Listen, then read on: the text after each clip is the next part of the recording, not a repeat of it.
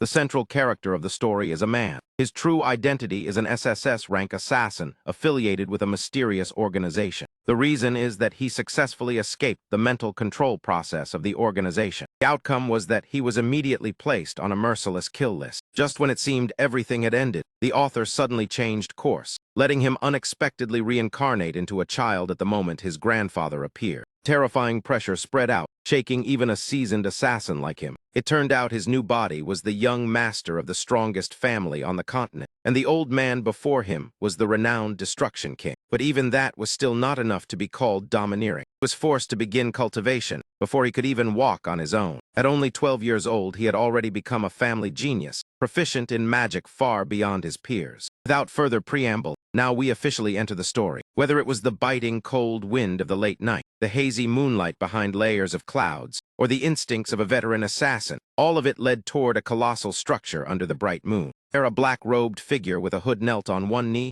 silently receiving praise from his master, a familiar commendation. The young man raised his head, eyes icy and hollow like those of the dead, calmly responding with words of gratitude to Lord Dai-Ra. That was the name of the master before him, a man with long blue hair gleaming under the moon, icy eyes yet exuding the noble bearing of a king. There were rumors that tonight he would die by the hands of that very man. Dai-Ra spoke in praise, acknowledging that the subordinate's achievements had allowed the family to advance by leaps and bounds. The black-robed man closed his eyes and replied, affirming that he had merely fulfilled his assigned duty. Dai-Ra smiled with interest, clearly showing genuine curiosity about him. He asked whether a shadow should possess freedom, a statement with deep implications aimed directly at Heir. Heir answered seriously that the shadow team existed only to execute orders, without thoughts, emotions, or a heart. Dai-Ra nodded as if he understood. However, even after knowing the answer, he still spoke slowly. Then why did you dare act on your own? The question carried terrifying pressure that froze the air.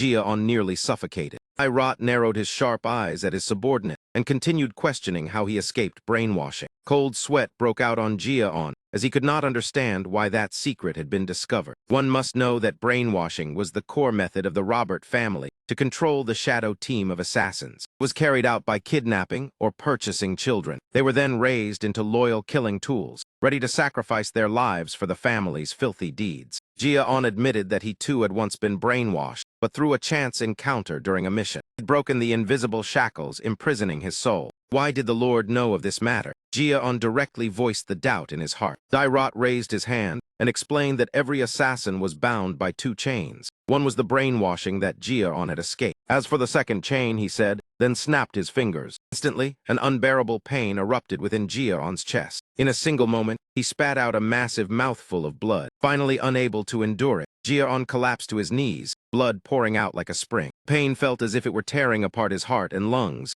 Heir clutched his chest, feeling his heart being sawed apart bit by bit. A smile appeared at the corner of Dai-Ra's lips. He explained that it was the rage worm, though even hearing this, Heir still could not grasp its true nature. Rage worm was an evil insect implanted into the body, obeying its master's commands and gnawing at the heart, even capable of reading a slave's emotions. Heir screamed in pain that brainwashing was not enough, and he was even forced to swallow a rage worm, cursing Dai-Ra as hypocritical and filthy. Dai-Ra laughed loudly, believing it was a necessary precaution, especially for one who had escaped brainwashing. He said everyone wore masks, only his mask was thicker and more special, the false smile unchanged. Heir's hatred surged to the point he wanted to tear apart the man before him, recounting how he had been kidnapped when he was too young to remember anything. From then on, he was raised like a hound, an assassin for the Robert family, living without emotion even after becoming a Shadow Lord. But thanks to a stroke of luck, he learned Fire Seal, the ancient technique of the strongest swordsman on the continent, which allowed him to break the brainwashing.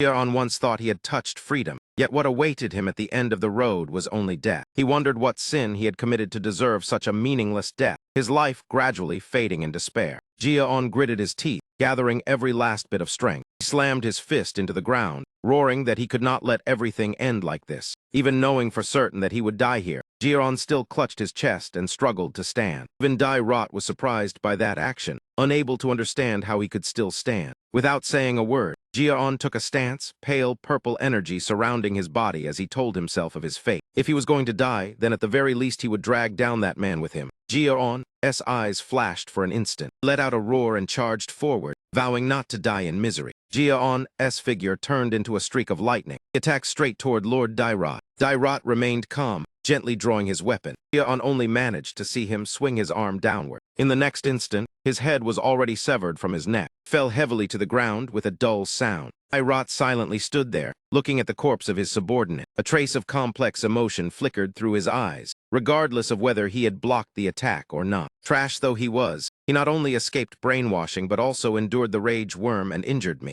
How long had it been? Dairot mused. It had been many years since he was last injured, his right hand torn several centimeters deep, bleeding because of a hound he himself had trained. But there was no need to care now since he was dead. Dairot glanced at Jia-on's head and clicked his tongue. He ordered the body to be dealt with, and several other black-robed figures immediately appeared beside him. The final image reflected in Jia-on's lifeless eyes was Dairot's back. Dairot was one of the strongest experts on the continent. Losing to him was inevitable, the strong crushing the weak as he walked toward the faintly glowing gate. Even in death, Jia-on was unwilling and could not accept this ending. He regretted having lived a meaningless life, regretted letting Dairot manipulate his entire existence. And what he regretted most was not being able to complete Fire Seal. Whether god or demon, it did not matter. Jia-on prayed in despair. Please grant me a chance to take revenge on Dairot. Suddenly, a necklace fell beside Jia-on's corpse, emitting a sparkling light. Immediately after, a strange voice sounded in his mind. You have been chosen by wrath. Wrath will merge into your dead body. An error occurred.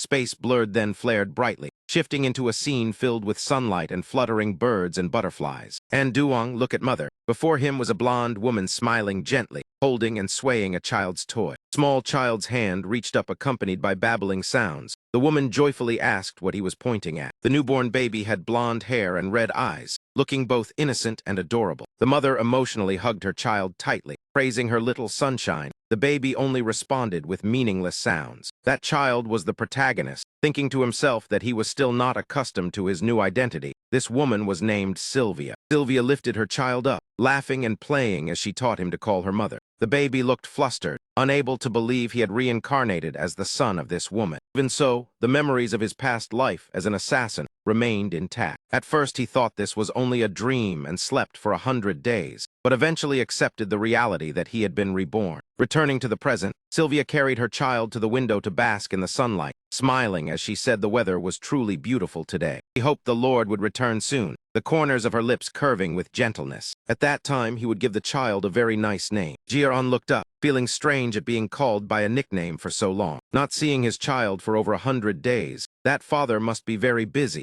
Jia-on wanted to speak, but only babbling sounds came out. After reincarnation, he did not yet understand many things, only knowing that he was living in a wealthy, noble family from the architecture and furnishings. Being reborn into a powerful family was clearly better than an ordinary origin, because he needed strength to take revenge. Wrath and hatred from before death were still deeply etched, but he understood that he had to be patient. Up until now, he had only stayed within this room, unclear about where he was or what his circumstances were. Moreover, the fire seal technique still could not be completed. Therefore, he was forced to endure in silence, his two hands closing together as if attempting to circulate fire seal. Jia-on was once hailed as the greatest assassin of the Robert family. Wait for the day I could take revenge on Dairot. I could completely suppress my emotions and desires until the timing truly ripened. What made me even more curious was the sheer luxury and massive scale of this mansion. It far surpassed the usual concept of nobility. While relaxing his mind, Jia-on suddenly sensed movement outside the door. The maid rushed into the room in panic, loudly calling Lady Sylvia's name. The Lord has returned, she hurriedly reported. Sylvia froze, while Jia-on thought to himself, Father, then could it be that the Lord is actually my grandfather?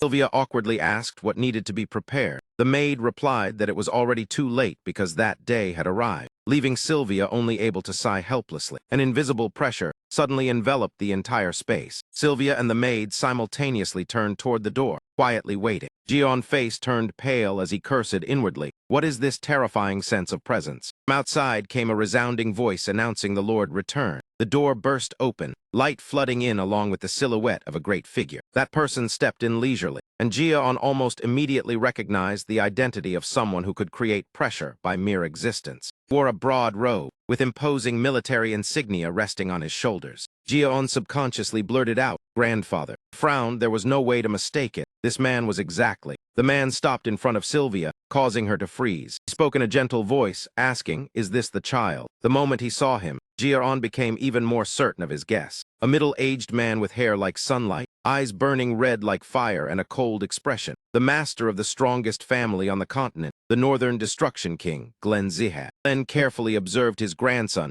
as if pondering something profound. Jiaon thought silently that he had been reborn into the most powerful family on the continent. When someone asked whether Glen intended to keep the child, he immediately picked his grandson up and declared that from today his name would be Jiaon, Quanos, living quietly like a shadow, as if he did not exist. Jiaon stared wide-eyed at his grandfather. After life and death reincarnation, he had gained a new name. After naming him, Glen immediately left without lingering. At midnight, Jiaon opened his eyes and looked around, guessing everyone was fast asleep. He suddenly sat up. 100 days of boredom had passed. Now the final opportunity had finally arrived. Recently, drowsiness had been frequently washing over him again. Each time he woke up, Sylvia was by his side. He still could not control mana, but at least he could sleep alone in the cradle. "All right, let us begin." Jiaon took a deep breath and stretched his legs. Fire ring gradually condensed as he tightly closed both hands. A faint fiery aura began to rise around his body. Normally, cultivation used breathing to guide ambient mana into the energy core, but the fire ring was completely different. Like a mage forming a mana ring, the fire ring formed around the heart to increase endurance, stimulate the body, and strengthen willpower and mana compatibility, opening the foundation of an ideal warrior. This was truly a rare secret technique. Its greatest advantage was that even a genius like Dai Rot could not detect the existence of the fire ring.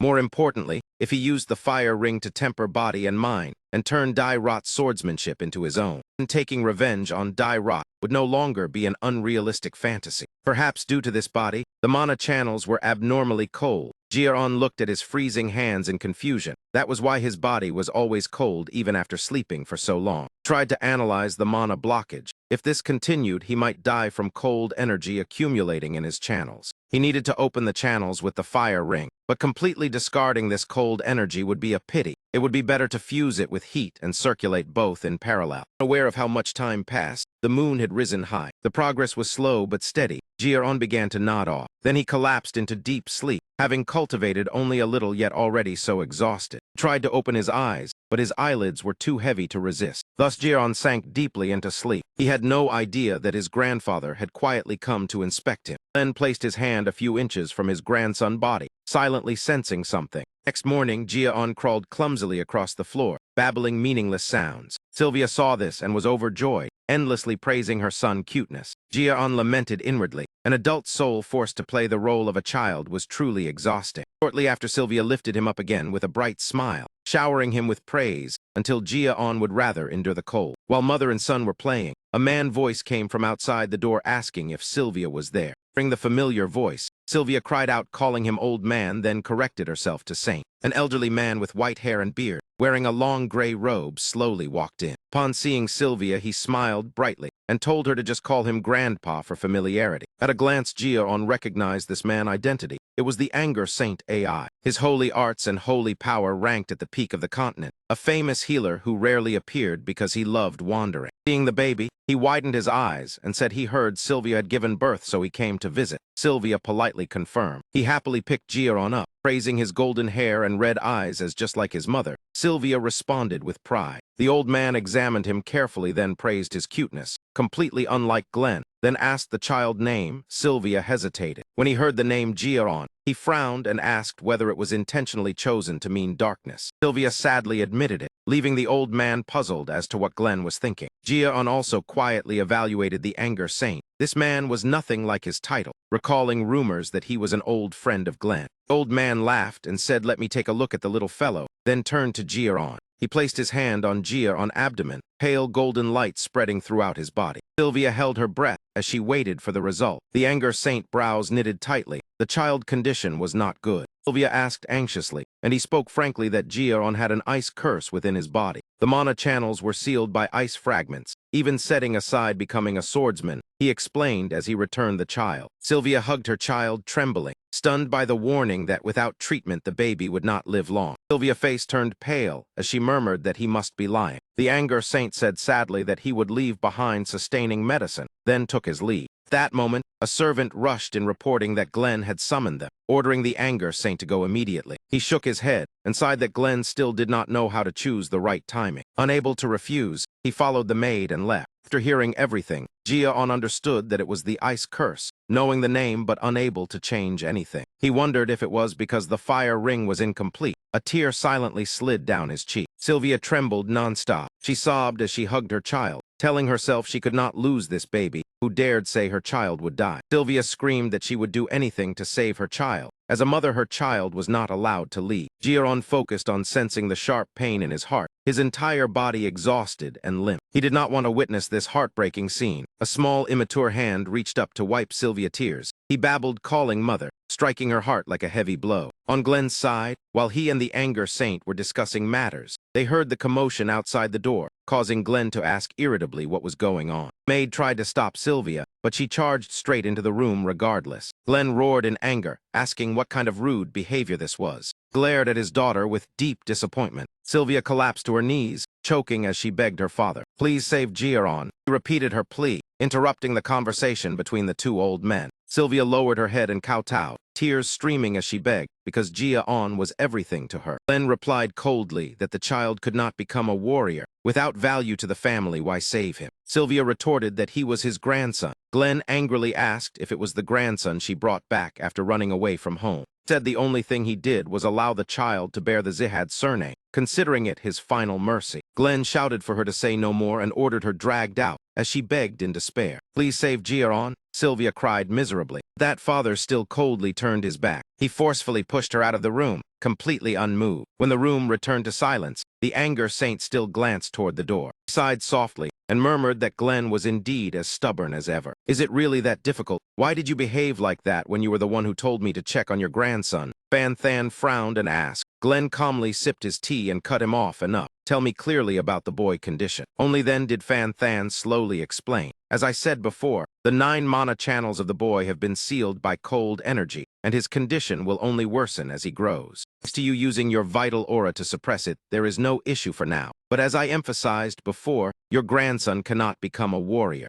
Glenn showed no change in expression after hearing this. He continued drinking tea and replied, "As long as he is alive, everything else does not matter." Fan Than curled his lips and asked back, "Then what was that behavior just now? Do you not still care about your grandson?" He changed the topic. "If that is the case, then why did you name your grandson Ji-on? There are clearly many better names." Glenn raised his teacup, but suddenly paused halfway. He answered Fan Than that Ji-on does not only carry the meaning of darkness. Glenn stared at the surface of the tea in silence, then continued. 1,000 years ago, that name carried a completely opposite meaning. The scene returned to the small house of the mother and son. At this moment, Sylvia was carefully feeding medicine to Ji-on, gently saying this is a spirit medicine left by Fan Than. It is a bit bitter, but try to endure it. Ji-on held the medicine in his mouth. Sylvia and the maid both closed their eyes, tightly waiting for crying. Oh, Sylvia opened her eyes in surprise when her son did not cry, and even seemed to want more. Both she and the maid burst into joy. "The baby can drink it, Helen. That is right. Even though the medicine is very bitter for children, he must understand our intentions." Sylvia was so moved that tears fell as she hugged her son tightly and softly called the name Ji-on. In reality, Ji-on understood the situation very well. The bitter discomfort, aside this fire attribute spirit medicine, was exactly what he needed to dispel the cold seal in his mana channels. He looked at his mother intently, causing Sylvia to laugh in curiosity. "Do you understand, mother? Then drink a little more." Time quietly passed. 2 years since cultivation and medicine began. Thanks to this, Ji-on quickly condensed a 1-star fire ring. The 2-year-old lay in his cradle with one hand already wrapped in a faint flame. Another 2 years of persistent cultivation passed. His daily routine was playing with Sylvia and Helen during the day, and seizing the night to sleep and cultivate. Perhaps on this continent, there was no child busier than him. Time continued to pass, and he turned 5 years old. 5-year-old Ji-on sat silently watching the system panel report the formation of a 2-star fire ring. Soul, mana power, will, and physique all strengthened accordingly. Ji-on could not help but smile, reading each line of notification. He joyfully thought that he had finally succeeded in creating the 2nd fire ring. With a 2-star fire ring, the flame rotated into a cross shape. Mana sensitivity increased significantly. All of this was thanks to the information panel. Suddenly, the maid voice sounded outside the door. "Oh heavens, young master. You are awake already. I will take the clothes to wash," Helen asked. Ji-on nodded in agreement. Helen diligently gathered the dirty clothes and left the room. Jia-on observed her expression and thought to himself, just as expected, she cannot see the system window. He had already seen this panel before when he reached 1-star fire ring. At first he was still confused and did not understand what it was. After that he quickly realized this was a system that allowed him to grasp his own condition. At that time the benefits were few, and the cold weakness drawback was still very obvious. From Helen's reaction, he became even more certain that only he could see these lines of information. Jia-on propped his chin and thought. Even though he reached 2 stars, his body was still weak, and the frost curse had not disappeared. Without fire attribute medicine, breaking through would be much harder. And it was not just the medicine. Sylvia, Helen, and the other people in the auxiliary residence all contributed quite a lot. Over the past 5 years, they always paid attention to whether he felt unwell or fell ill. Because of that, such care certainly helped a great deal. Thinking of this, Jia-on felt embarrassed and scratched his head. He let out a breath and told himself that he was only 5 years old and still had plenty of time. There was no need to rush. Frost curse and weak physique were indeed troublesome, making him easily tired even with slight movement. But in his previous life, he was a top-tier assassin and now held the optimal cultivation method and the fire ring. As long as he continued forward, all flaws would disappear. Moreover, if he learned the sword techniques of Dai-Rot, killing that man was entirely possible. Even so, he could not be impatient. Dai-Rot was a leading candidate for the title of strongest on the continent. If he rushed revenge too early, he would only destroy himself. Those who could kill that man could be counted on one hand. Therefore, he had to patiently accumulate power and finish it in a single strike. Then cultivate a bit more. As Jia-on was still thinking, Sylvia walked in and said, "You are awake." Jia-on stared blankly and looked up. Sylvia was still as youthful as before, but carried more nobility. She smiled and said, "Today we will go to the main hall together." Jia-on looked up at the sky and murmured, "So today is that day." 6 kings and 5 demons maintained the balance of power on the continent. Zihad family he reincarnated into was one of those 6 kings. The 6 kings bestowed blessings while the 5 demons threatened peace. Besides that, other forces also had judgment rituals, and today was Zihad's turn. After a long journey, the carriage finally stopped before a magnificent estate. Inside it was packed with nobles, the atmosphere noisy and lively with greetings and discussions about this year's ritual. Everyone mentioned the 4th son of Kajan, then shifted to Sylvia, the topic gradually revolving around the children of various families. Sylvia, that failure really. Just as Sylvia walked in and heard it, countless gazes immediately converged on her. The atmosphere suddenly grew heavy. Quite a few looks carried malice. Sylvia quietly walked through the crowd, ignoring the mockery aimed at her and her son. From the boy young age to rumors of illness and a failed bloodline, the vicious words came one after another, questioning whether the mother and son should be allowed to appear and belittling the family standards. Sylvia silently endured it all. Jia-on heard but did not fully understand. He only knew he was being spoken ill of a lot. Was there something he did not know? That woman truly has no shame. Jia-on slightly frowned, feeling only pity for his mother. "It is all right, Jia-on." Sylvia softly comforted him, causing him to look up. He still kept a gentle smile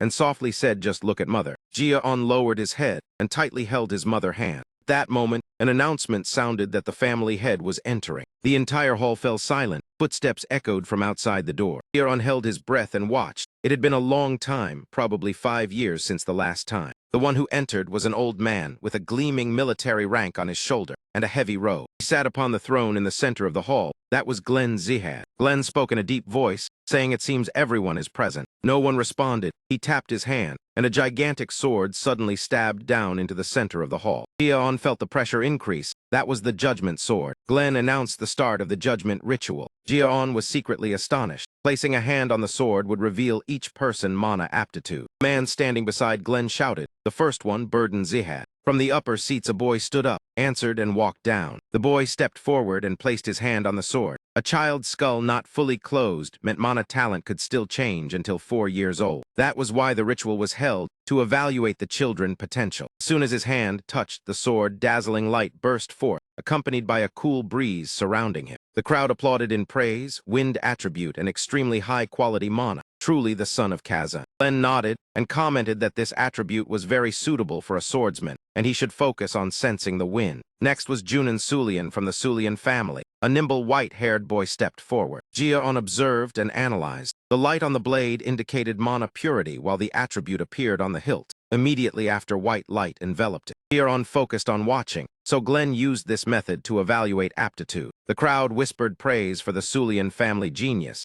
Jia-on only clicked his tongue. People of this family were truly obsessed with the word talent. He guessed his own result would not be very good even with a 2-star fire ring. His mana channels were still filled with icy cold energy. In any case, he did not care too much. Time passed until the host announced the last person. Without saying, it was obvious that all eyes converged in one direction. Jeon Zihad, the grandson of Glenn Zihad. Please step forward, the voice rang out. Sylvia smiled and urged him. Let us go, Jeon, he softly responded. In truth, he did not expect much. He only wanted to know which attribute this body suited to plan future cultivation. Seeing Jeon freeze, Sylvia followed closely and guided him. Just do the same as the other children. He nodded and answered yes. When he placed his hand on the sword, Jeon only felt a piercing cold spread out. Immediately after, the sword emitted a sparkling light like crystals. Then with a boom, those crystals ignited fiercely, spreading through the entire hall, with Jeon at the center. Jeon completely did not expect the erupted power to be so violent. What on earth was happening? Then his field of vision, a bizarre scene suddenly appeared. A blonde-haired man wearing a long robe appeared. That man stood amid countless gigantic monsters, leaving Jeon stunned and unable to understand what he was witnessing. The monsters snarled as they surrounded him, seemingly still wary and stalking that young man. Jeon narrowed his eyes as he looked at that back, doubts rising in his heart. Who exactly was this person? Immediately after, the young man raised his sword high. A terrifying surge of heat erupted from the blade. That heat was released at the instant the sword cleaved downward. Everything led to an earth-shattering explosion. Jeon immediately woke up. Only then did he realize the strange scene before him. What happened to the stone sword? Murmurs around him answered instead. Look, the light did not even reach half the blade. Glenn spoke up to cut them off. The judgment ritual has ended. Everyone may leave. The nobles of various branches left one after another, each wearing a mocking smile toward Jeon. Result. Another corner, a steward called to a boy. Let us go, young Master Burden. The last person left, and the heavy doors slammed shut. In the grand hall, only Glenn and the judgment sword remained. Glenn looked toward his aide and said, I suppose there is nothing special. The other man only lowered his head in silence. I thought the boy would only reach that level. I never expected much anyway. Just then the sword suddenly burst into a strange flame. Even Glenn was startled. The flame abruptly spread, violently engulfing the entire room like a tidal wave. Then eyes widened. The stone sword was glowing. Golden light like sunlight. Old memories suddenly flooded his mind. The radiance once possessed by the first ancestor of the Zihad family was power enough to harmonize even demonic fire. Golden mana, golden flame. That resplendent mana had appeared only once in all the history Glenn had read in ancient tomes. Throughout the long history of the Zihad family, it was dazzling and brilliant, just like the light appearing before Glenn's eyes. Covered the entire space was golden flame. Glenn's throat went dry as he softly murmured, Jeon, this grandson. Back to Jeon, he was looking at the status panel. Still no title, frost, curse, weak physique, reduced mana affinity, attribute not determined, fire, ring, and water resistance both at 2 stars. Jeon clicked his tongue, barely acceptable. Perhaps he was about to touch the 3rd fire ring. 7 years had passed since the first judgment ritual, and he was now 12 years old. Thanks to continuous training, the 2 fire rings were about to evolve. Water resistance remained at 2 stars. The icy cold in his body had almost disappeared. His limbs were no longer stiff, though movement was still difficult. Compared to before, it was much better. Jeon sat amid the grass, thinking that if the frost curse could be cured, his cultivation speed would skyrocket. He should also start physical training. Just then a voice called out, Jeon. It was his mother, Sylvia. You must prepare now. Why are you sitting here? Let us go, do not be late. Jeon frowned and replied yes. It was time to participate in the second judgment ritual. Perhaps he would witness incomprehensible things again. As usual, the mother and son arrived at the family gathering place. The ritual quickly ended after a few polite exchanges. Jeon sat with the other youths. Perhaps because he was only from a collateral line, everything proceeded faster. Finally, Glenn called out the name Jeon Zihad. You should have received the order to join basic training. Then why has there been no response for a month? He questioned. Jeon was stunned. What basic training? Sylvia immediately explained that Jeon still bore the frost curse and could not endure training. Jeon was shocked to realize that his mother already knew. This is Zihad territory. There are no exceptions for those bearing this surname. Glenn said sternly. If you cannot walk, then crawl there to train. A Zihad must have that spirit. Sylvia tried to beg for more time, and Glenn burst out angrily. If not, then are you planning to run away again and even take this child with you? The words left Sylvia frozen. Here you can only live as a Zihad. If you do not like it, then get out. Sylvia could not refute him. She recalled the vicious words she had once heard. Running away again, huh, how interesting. Now she did not even have mental energy or mana channels to resist, yet she was still of the direct line. Ji-on looked at his mother silent back, and finally understood the reason. It was because she had once left this family. His mother no longer had the aura of a warrior, proving that her mental energy and mana channels had been destroyed. She left home, met his father, and married. After becoming pregnant, his father died, and she was forced to return. Because she abandoned her direct line status, and then returned, she was treated even worse than outsiders. That was how others viewed it. But as Sylvia's son, Ji-on could not accept his mother being treated this way. He stepped forward, leaving behind Sylvia panicked calls. "It is fine, mother." The words left Sylvia stunned. Ji-on stood before Glenn and loudly declared that he would participate in training according to his order. Someone beside them spoke in surprise. The boy does not even know there is a training course. Daniel Zihad, the master of the martial art hall, advised him to withdraw because training was not meant for the sick. Ji-on remained resolute. Since he bore the Zihad name, he must pay the price. He would participate. Glenn slowly replied, his voice carrying terrifying pressure. The pressure instantly enveloped Ji-on. Sweat poured down like rain. A few drops of blood fell onto the stone floor. Blood spilled from Ji-on's mouth. It felt as if his flesh were being torn apart. With only a gaze, his heart felt clenched. This pressure was even more terrifying than Robert. Ji-on clenched his fists. So this was the Northern Destruction King. Seeing Ji-on collapse, Sylvia and the maid hurried to support him. Daniel also spoke up to ask that the pressure be reduced. He emphasized that the boy was only a child and asked Glenn to withdraw his pressure. "I am speaking," Glenn repeated. The pressure did not lessen at all. Daniel broke into a cold sweat and hurriedly bowed to apologize. Sylvia gritted her teeth and endured, kneeling down to beg as Ji-on health could not withstand training. That moment, Ji-on sank into memories. Assassins were those who lived in the shadows, always close to death and never revealing themselves. Images of his past life became vivid. The past Ji-on pushed him forward, but now he was no longer an assassin. He would not live in the shadows. That push drove him onward. Past sank into darkness, and the present moved toward the sun. It was the intersection of two lifetimes. Ji-on told himself he would never live as an assassin again. He bit his lip in determination.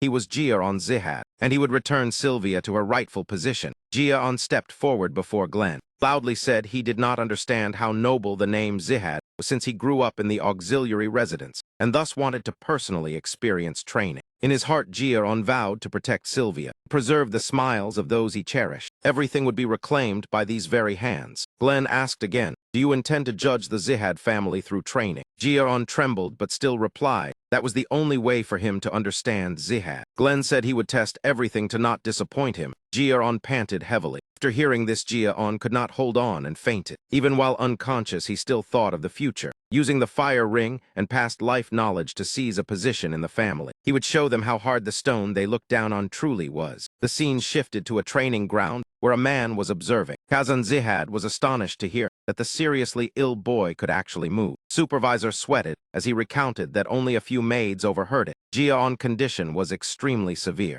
Kazan pondered in silence, recalling that the boy's body had once been very weak. How could he endure his pressure? He propped his chin and murmured that Sylvia had once been among the greatest geniuses. "Call the people from the auxiliary residence here." Glenn issued a decisive order to his subordinate. Upon receiving the command, the subordinate immediately replied, "Yes, sir." At this time, Ji-on was training to run with his mother. Sylvia reminded her son not to push himself too hard. Ji-on was nearly exhausted, forced to gasp with his mouth wide open, completely unaware that Kajun had requested a detailed report of everything that had happened. Sometime later at Zihad Training Ground Number 5, solemn greetings rang out as everyone welcomed the clan head visit. The one who appeared was Glenn Zihad. What surprised Glenn was that right here there was still a young man sleeping soundly, completely unaware. Glenn walked over and called out directly, "Stop pretending and get up, Jimmer." The long-haired young man immediately sprang up, shock plainly written across his face. "You are the only one who can see through my fake sleep clan head." The long-haired man was named Zayal Daya, bearing the title Radiant Sword. Glenn asked why he was so idle while the trainers were working hard.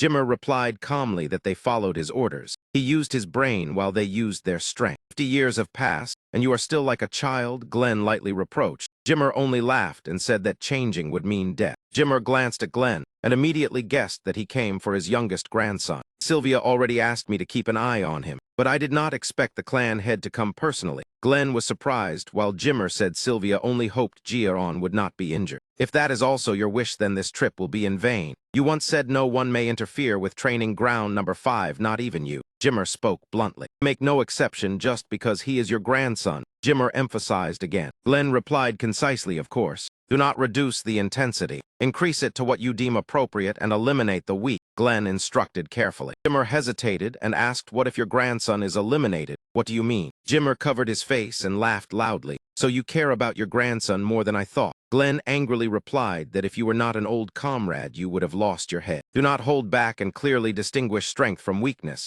Only keep those who meet the standard, Glenn repeated. Jimmer smiled and replied, yes, sir. Glenn turned and left. Jimmer bowed with a hint of jest and wished the clan had a safe journey. After Glenn disappeared, Jimmer murmured to himself, Jiaon, I am truly curious what kind of person you are. Back to Jiaon, he checked the status panel and obtained the third fire ring reaching 3 stars. All attributes surged, and one of the 9 frost curse seals had dissipated. Jiaon sighed in amazement that 3 stars truly made a difference. His perception and spirit were far clearer. Recalling training with his mother by his side, although she initially restrained him, it allowed his muscles to develop steadily without overload. In addition, the magic status window further accelerated his growth. This was only the beginning. The Zihad family training was famously harsh. 3 stars were merely the foundation to become a trainee. Without a solid base, one could not last long later on. As long as he showed enough strength, those who once mocked him would be forced to shut their mouths. Finally, the Azure Heaven Sword Daira. He would not stop until he personally took that man life. Jiaon had not been sitting long when someone called out. Sylvia stood at the door and asked why he was not asleep yet. Jiaon replied in his usual tone. Sylvia sat on the bed and said that tomorrow he would go to the training ground. She had a few things she wanted to say. Do you really have to go? Sylvia asked with worry. He admitted that she still wanted to stop him out of fear that he would suffer pain and be seriously injured during training. It was not that she forbade him, but she asked to delay it by 1 year, Sylvia said while placing her hand on his shoulder. Jiaon calmly replied that he could not retreat. Every time he saw relatives look at him like he was weak and belittle his mother, anger surged in his heart. Therefore, he could not back down.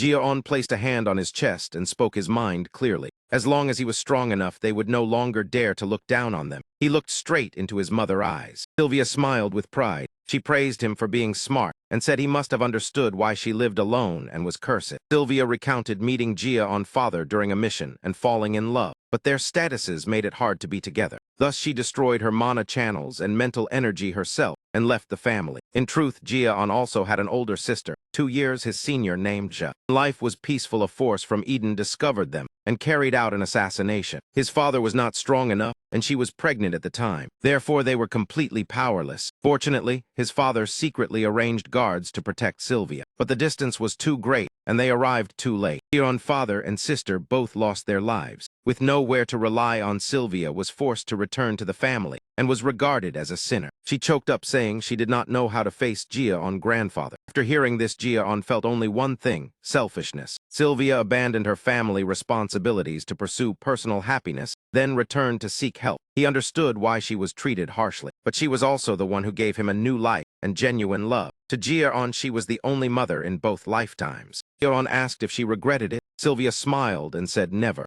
Only after leaving that place did she truly feel alive. That was enough for her. She was happy to have him and apologized for not being a good mother. Jiaon reassured her that he was fine and told her not to worry. He smiled and said that no matter who blamed her, to him she was irreplaceable. After helping his mother regain her position, true revenge would begin. Hearing this, Sylvia blushed. A single tear silently fell. Sylvia burst into tears. Jiaon flustered and asked why she was crying. It took a while to comfort her. When she left the room, only Jiaon remained. Jiaon told himself he should check the progress of the fire ring and then rest. The training days were approaching. He sat cross-legged and formed seals with both hands. Energy rotated around his body. Jiaon noticed the fire ring speed was far faster after reaching 3 stars. Suddenly, sparks flared and condensed before him. A voice echoed from the void, "It is finally time." The mass of flame seemed sentient. Within the flame appeared a smiling face looking at Jiaon. It called itself the Essence Emperor of Wrath, the second demon lord. Jiaon muttered in shock, "What kind of freak is this?"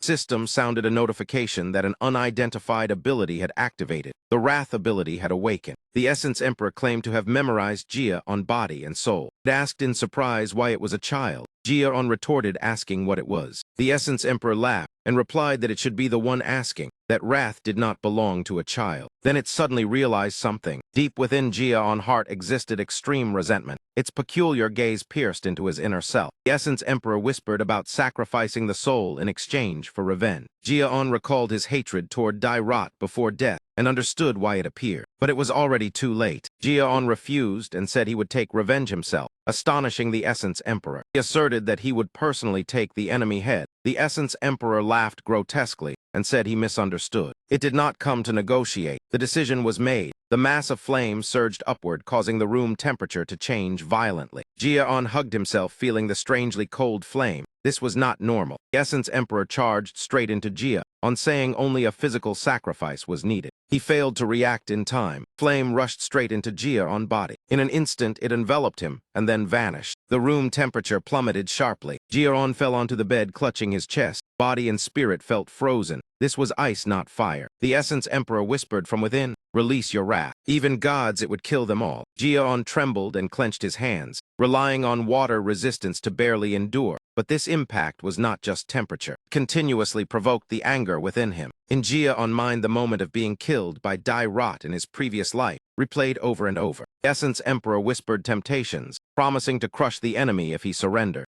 Jia-on grit his teeth and endured, fearing that if he sacrificed his body, who would protect Sylvia and the servants? Even if he died, he could not give his body to it. The Emperor Essence patiently tempted you, saying that if you let go of your anger and accepted my existence, you would feel much lighter. Yet in the end, you still chose to stand on the side of the Emperor Essence. Struggling uselessly like this achieves nothing. I once did not want to damage this body so I could make use of it later. But thinking about it now, there is no point in preserving anything. I will no longer hold back. All I need is to swallow every segment of your spine and it will be over. Jia-on collapsed onto the bed, his whole body feeling as if it were about to fall apart. I have reached my limit. This body cannot hold on any longer. If this continues, I will die sooner or later. I still want to live. Suddenly, a thought flashed through Jia-on's mind. If I endured the frost thanks to water resistance, perhaps I can also bear the pain of body and mind when using the fire ring. Jia-on began forming seals with both hands. You awakened the power of the fire ring, because if you wanted to live, this was the only path. In an instant, blazing red flames from the fire ring enveloped Jia-on's body. Those flames forced back the blue fire of the Emperor Essence. Seeing this scene, even the Emperor Essence began to feel uneasy. That man ground his teeth. I have only just awakened. How could this happen? A weak human daring to oppose me. Realizing his actions were effective, Jia-on slowly straightened up and declared again, I will take revenge with my own hands. I will not allow a wandering soul to seize this body. You dare call the demon sovereign of the demon realm a wandering soul? The Emperor Essence roared in rage. Blue flames spiraled to surround Jia-on. You only sneered coldly. Unable to defeat me, yet you call yourself a demon sovereign. Perhaps the real demon sovereign is already dead. You should disappear. Being mocked made the Emperor Essence so furious he saw stars. How dare you ridicule me?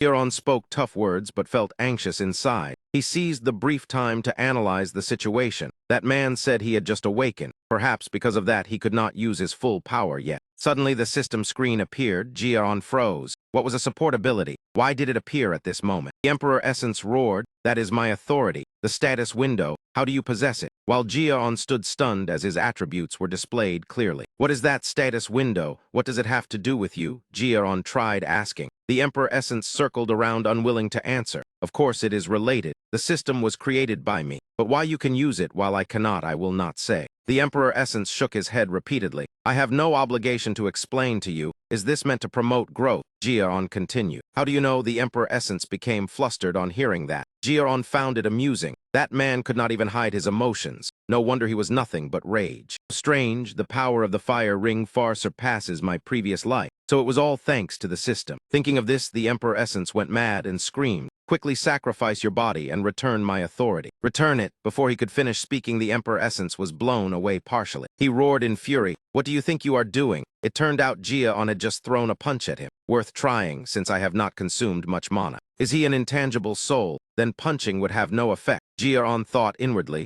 The Emperor Essence remained enraged. After flaunting myself for so long, no one appeared. How dare a human treat me like this? Perhaps only I can see and sense him. Jia-on waved his hand to brush the Emperor Essence aside. Take this, the Emperor Essence suddenly thought of a method and charged straight at Jia-on's arm. Blue flames tightly wrapped around Jia-on's wrist. In the end, it transformed into a tiny bracelet. Jia-on stared at the bracelet, full of doubt. From the bracelet, the Emperor Essence spoke. My seal has just been broken, but my power will soon return. When that time comes, you cannot stop me. I will cling to you until your hatred is completely exhausted. Jia-on broke into a cold sweat and cursed inwardly that man was truly troublesome. He genuinely wanted to kill him, but if he forced him away, the system might disappear. Who knew if that man would beg VR or Helen to hunt him down? Keeping him by my side for easier supervision is better. I will trust in my own progress and hope I can suppress him. Thinking this, Jia-on stared intently at the bracelet. By the way, why did you choose a floral bracelet? It looks completely mismatched. Jia-on mocked lazily. The Emperor Essence replied irritably. That is my preference. Do not judge. Jia-on sighed. Got it, whatever. Next morning, early on, Sylvia and Helen stood waiting at the door. The young master will be fine. I know, but I am still worried.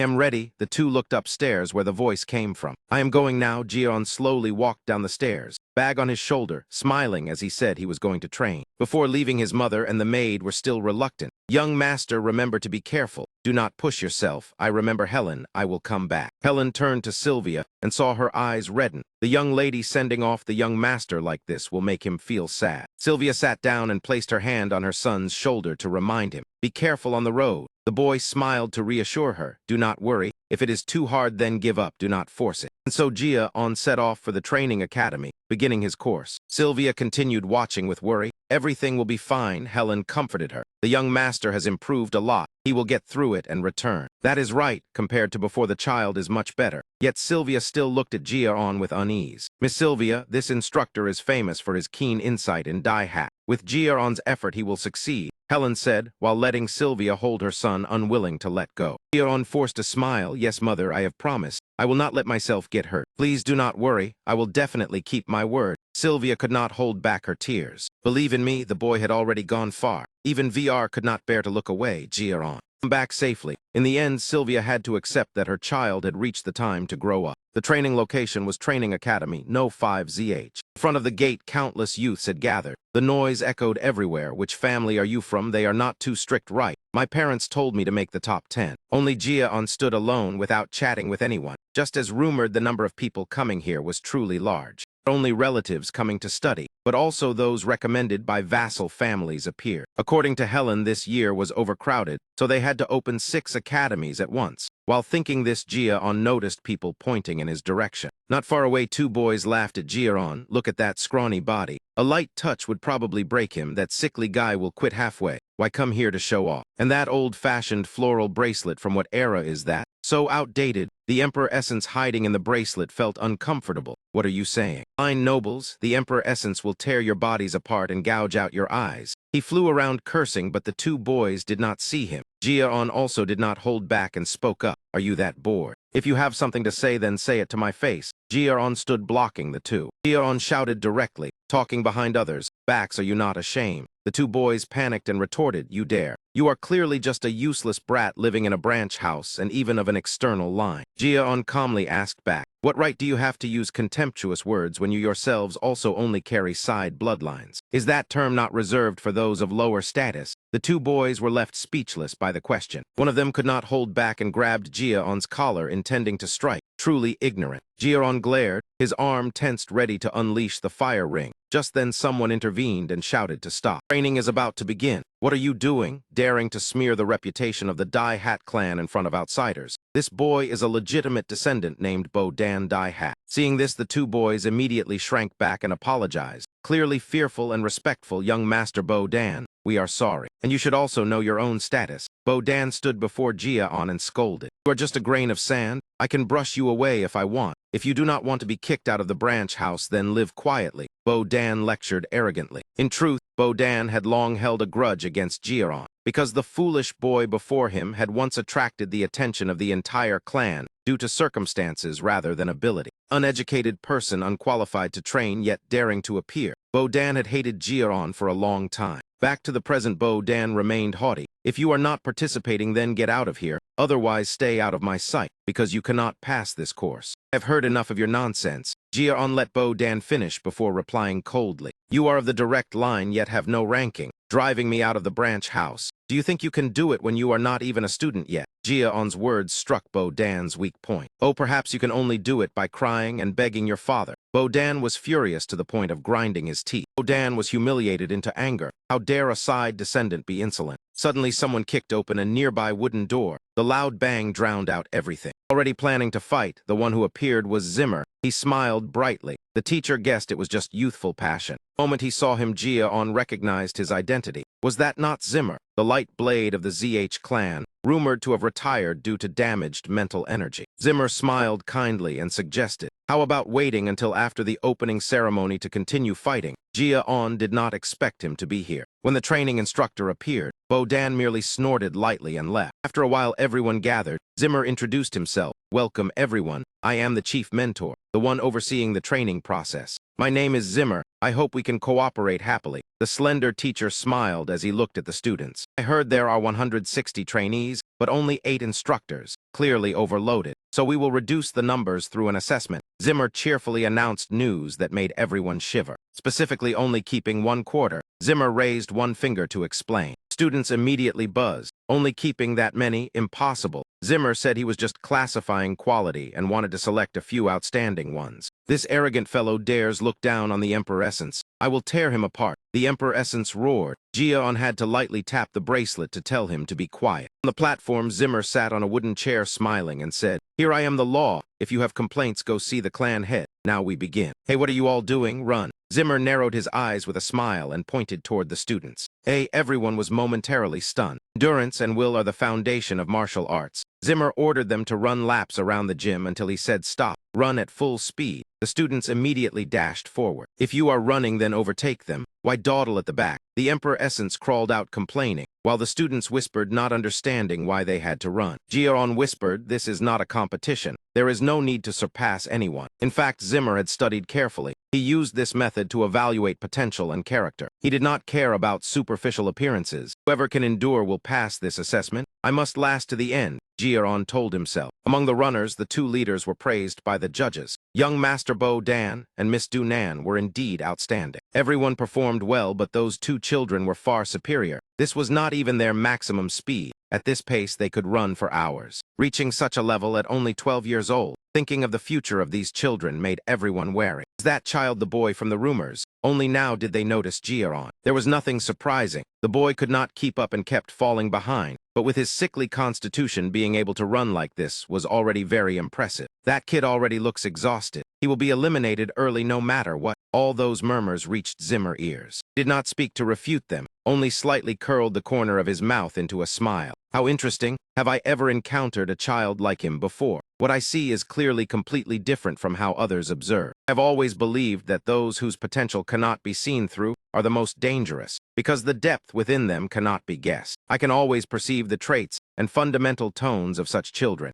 From that I can infer the future path they will walk. Yet Jia-on is different. Why is it like this?" In Zimmer's eyes, Jia-on was only a vague black and white existence, showing no color at all. The more he watched, the more interested he became, which meant the boy potential had exceeded my understanding. Zimmer muttered, "Truly fascinating." On the student side, those who saw Jia-on falling behind earlier mocked him. See, his arrogance will still land him last. Finishing last is fine since he will be eliminated anyway. Look at his face. He probably cannot last 10 more minutes. On the contrary, Jia-on thought completely differently. This could not be that simple. This was only training. Why were they only being made to run endlessly? In his previous life, they released starving monsters. He had to run madly to survive, not run empty-handed like now. Thinking of the present, Jia-on could not help but smile faintly. This was too simple. Time quietly passed. Most students began to clearly feel exhaustion. Zimmer's eyes never left the boy Jia-on. He was secretly astonished. What exactly was wrong with that boy? How could he still continue running? By common sense, his stamina should have been depleted long ago. This went far beyond persistence or stubbornness. By now, he should not even have the strength to drag his feet forward. Willpower this strong only appears in warriors who have trained relentlessly and faced death countless times. How could a child possess such will? Zimmer propped his chin and murmured, "Jia-on die hat, truly interesting." Below, only a few people were still running, and Jia-on was gradually catching up to Bo-Dan. Bo-Dan noticed this and grew furious. Why could that man still run? He had clearly thought that man had no conditions to train. According to the Anger Saint, Sylvia's son could hardly live long,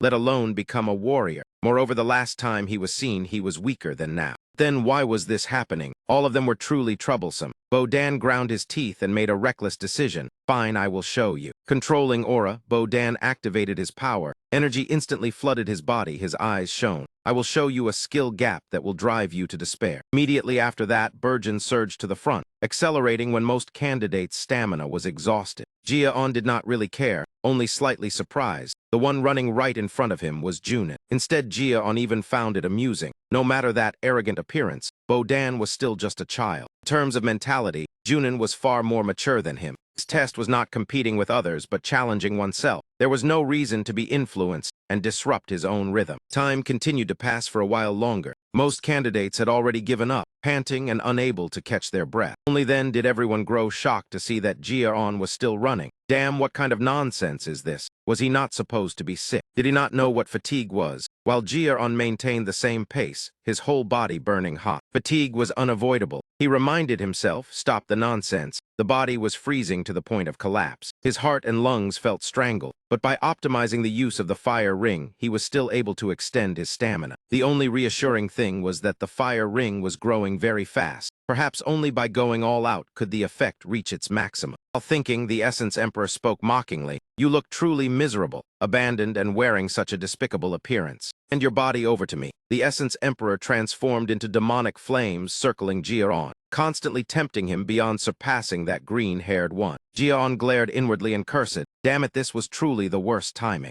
Essence Emperor roared and opened a massive mouth, biting down. I will make them completely immobile. A surge of electricity ran through his body, causing Jia-on to stall briefly, pain clearly showing on his face. Must endure. Jia-on clenched his teeth and endured, his senses gradually becoming chaotic from the anger. But he was forced to pretend nothing happened. Everything occurred only in his mind. Outwardly, Jia-on remained calm and continued running. He warned the Essence Emperor not to play useless tricks. That thing cannot affect me. The Essence Emperor laughed hoarsely. No mortal can withstand my anger. Just wait and see how long you can last. Jia-on subconsciously clutched his chest as the dull pain spread. I must endure. If I show weakness at this moment, he will immediately tear me apart. Jia-on continued to act normal, which drove the Essence Emperor even more mad. Why does my anger have no effect? Jia-on only panted, ignoring him without responding. It hurt badly. It felt like he was about to die. His body almost no longer obeyed him. His vision blurred, breathing became difficult. Jia-on's sight darkened, and he nearly collapsed. His pupils constricted. Jia-on wondered if this was already his worst limit. All right, you can stop now, the examiner announced. Those who still endured felt as if saved. Some collapsed to the ground, gulping air.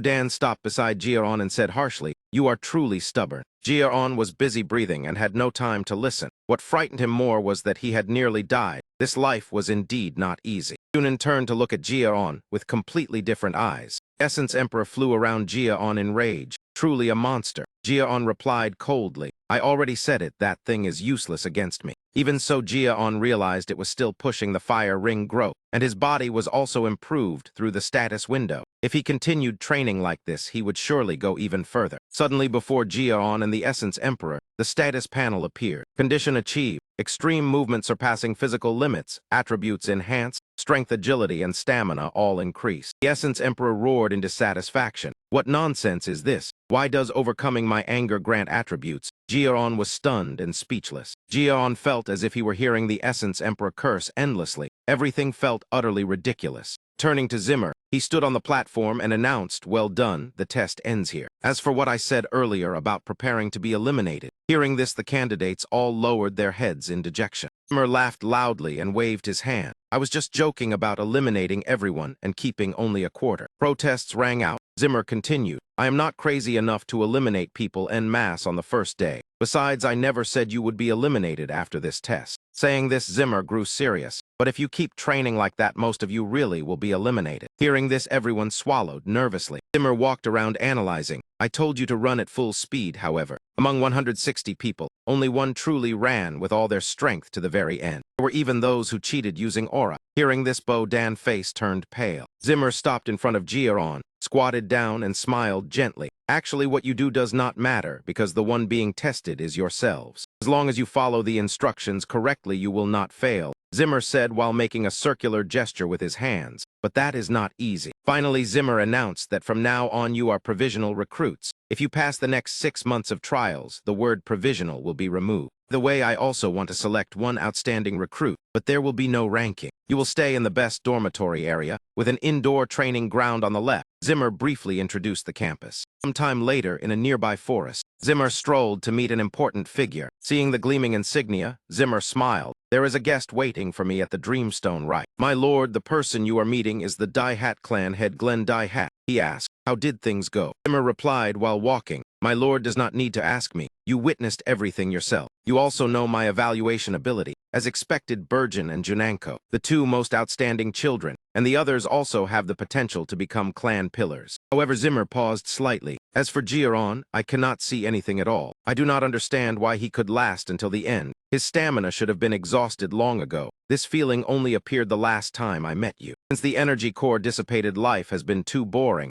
Zimmer smiled faintly, but this time it might be interesting. Glenn jumped down beside Zimmer. It was you who requested to be the instructor for those children. Your job is to train warriors for the Dai Hat clan, not to seek amusement, Glenn said and turned away. Zimmer replied, of course, my lord. Zimmer added meaningfully, I have a feeling I can wager the future on one of the recruits. Glenn immediately understood he was hinting at his grandson. It is just a coincidence. That child will have difficulty becoming a warrior. The two left in silence. Zimmer chuckled softly. You know very well that is not the truth. Returning to the recruits, Jion let out a sigh of relief. Basic training was over. Time to go back. The Essence Emperor sensed the wary gaze. Jion only curled his lip. That brat was too scheming. The other students silently followed Jia on departing figure. Their eyes were filled with envy. How ironic, as the sun gradually set. Sounds of complaints echoed through the air. 3 students from earlier gathered and argued noisily. Unless he cheated, there was no way he could last that long. Right, I also heard about his illness. All 3 were from collateral branches, led by the orange-haired one named Ko-Ren Dai-Hat. Ko-Ren pondered for a moment and then concluded, it must be thanks to an elixir. I heard that the Anger Saint once bestowed medicine on him. The other 2 widened their eyes in shock. Really? He actually did that? Both immediately flew into a rage, so he relied on elixirs to get through. Yet he even pretended to be capable for lasting to the end. Truly a shameless fellow. So I am thinking this. Ko-Ren revealed a crafty smile. Should we give that self-satisfied guy a lesson? Bang! Jion was suddenly sent flying straight into a tree. You raised your head to look at the one in front and asked why he suddenly did this. Standing before Jion was Ko-Ren with a crooked smile. Still playing dumb. 2 lackeys immediately echoed him. Abandoned by the main line, yet you dare to show off. You only got lucky with an elixir. Without the Anger Saint granting medicine, how could you run like that today? You dare pull those tricks on us? Collateral branch trash, what ability do you have? Jion could not even be bothered to explain. Truly childish. Such a ridiculous reason. Seeing Jion stay silent, the 2 assumed he had admitted it and laughed even more exaggeratedly. Do not be afraid, we just brought you here to chat. That is right, just talking a bit. Rest assured, this kind of thing happens all the time. Ko-Ren clenched his hand until it cracked. You heard the instructor say it. We must exchange and learn from each other. Ko-Ren tightened his fist and punched straight toward Jion. The Essence Emperor immediately manifested. What is this? The master is treated like this and can still endure it, even if it is not anything serious. But unexpectedly, Jion counterattacked, striking later yet arriving first. A straight punch into Ko-Ren's chin. The 2 lackeys instantly panicked. No one expected someone as weak as Jion to be able to preemptively strike Ko-Ren. The one most shocked was actually the Essence Emperor. Talking, yes, you are right.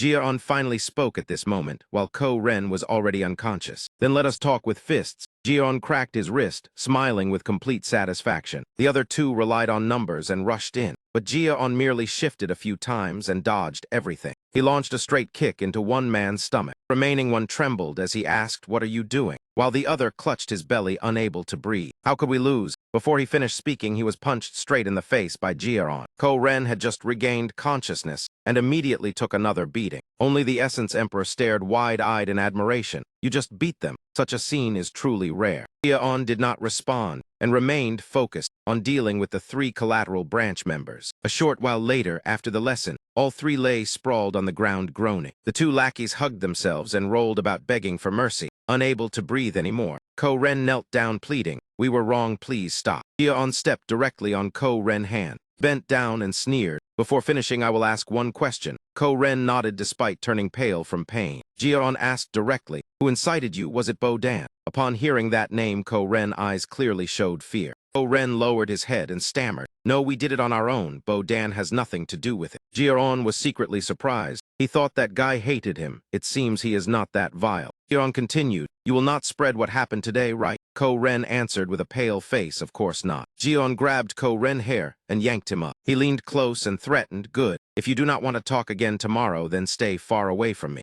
Ko-Ren replied, trembling, we will not dare touch you again. We were wrong. If you understand, then get lost. Jion shouted. The whole group immediately fled in all directions, leaving only Jion standing there. unaware that instructor Zimmer had witnessed everything from afar. He smiled and commented, "What a beautiful scene. It is like seeing the Lord when he was young. The boy bloodline is indeed genuine, and he even has talent in martial arts." Zimmer muttered, a hidden gem among the talented, "I am very much looking forward to you." Kid Jeon die hat. Night fell, everyone returned to the training area to rest. Jeon checked the new system notification. Condition achieved. Anger is satisfied with your reaction. Agility increased by 1 point. Essence Emperor roared, "What is this? You gained points for pleasing me. This system is insane." Jeon replied calmly, "You created it, yet you do not know." The Essence Emperor retorted, "Of course, I never tested this system on anyone else. It is because you mixed it with my essence. So that is how it is," Jeon sneered. The Essence Emperor angrily scolded, "Ungrateful brat." Jeon only silently turned his back and left. The Essence Emperor calmed down and then said, "I have a suggestion for you."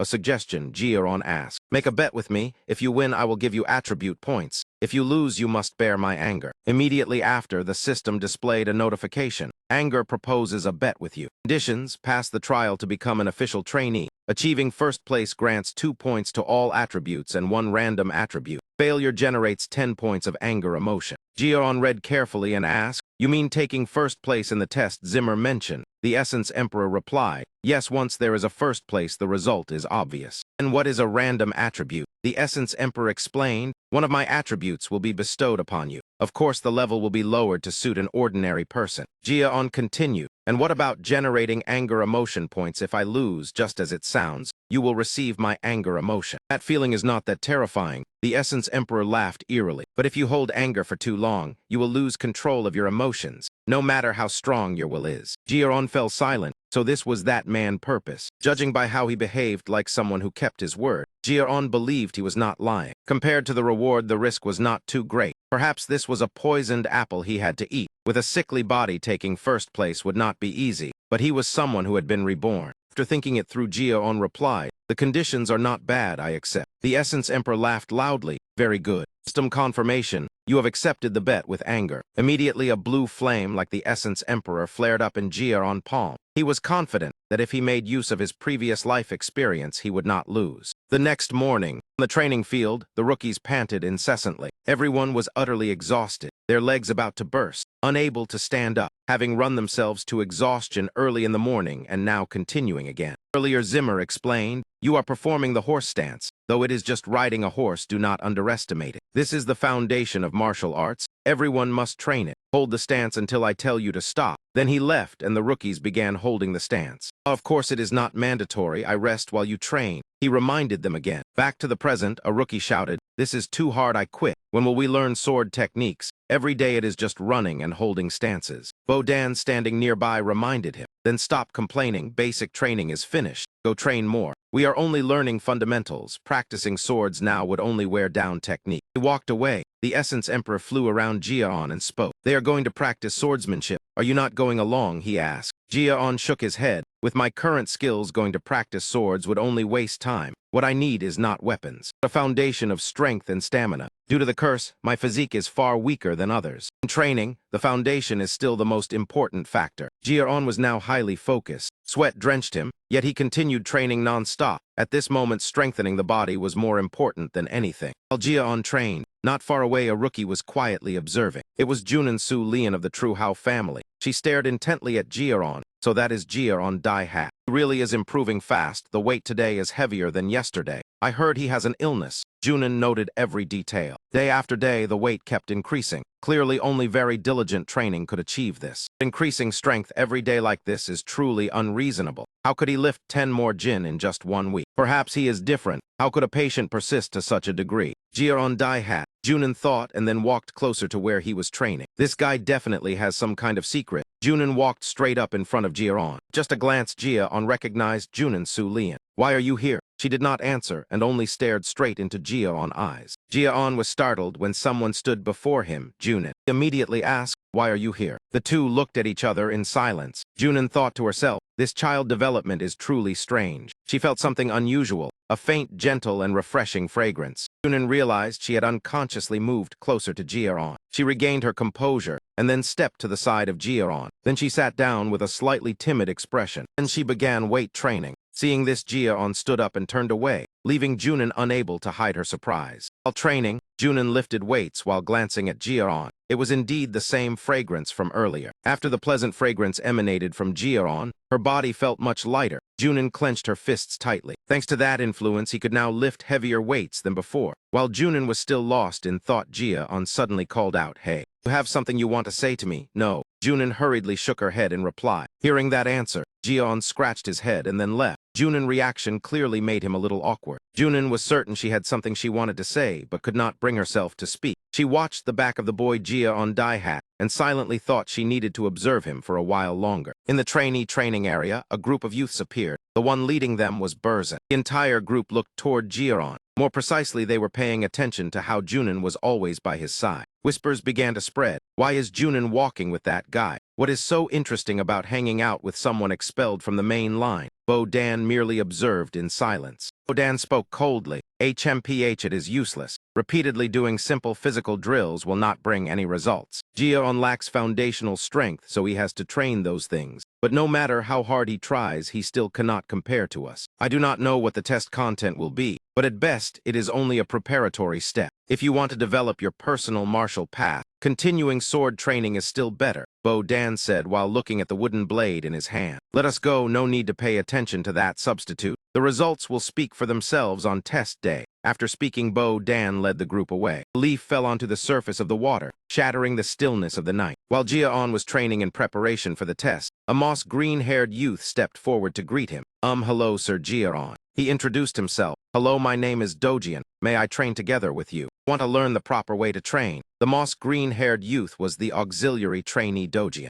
Ji-yeon replied casually, my father does not really mind. Thank you, then even if it is not much. Dojian spoke while reaching into his backpack to take something out, making Ji-yeon and Junin curious. Please eat this. It is very tasty. It turned out to be a pastry with a rather strange shape that made Ji-yeon stare at it. Ji-yeon refused. I am fine, you should take it back, then glanced at Junin. Junin at this moment was staring fixedly at the pastry. Seeing this, Ji-yeon broke out in a cold sweat. Junin's eyes grew wider and wider. Clearly, the pastry had attracted her in an inexplicable way. This only made Ji-yeon even more awkward. In the end, he handed the pastry to Junin, inwardly lamenting that there was yet another person around him now. Thus, Zimmer training group now had 3 members. April passed and May began. The training group also grew closer with each passing day. On Bo-dan's side, there was no rest either. In the blink of an eye, 6 months had passed since the beginning. Every day was spent training with the intention of forcing oneself to the brink of life and death. Those who had blocked the way in the early days no longer appeared, breathing out all the air in their lungs and focusing only on those ahead.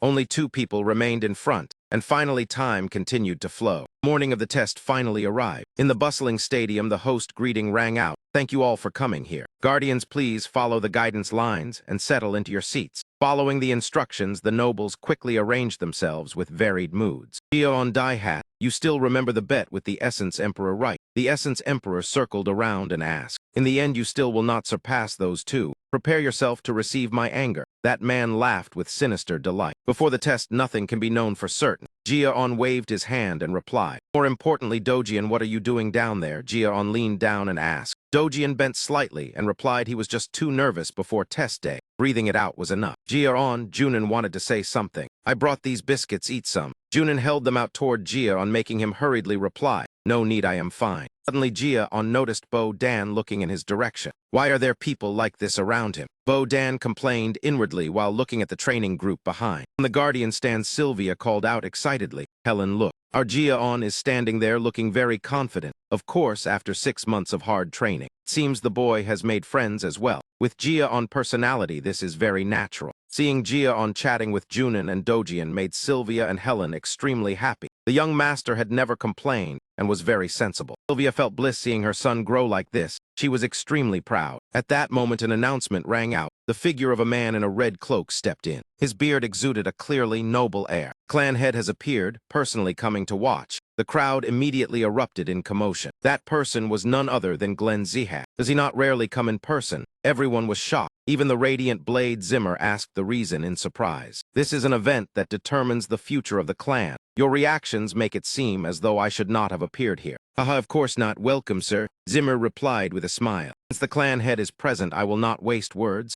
Zimmer announced the immediate start of the selection test. The criteria everyone is curious about will be revealed. In an instant, Zimmer's gaze changed. A flash of green light flickered. A massive pressure descended upon the rookies, carrying a green hue like a dense forest. It carried both the breath of nature and a terrifying sense of authority. Even Ji-on felt a chill crawl up his spine. "Overcoming my pressure is today's test," Zimmer announced. He began releasing pressure, directly bearing down on all the rookies. Zimmer explained that pressure is inseparable from warriors. This test is meant to evaluate that endurance. A spectator protested, "The children have not even learned aura yet. Testing pressure so early is too unfair." Immediately, many voices of opposition rang out, some saying certain kids had not learned aura, others saying training was just sleeping. What kind of test is this? Zimmer sighed. Pressure is not only mana, but spiritual force accumulated through achievements and training. It allows a warrior to display their level without needing aura. That person had not finished rebutting before being cut off. What he said is not wrong. Clan head Glenn spoke up to explain. Pressure is formed solely through how one lives and trains. Zimmer showed satisfaction when Glenn supported him. Even someone who does not possess aura can still generate great pressure if they are persistent and endure hardship. As Glenn finished speaking, Zimmer continued, "Worthy of the Lord, then there should be no more objections. Let the test begin. Junin, please step forward, the rest step back." The first candidate called was Junin. "The pressure I am about to release will be at a level you can overcome if you have truly exerted yourself in training. As long as you overcome the pressure and manage to touch me, you will pass," Zimmer explained. Then he merely smiled lightly and spoke to signal that the official test was beginning right now. A streak of blue light suddenly erupted from Zimmer. The beam of light grew more and more violent, clearly reflected on Junin's face, the heavy pressure forcing the girl to curl up and resist. "If you use aura to resist, you will be eliminated immediately. I want you to overcome it with the will you have trained all this time," Zimmer reminded sternly. The continuously increasing pressure made Zuna shut her eyes tightly and grit her teeth to endure. The girl struggled step by step toward Zimmer. Junin's hand was already close to touching the instructor. In the end,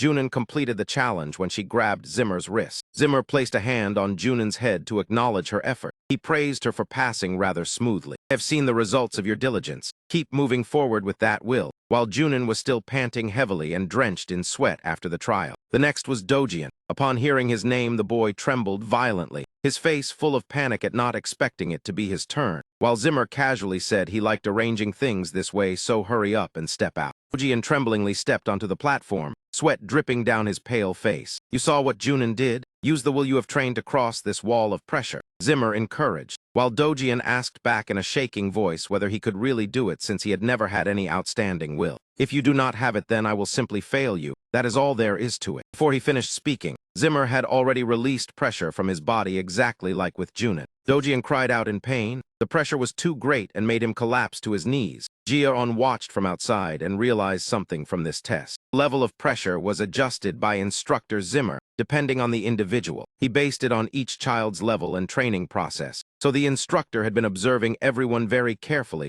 Zimmer thought silently. "See, you only needed to get here. You passed, Dojian." Boy hugged instructor Jun's leg and stammered, but still lacked confidence in himself, so he was advised to lift his head high and face everything from now on. As soon as Dojian finished the test, he vomited violently. Zimmer was also sweating and said that was enough. "All right, the next person proceed like that." The test continued steadily. Next, Bo Dandy Hat responded with a clear, loud shout. "Let us start right away." Jimmo finished speaking. Zimmer's stern gaze seemed to pierce into Bo Dan's very essence. The pressure he created this time was no weaker than for the previous candidates. Bo Dan thought fearfully that he had to advance to the instructor while enduring this. His feeling was completely different from watching from outside. He did not understand how Junin had managed to overcome it. The violent pressure made Bo Dan collapse, unable to move even a single step further. He possessed talent far superior to most others. Among the 160 trainees here, only a few are capable of facing you. However, Zimmer began to speak at greater length. "You and the other trainees have wasted time on swordsmanship. Without a goal, what use is training the sword? What you need is to train the body and the will. You always rely on aura when things get difficult. If you use it now, you will fail immediately." Hearing that warning, Bo Dan told himself he could not fail. He recalled the moment when his father had once refused to let his older brother enter. That man's cold gaze still haunted him. If he could not pass, then he too would be discarded. After the brief recollection, Bo Dan sprang up and charged toward Zimmer with all his strength. Finally, he grabbed instructor Zimmer's leg, and the instructor declared that you have passed. "You are only 12 years old.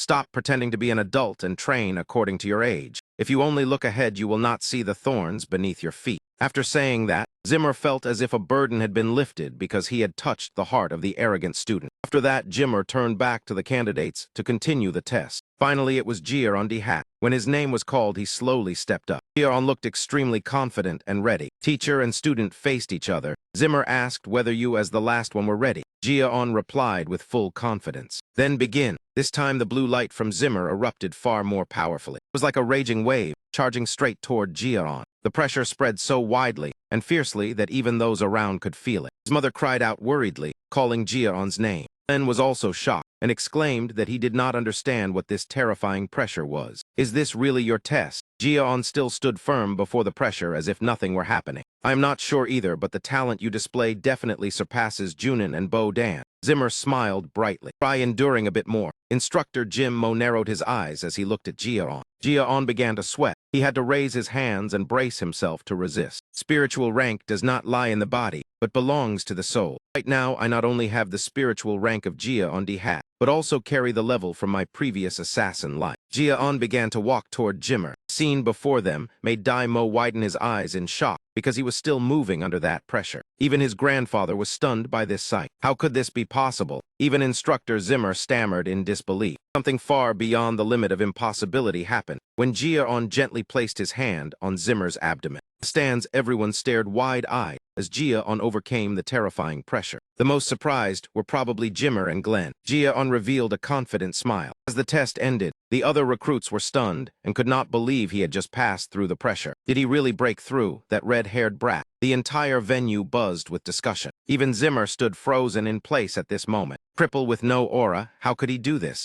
Jiaon simply stood waiting for the verdict. Hey, Instructor Jimmer spoke up to ask what you really are, he frowned. I have watched you for 6 months. You have done better than everything I taught. I deliberately created pressure beyond your limits but did not expect you to pass through it, Zimmer said frankly. Jiaon shook his head and gestured toward the stands. Jim Mo suddenly understood and said that he knew. Returned to his usual joking smile, saying that the clan master had distracted him. Jiaon was the last candidate and the selection ended. I will announce the most outstanding trainees that you are waiting for. Top trainee of training school number 5 was a name that made everyone hold their breath waiting for Instructor Zimmer. Jiaon. Really, Jiaon took first place. His mother burst into tears from emotion when her son succeeded. Unbelievable that Yaron Zihat ranked first. If he passed through that pressure, then it makes sense. But why could he pass when Bo Dan could not? The crowd continued to discuss endlessly. Suddenly a voice rose in protest. I do not accept this result, Bo Dan shouted loudly. Zimmer asked in surprise where he was lying. Endurance, strength, and talent Jiaon is inferior to me. I do not accept someone like him standing at the top, Bo Dan said angrily. He clearly cheated, it is obvious. That sounds reasonable. The crowd began to show agreement. Cursed by ice yet still ranked first. And with no aura, maybe he bribed the instructors. The rumors grew more excessive and made Jim Mo weary. Judging by the rumors about Instructor Zimmer, it does sound right. We are warriors of the Zihad clan. Instead of this test, let us duel to decide who passes. Bo Dan pointed at Jiaon and proposed. Jimmer only smiled faintly. You crave the position of top recruit that much, Bo Dan. Being hit in the sore spot, he stammered in denial. Unfortunately, the test has ended. What do you think, clan head? Jimmer turned to ask Glenn. Glenn only frowned and did not make a decision. In the end, he asked Jiaon whether he wanted to duel with Bo Dan, when many did not accept the result. Bo Dan stood behind, smiling smugly when he heard the proposal. But Jiaon replied that no, the test has ended and the result is clear. There is no benefit for me to fight again. You always talk about the honor of the main lineage, yet you lost so miserably like this. Jiaon uttered a provocation. HMPH, that sarcasm made Bo Dan so angry that his face turned red. And duel for the position of top recruit. If you win, I will reward a bronze token. Glenn immediately raised the prize. Hearing about the bronze token, Jiaon began to consider. The Dihat clan grants gold, silver, and bronze tokens based on achievement. Each token represents a different reward. Even if it is only a bronze token, being granted by the clan head, it surely carries considerable value. It seems that man is unhappy with me taking first place. I understand. For the clan head's reward, Jiaon accepted the duel with Bo Dan. Glenn announced that the match would begin. Bout would decide who was truly the most outstanding trainee. This was a one-round duel. Aura and weapons were forbidden. Only movement techniques and physical combat were allowed. Zimmer quickly explained the rules to both sides and then began. Instructor Zimmer's voice rang out to signal the start of combat. Immediately after the command, Jia-on and Bo-Dan rushed at each other. Bo-Dan seized the initiative and threw a straight punch at Jia-on's face, but he dodged in time. However, right after the dodge, a follow-up kick swept in. Jia-on was forced to raise his arms to block. From just that single collision, his arm already throbbed with pain. This is deficient tiger fist personally taught by my father. No rule forbids using fist techniques, so it is not a violation. Bo-Dan roared as his fists began to glow. Two attacks collided with a dull, heavy sound. As expected of young Master Bo-Dan, that brat Jia-on cannot even move now. The recruits cheered excitedly. Weaker one from a branch family daring to swing his fists at me. Bo-Dan grew more furious the more he attacked. You dare contend for my position as top trainee. Memories surged forth. The Dihat clan had no need for the weak. It was the scene of his father severing ties with Burgeon's older brother. Do not disappoint me, Bo-Dan Dihat. That reminder still echoed. Back in the present, mental pressure weighed heavily on Bo-Dan. His father was watching and he had to prove his worth. I cannot lose to someone like you here. Bo-Dan relentlessly pressured Jia-on, but most of his attacks were neutralized. Every punch thrown, Jia-on narrowly evaded at the edge, trying to conserve stamina. At this moment, Jia-on focused intensely, his gaze becoming sharp. From the trajectory of 5 punches to the opponent's attack rhythm, everything appeared clearly in his mind. Have you surrendered yet, Jia-on Dihat? I will finish you with this strike. Bo-Dan howled and charged forward. Jia-on immediately assumed a defensive stance, ready to counterattack. There was no reason to surrender. He clenched his fist tightly. A fierce punch was unleashed by Jia-on.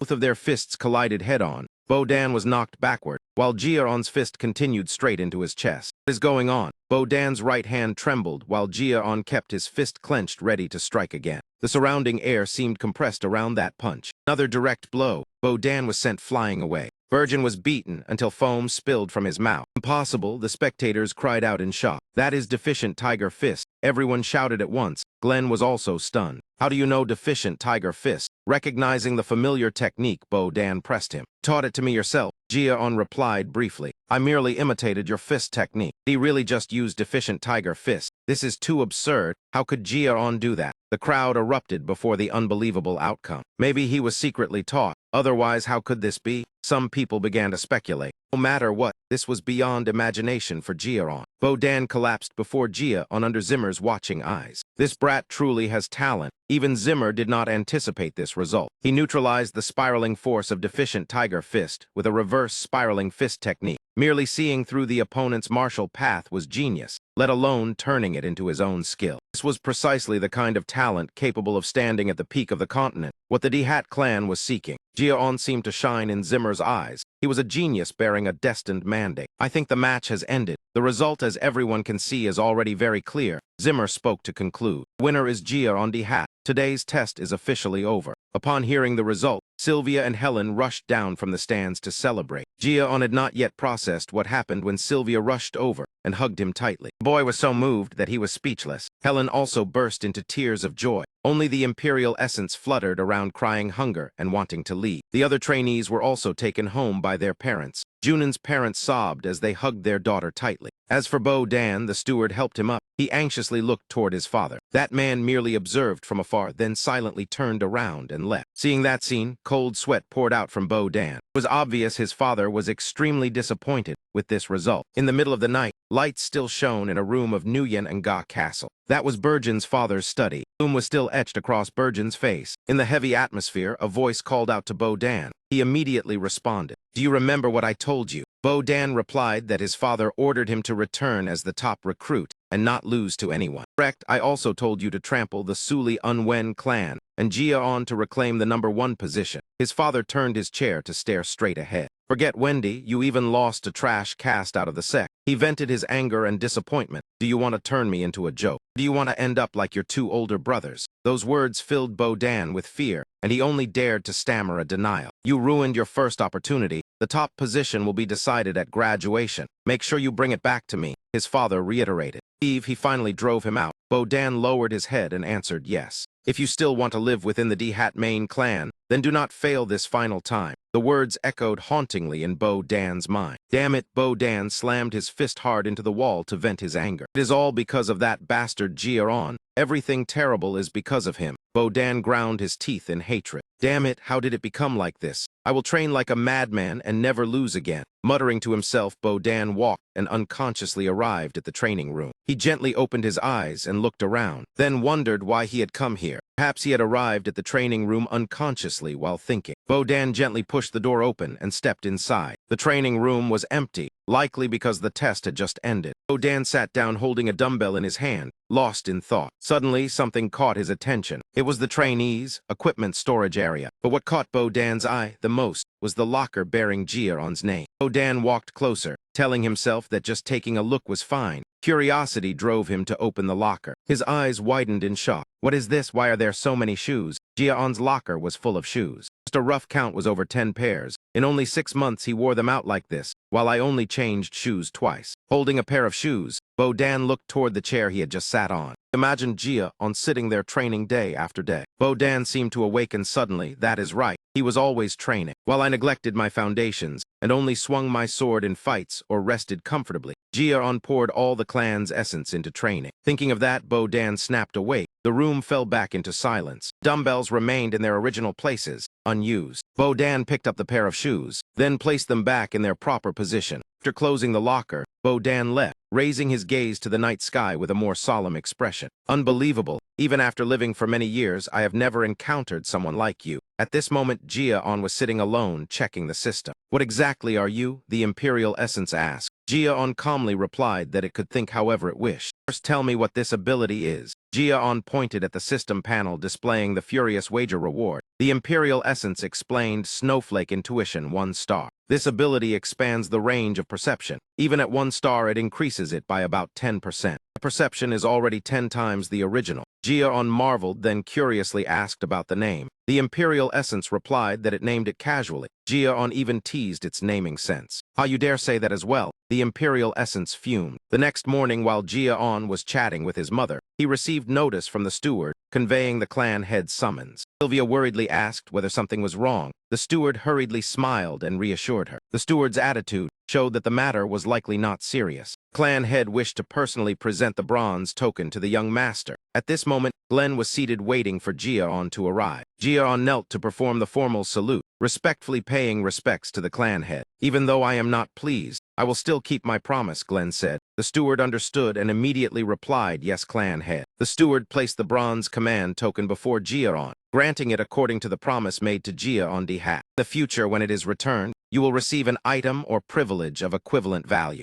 Jiaon carefully accepted the command token, holding it in his hand while considering how to use it. Without hesitating long, Jiaon spoke to express his wish. I have a request right now. The steward looked at him with curiosity. Sylvia Zihad, this request caused the clan head to be momentarily surprised. What must I do for my mother to regain the status she once held? Both Glenn and the steward showed looks of confusion after hearing this. Her original position, you mean her standing within the main lineage? Glenn confirmed. Yes, Jiaon was slightly surprised as Glenn's attitude suddenly softened, doubt rising in his heart. Achievements, Glenn answered without hesitation. If you attain achievements recognized by the entire clan, then it is possible, but it will not be easy. Gaining acknowledgement from others is as hard as plucking stars from the sky, nearly impossible, especially for a child like you. Jiaon silently looked at the command token. As you say, then there is still a possibility. Jiaon replied confidently. Jiaon placed the command token back onto the reward tray, startling the steward. That is enough, thank you, clan head. Failing to obtain what he wanted, Jiaon turned around and left in disappointment. Wait, Glenn called out. Jiaon turned back and replied politely. I was only asking and did not need the command token. Glenn said I will still answer you. Jiaon could not hide his surprise, hearing such words from the Northern Destroyer King. Say what you truly want, Glenn repeated. Jiaon thought for a moment, his hand unconsciously clenching. I want a cultivation technique. Glenn immediately replied that instructors would teach it during the foundational stage. I need a cultivation method better than basic spirit energy. Please grant me a technique worthy of the bronze command token. Jiaon clasped his hands in earnest plea. Dark cultivation technique from a past life was not enough to restore Sylvia's status. I need far greater power. So what you want is a cultivation technique, Glenn 2-ton confirmed. Clan head snapped his fingers. A massive door opened before Jiaon's eyes. Behind it was a library storing countless books. Jiaon was astonished by the enormous number of books here. Towering bookshelves layered upon layers reached the ceiling, leaving Jiaon stunned.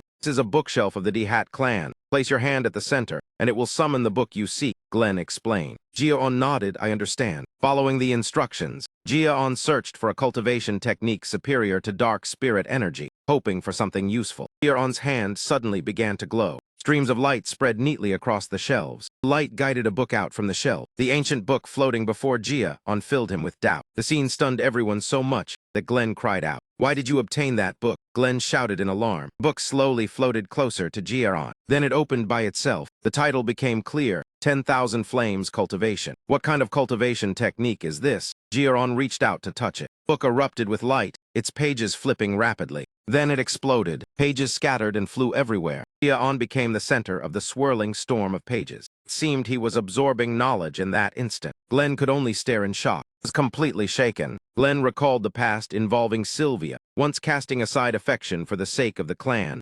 memories resurfaced. Sylvia had once been close to another and then left. Glenn told himself not to dwell on it. He devoted himself to building the clan, forming an army that crossed the demon lands. The clan grew increasingly prosperous, yet he questioned what he had lost. Bad news arrived. His son-in-law and granddaughter were ambushed. The culprits were the twin demons of Eden. Sylvia survived, but the other two died on the spot. Flames of rage rose in the clan head's eyes. How pitiful, I have finally regained emotion. This time, even if hated, I must protect the children. Turning to the present, Jia-on spread his arms to receive the falling pages. His body and mind were swept along by that torrent of knowledge. Voice sounded calling Jia-on Dihat. Jia-on came to his senses, still standing before his grandfather Glenn. Glenn asked what he had just done. Jia-on answered honestly that he did not know, only remembering that the cultivation book vanished. What was the book called? Glenn continued asking. Jia-on looked at his hand and replied, 10,000 Flames Cultivation. System panel appeared announcing that 10,000 Flames Cultivation had been fully memorized. You remember all of it? Glenn confirmed again. Jia-on replied yes. I understand, Glenn nodded. The reward is complete. You may go. Jia-on bowed his head and replied yes. Leaving, Jia-on still felt uneasy inside. Glenn and the steward watched until he disappeared completely. The steward asked whether the cultivation technique the young master received was. Glenn nodded in confirmation. He continued to recall old memories. That was the cultivation technique of the first-generation clan head. Throughout Dihat history, no one had taken or learned that method, yet Jia-on succeeded. The steward worried that exposure would be dangerous. Glenn reassured him that no one knew. The cultivation method vanished because it had been inherited. Jia-on was pleased with the result. In any case, no one could learn it. If not passed on, it would be buried, Glenn murmured. I have a feeling the future will change. Turning to his room, Jia-on sat in deep thought. No matter how he thought, it was hard to understand why his grandfather granted him this. Even a gold command token could not exchange for this technique. Jia-on told himself to cultivate seriously. In the dark space, Jia-on moved toward a small flame. He curiously reached out to touch it. Before long, the flame rested in Jia-on's hand. He felt its heat. Jia-on failed, unable to hold the flame and let it dissipate. Even after many attempts, spirit energy was hard to gather. He understood that advanced techniques could not succeed immediately. Imperial essence cut in. It seems you are encountering difficulty. Be careful, interruption during cultivation is very dangerous. The Imperial essence warned. 10,000 Flames cultivation absorbs natural energy. Interruption will sever the energy channels. Mana channels with ice energy are even more dangerous. Jia-on calculated silently. If you knew that, then do not interrupt. Jia-on reminded. The Imperial essence smiled with narrowed eyes. Wait, Jia-on suddenly had an idea. Just once, let me interrupt you once. The Imperial essence laughed strangely. A crippled body is no fun. The Imperial essence replied calmly. Even if limbs are severed or core energy explodes, I can restore everything. When you are most desperate is the best opportunity for me. I understand only once right, Jia-on provoked. Tremble every day because you never know when I will strike. The Imperial essence circled threateningly around Jia-on. Through the recent conversation, Jia-on clearly understood the intent of the Imperial essence. That being was truly a real enemy. He was a demon from the demonic realm, always lurking to seize his body when given the chance, the very embodiment of wrath. He had thought the silence meant abandonment. It seemed he would need to stay far more vigilant from now on. Jia-on let out a sigh, setting that aside for later. There were more important matters to handle first. So you finally plan to deal with her? Jia-on nodded and walked toward the window. It truly could not be mere coincidence that she appeared every night. Jia-on and the Imperial essence looked outside through the window. It is time to act. Jia-on thought silently. It had been a long time since returning to the old trade. In the darkness, a maid sat quietly on the open ground beside the lake, her purpose unclear. She muttered that there had originally been nothing to report, but this time was different. She was the maid of the Du Dio annex. Unbelievable that with just a bronze command token he obtained such a high-level cultivation technique. Moreover, the mana flow when he cultivated spirit energy surged violently beyond belief. This was clearly vital information for the central martial palace. She acted only under orders, yet he was still just a child. She did not know how long she could keep hiding it. After finishing the letter, Du Dio carefully folded it and released it onto the water's surface. She let out a quiet sigh of relief. As she turned to leave, a blade suddenly pressed tightly against her neck. "Dare to make a sound and I kill you," the newcomer threatened coldly. "Move even a little and you die," he said while closing in on Du Dio.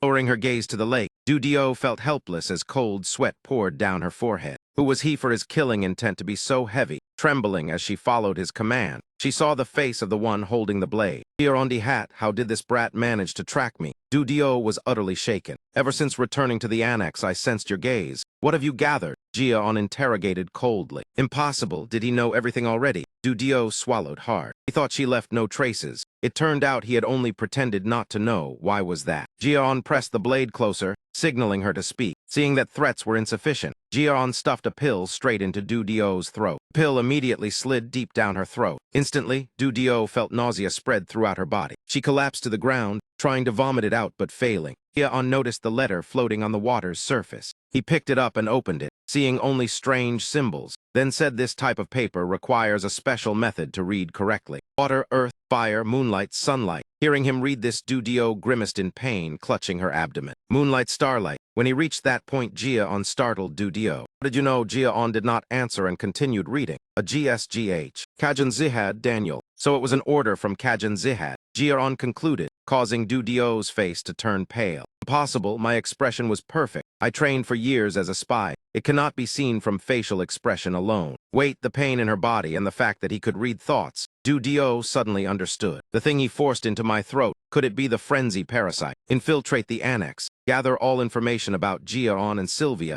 Kajun had ordered Judel. If completed well, that man would grant the promised reward. Returning to the present, Du Dio trembled and asked whether he had fed her the frenzy parasite. "Oh, you even know about the frenzy parasite?" Jian showed mild surprise. "The fact that you know it surprises me." Jian's words plunged Du Dio into despair. She gagged and clutched her mouth, trying to vomit but failed. Once placed inside the target's body, the poisoner can track the target's location. Even thoughts, the frenzy parasite is one of the most terrifying curses, capable of killing the target at any time through unbearable pain. That is right, it is the frenzy parasite. This knowledge made Du Dio even more terrified as Jian continued to analyze her entire mission. Du Dio never expected Jian to know every action she had taken. She thought it was only a simple task. As long as she gathered information about the crippled Jian, she believed it would be easy. Within this annex existed a monster. In Du Dio's eyes, Jian was no longer a weak child. "I will revise the report and provide false information." Du Dio screamed in panic. Jian shook his head. "It is useless. Sooner or later, Kajun will know about me. It will only prove the incompetence of his subordinates," Jian said as he stepped closer to Du Dio. Jian's blood-red eyes stared directly into hers. "From now on, you will be a double agent," Jian declared. "You report information that will eventually be exposed. Hide the critical details and pass me intelligence from Kajun." With no other choice, Du Dio nodded. Jian was satisfied when Du Dio accepted the condition. "Till next time," Jian said before leaving. "I hope to receive something useful." Du Dio collapsed onto the ground, too terrified to stand. On the way back, the Imperial Essence asked why he did not use the frenzy parasite. Jian replied that he only gave her a poison causing temporary pain. "So earlier you read her thoughts," the Imperial Essence exclaimed in shock. Jian calmly said there are many ways to probe the mind. Hearing that, dark lines appeared on the Imperial Essence's face as it began to look at Jian differently. This one was the true demon. After that, while Jian was immersed in training, the day to return to the academy arrived. During that entire period, Du Dio continuously worked to fulfill her new role. By departure day, Jian still could not produce aura. The training grounds, everyone chatted lively. Jian calculated silently that less than a quarter of the original trainees remained. Jim Mo was indeed extremely strict with results. Hereon, a voice called out from behind. It was Junin. The two faced each other with brief awkwardness. Junin suddenly recalled her mother's words. "Young Master Jian helped you train, correct?" A few days earlier at the Sulian estate, Junin was eating pastries when asked and nodded yes. The silver-haired woman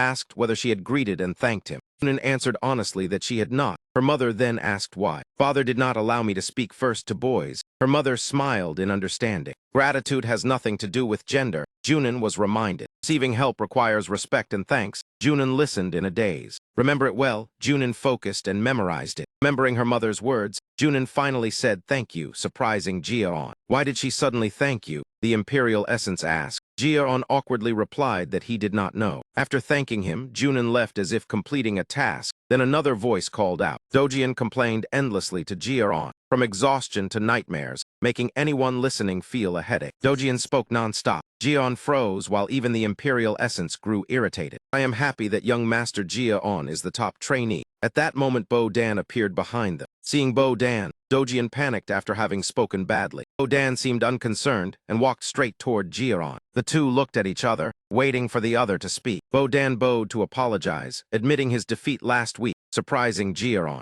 I will not give up, Burjin said firmly. No matter how much effort it takes, I will stand on equal footing with you, Bo Dan declared. I will not retreat. After saying that, Bo Dan turned away coldly. The Imperial Essence appeared. Jia-on muttered as he watched Bo Dan leave. Only 13 and already knows how to admit fault, truly raised by a great clan. The Imperial Essence was still furious and wanted to act. Jia-on had to speak to stop it. A voice interrupted. Jim Mo apologized for being late due to drinking the night before. First, congratulations on becoming official trainees. Formal training begins today. The overall curriculum remains the same, but several training programs will be added. During the first session on spirit energy cultivation methods, a sudden noise rang out. A long-haired woman walked in, drawing every gaze. Opening line was a curse, damn it. Why will this door not open already? I almost got into big trouble. The moment Dojian saw that person, he became eager. It must be her. Zimmer only smiled and said, you finally arrived? Everyone pay attention. I am not responsible for guiding her, but she is a trainee who failed the previous round.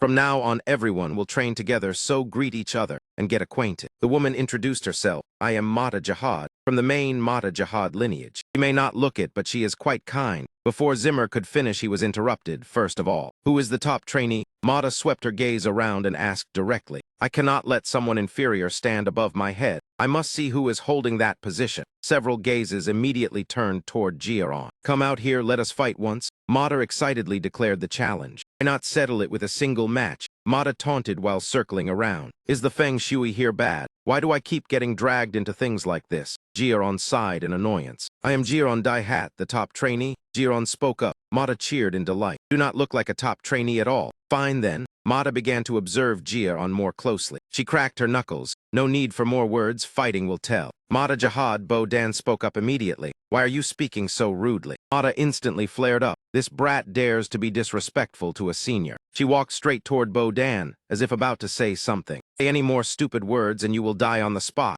Choose your words carefully next time, Mata threatened. Bo Dan immediately retorted that Jia-on was recognized as the top trainee before the Lord and instructors. Does she doubt their decision? I thought that was why you were so hot-blooded. Is it not? Mata deliberately provoked. That is exactly why I reacted that way. Bo Dan did not yield. I do not want to look back at my shameful self again, he said firmly. Watching from the side, Jia-on thought that Bo Dan had truly changed. Suddenly, Zuna rushed forward, without anyone knowing what she intended. She spread her arms to block in front of Jia-on and calmly said, stay back. How touching, such beautiful friendship, patching rags with rags. Mata rolled her eyes mockingly. If this continues, then perhaps I will be the one at fault. Mata scratched her head and walked away. Fine then, I will be the villain. But you know, I really... Mata revealed a sinister smile. I hate most those cowards who hide behind others. They are even worse than the smug ones. As soon as she finished speaking, Mata passed Bo Dan and Junin and appeared right before Jia-on. Both people behind were startled and turned their heads. Mata swung her right arm, a glowing fist shooting forward. Jia-on remained calm. With a small movement, he made the punch miss its target. Surprise was clearly written across Mata's face. While Mata was still stunned, Jia-on had already launched a counterattack. Mata immediately raised her arms to defend. Even though she blocked it, the force was too strong and still knocked Mata back several meters. Bo Dan could not help but be shocked witnessing that scene. Jim Mo seemed to have expected it and only smiled silently. Even Mata did not expect that punch to be so powerful. Ah, interesting, Mata muttered as dark energy erupted around her. Mata advanced toward Jia-on step by step, each step leaving a heavy mark on the ground. Do not think it ends with that. Mata was determined to see it through. But Zimmer grabbed her hand in time. That is enough. When did you appear? Mata was startled. Zimmer frowned and said, Mata, you are underestimating me too much. Do not think I am lenient and act as if I am not here. Bodan and Junin have learned spirit energy while Jiaon has not. Is winning with that advantage something to be proud of? Those words struck Mata's pride and made her tremble. Wait until Jiaon learns spirit energy, and then I will let you fight. Mata shamefully shook off Jim Mo's hand. I was going to stop anyway.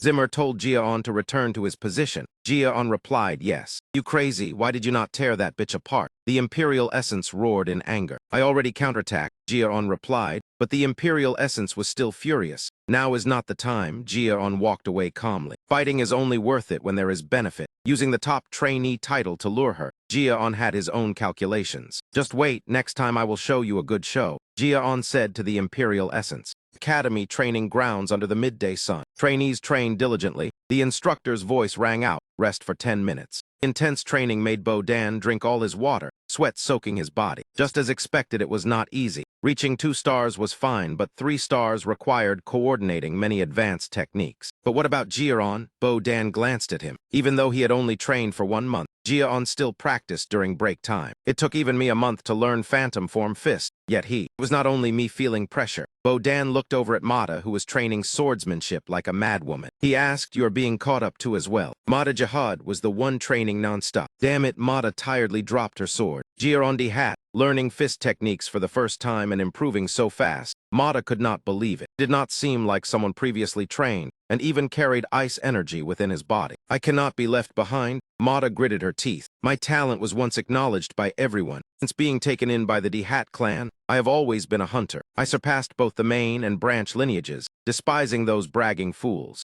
and mocking them when they fell into despair. I was the genius, I was the strongest, that was who I once was. But now I fear I can no longer control it. After training, Mata returned, and the steward encouraged her, saying she did very well today. Mata responded indifferently, The steward watched her, unsure what else to say. There's no need to worry, young miss, he spoke up. Mata turned back irritably. The steward bluntly said that Jiaon would never surpass her. He will never defeat me, Mata repeated. What basis are you so certain? The steward said Jiaon had a fatal weakness that could not be remedied. Look, Jiaon is still training without resting. He was panting heavily from exhaustion. A strange trainee came to ask for help. Jiaon looked at their posture. No, I cannot help, Jiaon refused, leaving them disappointed. Suddenly a girl clapped her hands in praise. I did not expect you to improve so quickly, even surpassing geniuses. Mata appeared. She praised first, then changed her tone. But with weak mana perception, no amount of training is useful. What a pity. Perhaps you are only suited to be a swordsmanship explaining instructor.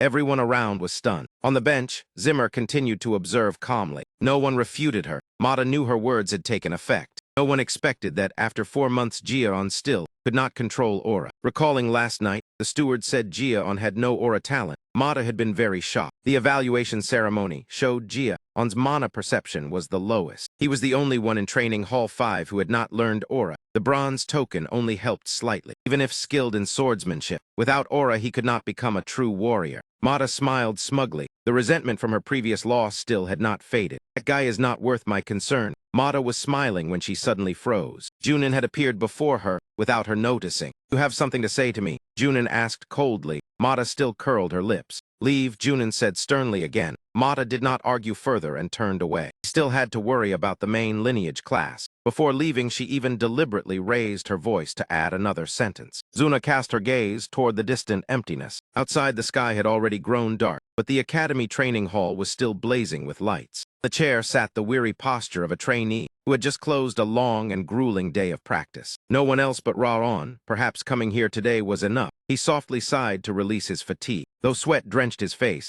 Jiaon still wore a satisfied smile. The feeling was truly pleasant. On the battlefield, there was no martial training, only lessons on survival and killing. Assassination skills rose while everything else was never touched. Unexpectedly, learning martial arts to perfect oneself could bring such joy. Are you awake or not? Being humiliated yet standing there dumbfounded. The Imperial Essence flew around hurling abuse, while Ra-on calmly asked back humiliation. The black-haired girl kept slandering you non-stop. The Imperial Essence explained. Jiaon replied indifferently. Is that so? I did not hear it. I was too focused on training. You should pay more attention. If it were me, I would have frozen her already. The Imperial Essence clamored. Yet Jiaon calmly said, fighting now would not bring any benefit. And without the 10,000 fire cultivation record, I can still defeat her. Saying that, Ra-on walked toward the door. As Ra-on opened the door to leave, he ran into Junin. In Junin's hand was a small box. It was already late, so Ra-on was quite surprised. "Oh, why are you still standing here?" Junin opened the box and handed it to Ra-on.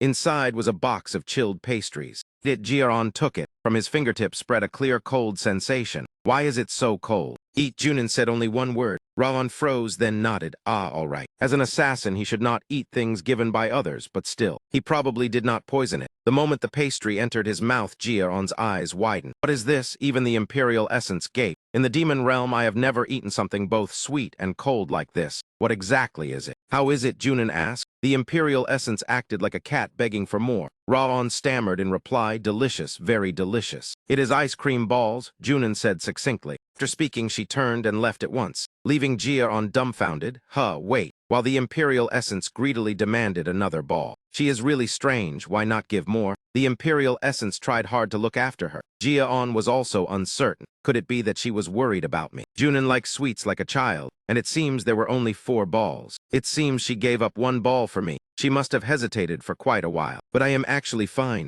Ra-on smiled awkwardly. "You must repay this later," the Imperial Essence reminded. "Then ask her one more time." In the quiet night, the brightly lit castle echoed with voices. "I am back, Ra-on." "Why are you back so late? It has only been a week. Are you hungry?" "I will make it right away. No need, hurry up." "This is the report sent to the Intermediate Martial Hall." Ra-on held the secret letter and read every line carefully. "What did they say?" Ra-on asked. Dudio lowered her head and replied, "Nothing significant. They requested further investigation because your rate of progress is too fast, but then dropped it because you did not use Ao-Jia. And my mother." Ra-on changed the topic. Dudio answered cautiously. "They are no longer paying much attention to Madame Sylvia. If that is the case, they will probably recall me soon," she guessed. Ra-on immediately felt something was wrong. "No, I still need her." Maid hesitated. Young master, did you deliberately not learn Ra?" Ra-on was surprised by the question. Ra-on smiled with hidden meaning. "Who knows?" "What do you think?" Dudio replied, trembling. "It is nothing. I am sorry for overstepping." "Right, you may go out now." Ra-on ordered. Dudio nodded and replied yes. After Dudio left, the Imperial Essence finally appeared. "They think you deliberately did not learn it." Ra-on replied, "Exploiting circumstances for personal benefit is wisdom. Why is Ao-Ra so hard for you to cultivate? I was never like this." The Imperial Essence could not understand. Ra-on sighed, "I do not know either. Forget it, let us continue training." The Imperial Essence was startled again. He grumbled, "This guy, go to sleep." Ra-on opened the window and stepped out. "I have to train." The moment he opened the door to the training area, Ra-on froze in place. In front of him, Trainer Zimmer was sitting and playing with birds. "Trainer Zimmer, oh, you cannot sleep. Why are you here?" Ra-on asked. Zimmer stood up and replied calmly, "I came to teach you." Trainer Zimmer gently patted Ra-on's shoulder. "I will let you know your attribute." Amid the stillness of the forest, footsteps sounded. It was Zimmer. Ra-on waited eagerly for instruction.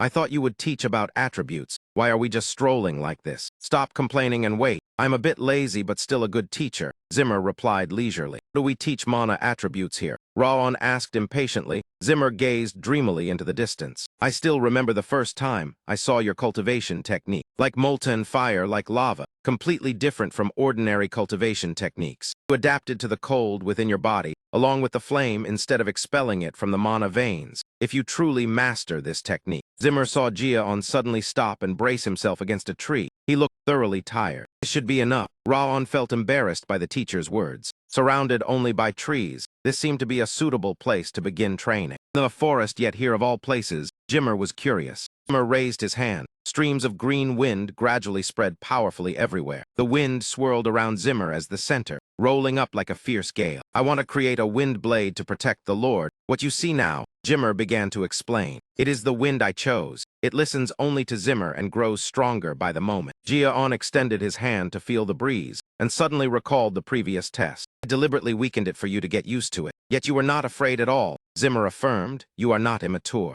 Birth, I have sensed this wind because I am Eo, and you are human. Moreover, your mana veins are full of cold energy, so it will be harder. There are many kinds of wind, warm, cold, or sharp. I want a wind blade that pierces everything. And I have found it. You must find what belongs to you. Think of the flame you desire. This is the north. Unless we burn the entire forest, it is hard to see a proper flame." Ra-on replied in disappointment. Zimmer waved his hand and laughed. Doing that would get us beheaded immediately. Then he looked at Ra-on and revealed a strange smile. But there is one place very suitable for you. As he spoke, the scenery shifted to a stone house with someone sitting by a furnace. "The old man, I am here." Jimmer led Ra-on inside. The person by the furnace replied, "I was wondering why the fire felt strange today, so it was you. Seems tonight will fail again." Jimmer smiled bitterly. Ra-on looked around sweating. "Where is this place?" "This is the place with the hottest and brightest flame in the north," Jimmer introduced. "A charcoal forge. What did you bring this time?" the blacksmith asked. "Hey, he is the heir's grandson." Zimmer reminded him of Jia-on's identity. "HMPH, I am just a retired old man unless the head himself comes."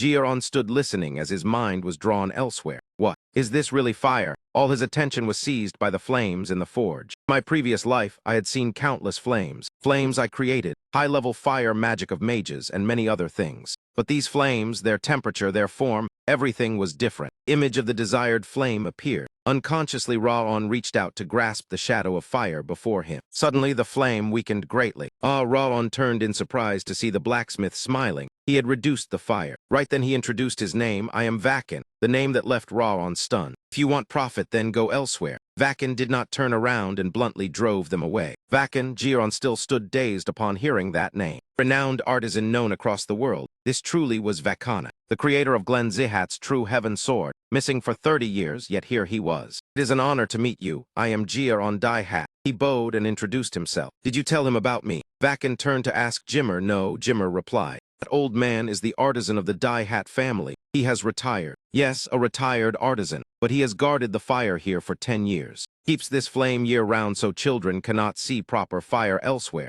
Zimmer explained, then turned and asked, "Could you help me with something?" Vakin replied irritably, "Why do you not go to those blacksmiths? There are too many eyes there. I do not want others to see this cultivation technique before he masters it." Vakin frowned. "What do you mean?" "Because Jia-on is Sylvia's son." Vakin's gaze suddenly changed. He quietly turned around and once again looked closely at Ra-on. At this moment, Ra-on placed a hand on his chest to ask permission. "I will not disturb you. I hope to be allowed to sense this flame." Vakin only silently observed Ra-on without saying another word. "I'm refining charcoal," he slowly spoke. "Golden charcoal makes the flame far stronger than white or black charcoal. I have done this work here for 10 years. As long as you do not disturb me, you may do whatever you want." Those words were considered consent. Jia-on was visibly delighted. "Thank you, sir." Some time later, Vakin and Zimmer stood outside the forge chatting. Zimmer laughed awkwardly. "You are truly kind. I did not expect you to agree so quickly. If you treat him well, I will bring good wine." Zimmer patted his shoulder in promise, but Vakin replied bluntly, "It is not because of you." Only then did he speak the truth. When that child stepped into the forge, the fire surged violently enough to crack the charcoal layer beneath. That child has the ability to control fire, if it truly is him then now. And when he hesitates, I believe he can turn my dream into reality. Inside, Jia-on began to enter deep meditation, preparing to awaken his own cultivation technique. He silently thought that for 7 months going in and out of the forge, he had always envisioned the flame he desired. Ra-on sat motionless. "I already understand my flame. A blazing flame. People say fire is the most terrifying element. Yet once fully controlled, everything changes." In Ra-on's mind appeared a tamed flame, stronger than any other element. 10,000 fire cultivation record awakened along with it. The image of Limer Dyad standing beside him echoed. "Imagine the flame you wish to have." Those words shook Ra-on. "The image, the flame I need." Memories of Desert Robert surfaced. He drifted among the goals of his life. Help Sylvia obtain the position of the main lineage. The path leading to that goal. For him was only darkness. Then each goal gradually appeared. A torch lighting the way, a flame defeating beasts. The closer he drew, the stronger the fire burned. A resilient flame, he observed intently. The more he watched, the more he understood. That was the flame he yearned for. He nearly submerged himself and merged as one with that violent stream of energy. His physical body also gradually sensed it clearly. A surge of fire energy stronger than usual flowing throughout him. The heat of the furnace seeped into his flesh.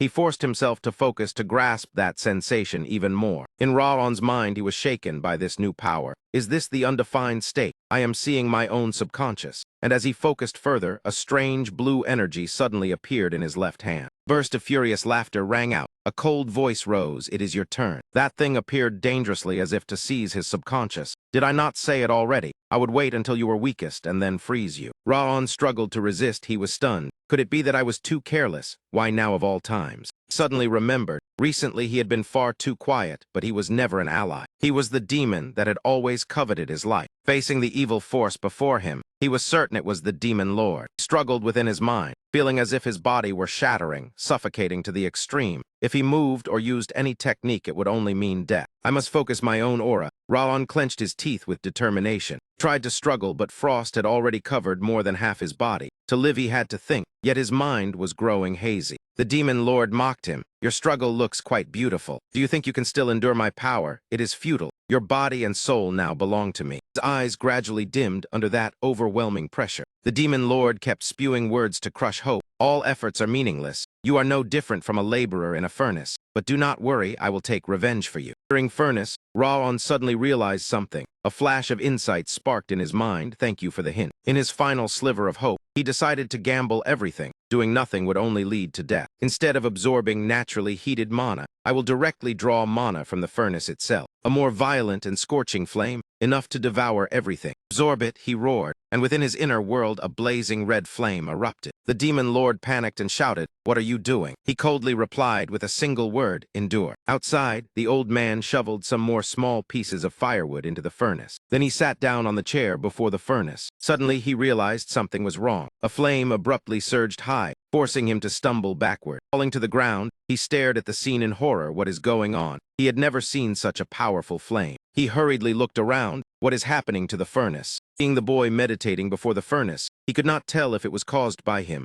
Ra-on die-hat. The boy was trembling violently, making him even more uneasy. The furnace was so hot, how could it be cold? Stepped closer and asked, "Hey kid, are you all right?" There was no response. His worry deepened. "Why are you shaking so badly? Say something." Before he could finish, Limo stopped him. The old man was confused. "Limo," the red-haired man replied, "just leave him alone. Do not touch him." The old man lost his composure. "What are you saying? He could die," Limo explained. "He is in an undefined state. Touching him would endanger his life." Both were at a loss. "Is that the cold you mentioned?" "We cannot intervene." Limo shook his head. "It is not too dangerous yet." He could only pray, "Ra-on, please do not die." In his mind, he exerted all his strength to resist the deadly cold. Fire energy enveloped his body. Rage relentlessly assaulted his mind. "Stop it. You cannot do it." Ra-on retorted fiercely, "Nonsense. I have already died once." His gaze grew ever more resolute. "My previous life was meaningless. I will not repeat that ending. Even if frost freezes my body solid, it cannot stop my will from reaching the flame." Outside, the thermometer hit its limit and exploded. The old man panicked. "The temperature is too high. The furnace cannot withstand it." Limo was also helpless. He stared fixedly at Ra-on before the furnace. Mana within the furnace was converging. Ra-on. He realized something was absorbing mana at a terrifying speed. Within his inner world, Ra-on roared with fierce resolve. Even when rage poured out all its power, it could not suppress that will. Last, after countless efforts, he seized the flame. It triggered a violent explosion within his mind, and in reality as well. The overloaded furnace caused the house to explode. Flames surged sky-high. Limo only worried about him. He shouted loudly, "Ra-on, are you all right? Answer your teacher." The old man also called his name. Upon closer inspection, Limo discovered something astonishing. Around Gia-on's body was an exquisitely beautiful flame enveloping him. Limo immediately recognized it as golden flame. Ra-on extended his hand to receive the new power. The system notified, "You have learned the 10,000 fire cultivation record." Series of notifications appeared. 10,000 fire cultivation record advanced to 2 stars due to high temperature. Fire resistance formed. Primal ice disintegrated. Cold energy condensed into frozen aura. A fire snowflake appeared in his hand. He reached out to receive it. Frozen aura also advanced to 2 stars due to frigid rage. After surviving the crisis, everything stabilized. He silently thought things were even better than expected. He could continue to grow. He did not expect to gain so much. When he glanced at the system, he suddenly froze.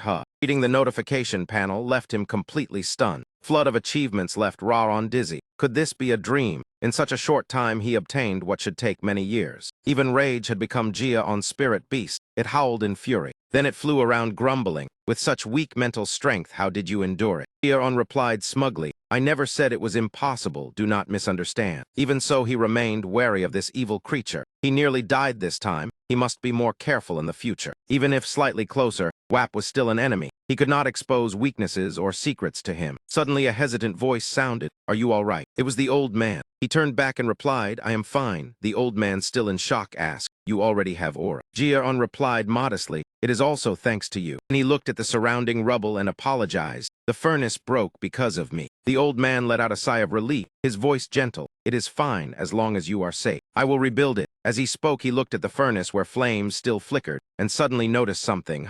Both focused on it, Raon asked, "What is it?" The old man uncertainly said as he approached, "That is." He grabbed a nearby shovel and scooped into the furnace. Unexpectedly, 3 lumps of shimmering golden charcoal were revealed. Dazzling shimmer was so enchanting that anyone would stop to admire it. So this was golden charcoal. The old man involuntarily recalled the gossip from years ago, saying he kept sneaking back to the furnace dreaming of creating golden charcoal. Behind him were countless murmurs. After so many years, golden charcoal still existed only in legend. They thought he had retired, probably too idle. Looking at the result of a lifetime pursuit, he told John that perhaps he was not the only lucky one. As he introduced it, he handed the shovel over for him to examine closely. This was golden charcoal. Gives flames stronger power than white charcoal and greater endurance than black charcoal. Thanks to you, I finally created what I sought for decades. Thank you. Jiaon touched it to feel the warmth and replied, "I did not really do anything." The old blacksmith burst into hearty laughter. He explained that every time he trained here, the flames flared stronger. His breathing spread heat throughout the furnace. "I am just a rough man used to holding a hammer, but I still noticed what you did. It was all because of you." He continued and asked directly, "Raon, what is your goal?" Faced with this question, he hesitated slightly. He clarified further so it would be easier to imagine. "What kind of swordsman do you want to become?" At that moment, he answered decisively, "I want to become a swordsman who never gives up, no matter what opponent I face." Those words made the old man look at him with respect. I did not expect a child to say such a thing. A swordsman who never gives up. In 3 to 5 years, you will have a sword. When your mind is firm enough, come find me. I will keep them for that day. What he referred to were the still blazing lumps of golden charcoal. Jiaon did not understand and asked again, "You mean you will forge a sword for me? I heard you already retired." The old man interrupted. "Retiring and returning is quite normal. Then try to live until that time, Raon." The meeting came to an end. The old man raised his hand in farewell and wished him a safe journey. Standing on a high rock ledge,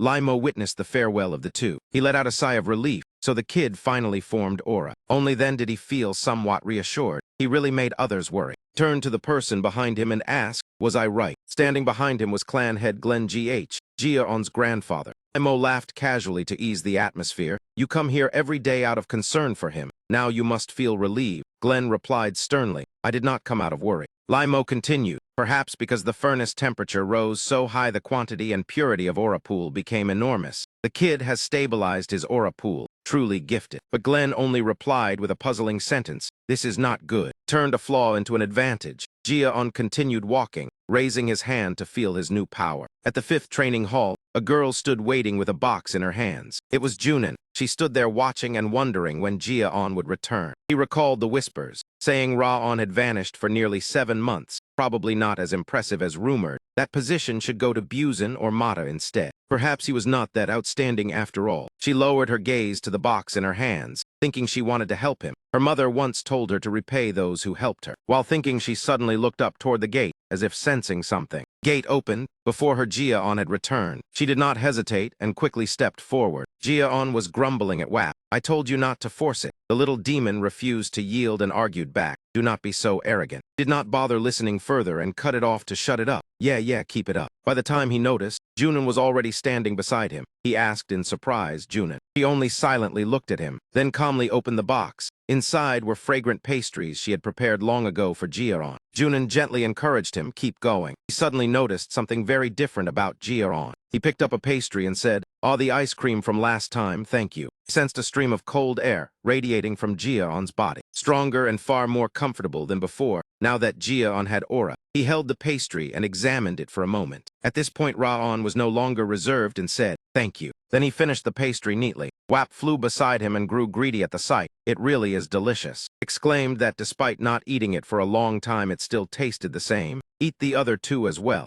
Jiaon could not stand its greed and reminded it, "That belongs to someone else, restrain yourself." After saying that, he personally closed the box and did not forget to say, "It is very tasty, thank you." Junin asked in surprise, "You are not eating more?" Raon replied politely, "One is enough, thank you." Junin asked with concern about his health, "Do you feel better now?" In that moment he paused slightly. He exhaled in relief, "Yes, I am much better now." Hearing that she was reassured, her sparkling eyes replied, "That is good." After that she hugged the box shyly and left. Standing behind watching her figure fade away, Jiron smiled and thought, she really is a strange girl. Limo stepped onto the announcement platform within the academy grounds. He spoke loudly to the students. Training like this every day is boring, so this month I prepared something special. You have cultivated your foundations for 7 months. It is time to activate mental energy. Below, the students whispered in confusion about why he suddenly did this. What is the teacher planning to do? Amid the chatter, Limo only smiled. Then he announced, in the coming month you will fight each other. The happiest one upon hearing this was Mata. Limo continued, the results of these matches will directly affect graduation rankings.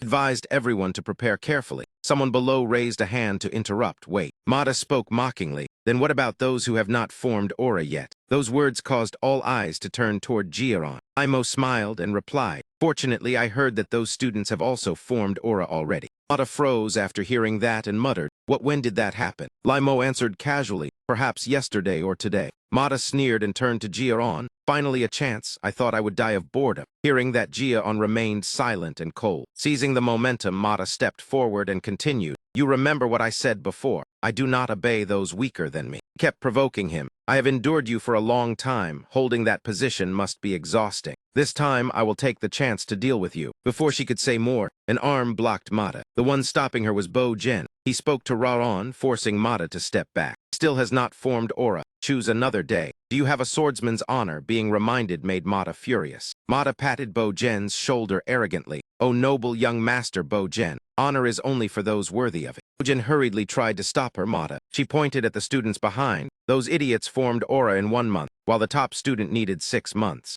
Even advanced techniques take an average of 7 months. Yet this so-called prodigy is this slow. The insult made even Bo Jin lose patience. Mata continued, a swordsman without aura is useless no matter how skilled. The teacher thought up this duel to change the top-ranked student anyway. Mata turned to look at Limo. Limo only shrugged. Who knows, I am not sure. Mata turned straight to him and said, Raon Daihat, I've held the top position for too long. It is time to give it up. So like I said, let us fight one match to decide it. Jiron refused outright no, causing Mata to widen her eyes. Jiron spoke up. Without a wager, how do we fight? If you want my position, you must put up something equivalent. Mata looked at him like he was insane. Do you not understand your situation? No one here stands on your side. Jiron only asked back, are you afraid? Jiron smiled calmly after the provocation. Mata could not believe her ears. What did you just say? She clutched her stomach and laughed loudly. How ridiculous. She reached into her pocket and said, fine, I will indulge you. What do you want me to wager? This is a celestial pill my father gave me. It strengthens the body and aura pool. The jade white pill was stored in a luxurious box. Mata held the box before Jiron. If you win, it is yours, not bad, right? Jiron had anticipated this and whispered to Wap. Do you remember when I said we should wait to deal with Mata? Wap asked blankly. What did you say? I want this. This was the opportunity. Raon was secretly pleased at achieving his goal. Time passed quickly. 1 month later, Mata was alone in her room. She held a calendar with the important day circled and muttered, it has been a month. Finally a chance for revenge. She rotated her wrist to warm up, recalling the time she was defeated by Jiron.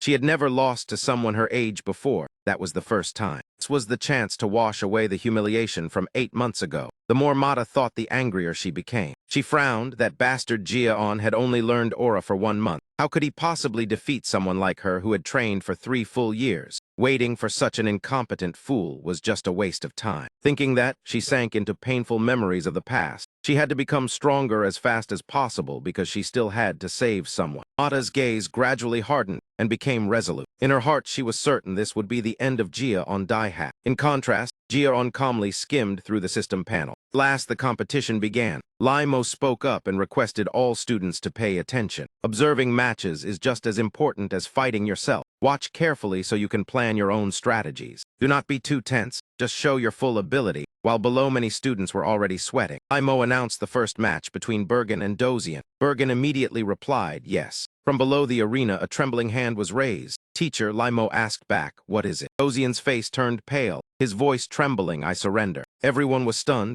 The match had not even started yet. Dozian clutched his stomach and made excuses about not feeling well, saying he caught a cold yesterday and was still shivering and aching. He also lost sleep all night. It was true, teacher. Bot behind Jiron was angry at that act. If he were my subordinate, I would have cut him down. Ji-on only replied, I expected him to do this. Limo stepped forward to persuade Dozian. Try your best to fight, Bergen. Even if you lose, you can still learn something. With no way out, Dozian could only nod. Yes, I understand. Match ended quickly with Bergen's victory. Dozian lay flat on the ground, muttering surrender. Limo reminded Bergen that he had not controlled his emotions well. If he fought seriously, 5 moves would have been enough. Bergen explained he was annoyed by the opponent's attitude. Limo turned to comfort Dozian. Why do you keep avoiding things? I believe you can do it. But the boy's face was drained of all color. I am very scared. Limo quickly continued the competition. All right, next match. Next pairing was Junin and K-Zane. An evenly matched duel, the battle began. The moment the signal sounded, K-Zane closed in and slashed straight ahead. Junin remained calm, not rushing to evade. He quickly drew her sword in response. A sword stroke deflected and knocked away the opponent's weapon. K-Zane was completely caught off guard by the lightning-fast counterattack. K-Zane's sword flew backward. Limo immediately stopped the match. That is enough. He commented that K-Zane was too tense. While Junin countered well but could not maintain aura for long,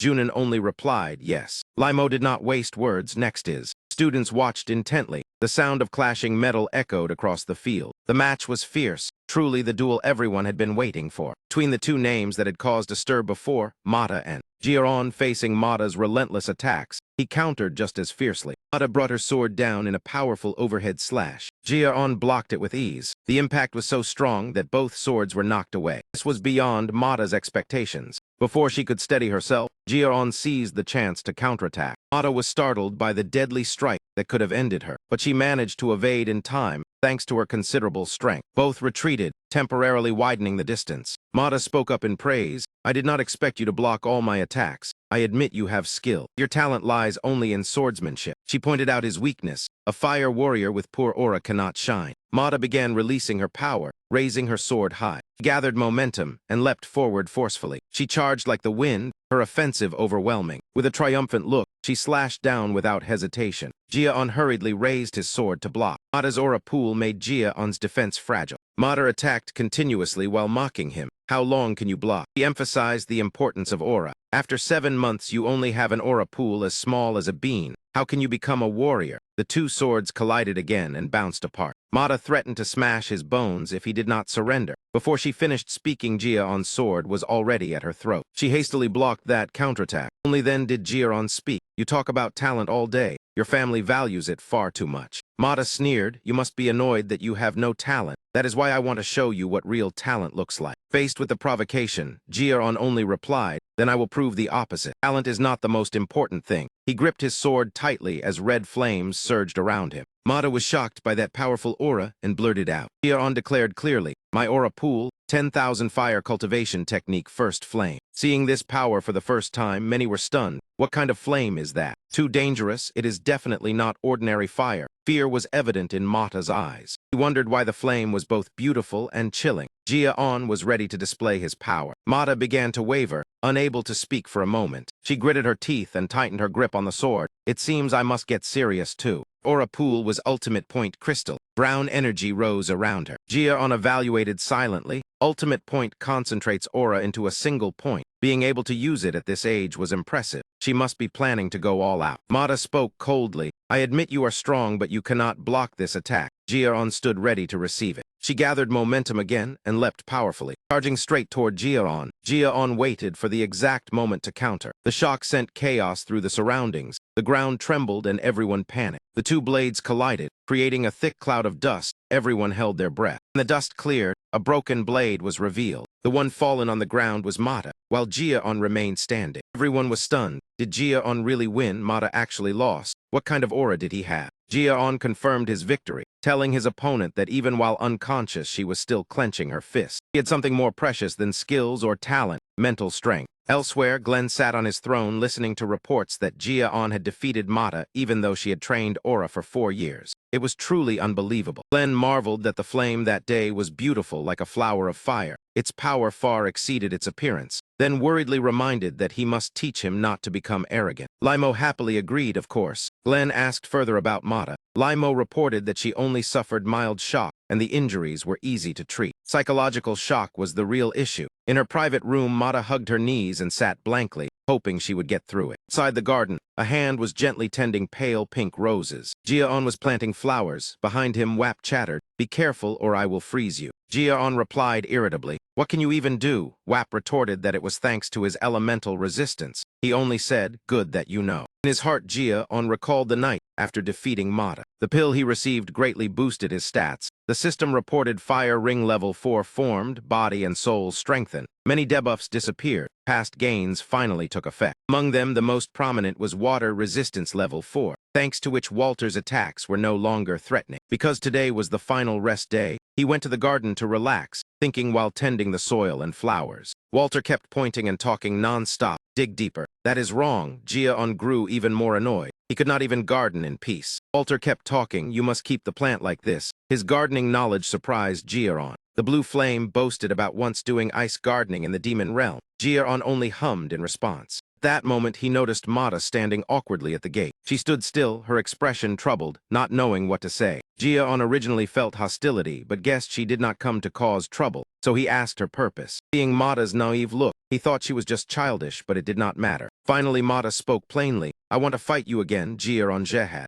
Jiaon turned away indifferently. "How pathetic. You still refuse to admit defeat." Mata hurriedly explained she only wanted to understand the reason. Jiaon asked back, "Then what do I get?" leaving Mata stunned. He kept mocking her, but his tone was very serious. When the loser comes to challenge the winner, he should at least bring a small gift. Mata stared blankly and thought, nonsense. "Do you even have to pay a fee to fight?" Jiaon replied calmly, "But for me it is necessary." She clenched her teeth in anger. It was obvious that he had no intention of fighting at all. What should she do now? After saying that, she rolled her eyes around and stopped at a bush of flowers. To attract his attention, she wondered if she should step on the flowers, while speaking casually to probe. "I did not expect you to like flowers." Jiaon's reaction stunned Mata. She almost blurted it out. He said coldly and directly, "I do not like flowers. I also do not understand why people like them. I garden only because of my mother." Her original plan failed and made Mata annoyed. She pulled her foot back and completely abandoned the idea of stepping on the flowers. She turned her back and left in frustration.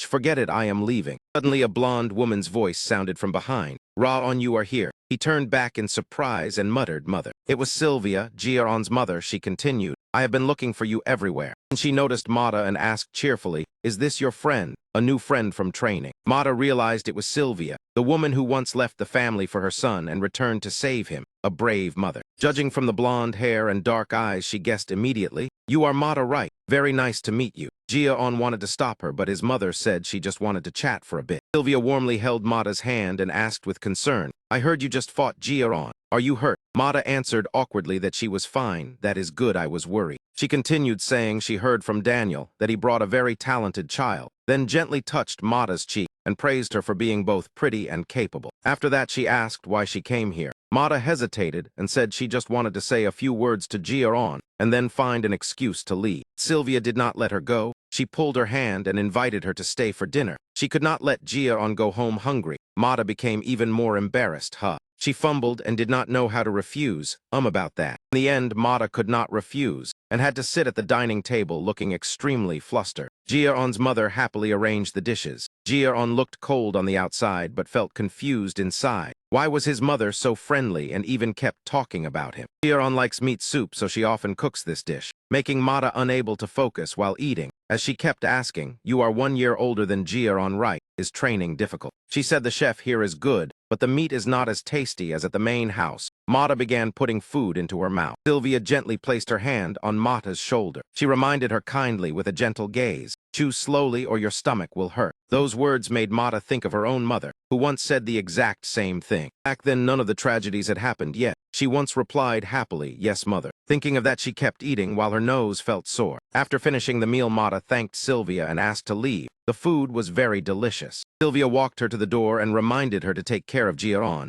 Jiaon whispered to Wap that it was strange. He thought she came to fight. Wap replied, "Maybe so." Mata walked home silently, her mind in turmoil. Jiaon probably thinks I am strange now. But Sylvia's eyes were exactly like her mother's. She could not refuse, thinking that she recalled Sylvia's face, hair, and voice. Different, yet the feeling was very similar. Just like when she was still with her biological mother. She recalled the time after her mother was kidnapped by the white blood cult, and she was adopted by Daniel. She swore she would not lose until she found her. Yet her mind shattered. That day she lost to Reborn. Daniel adopted her because of her talent. If she lost so badly, would she be abandoned? Thinking of that made her even more afraid. Was her father truly kind or just pretending? If so, she would have no hope of finding her mother. Mata clenched her teeth hard. She should not have been allowed to lose. When she returned home, the butler came to greet her. "Miss Martha, you are back later than usual." She was surprised and asked if he was waiting for her. The butler said there was a letter from Lord Daniel. Holding the letter, Mata was still stunned. "Father wrote to me." The butler replied that it was written right after the match. The letter said, "Mata, congratulations on losing your first match.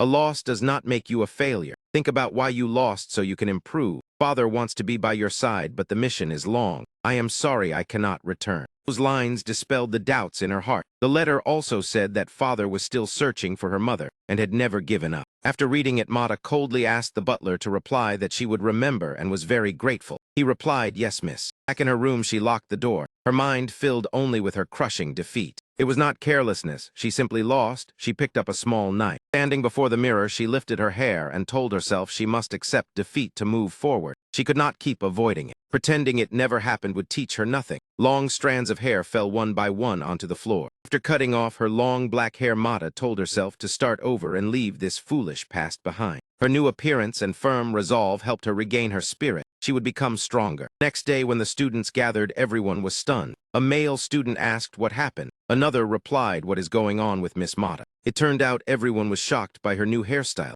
Mata walked up and called Rearranged die hat. "I will not make excuses for what I did, but I will keep my promise." Rearranged asked back, "What promise?" He turned away coldly and replied, "The promise that the loser must listen to the winner. I am only saying that." Then she left. Rearranged sat still in thought, inwardly unable to hide his surprise. Even though he had promised beforehand, he truly did not expect her to agree so obediently. Perhaps Mata had changed greatly in that short span of time. Still young yet possessing such character was truly something to cherish. Before the thought could finish, Rearranged saw Mata lift her leg and kick while shouting at another male student, "Why are you standing in my way? Get lost," causing the boy to panic and apologize repeatedly. Only then did Rearranged realize that perhaps she was gentle only toward him. Time quietly passed, and at last the new year arrived. Contrary to what everyone expected, Mata still kept her promise after the new year passed, all of them now more mature and dressed in brand new attire. Borjin became calmer and more dependable than before, while Dunan's sword grew exceptionally sharp, even though her expression remained as cold as ever. As for himself,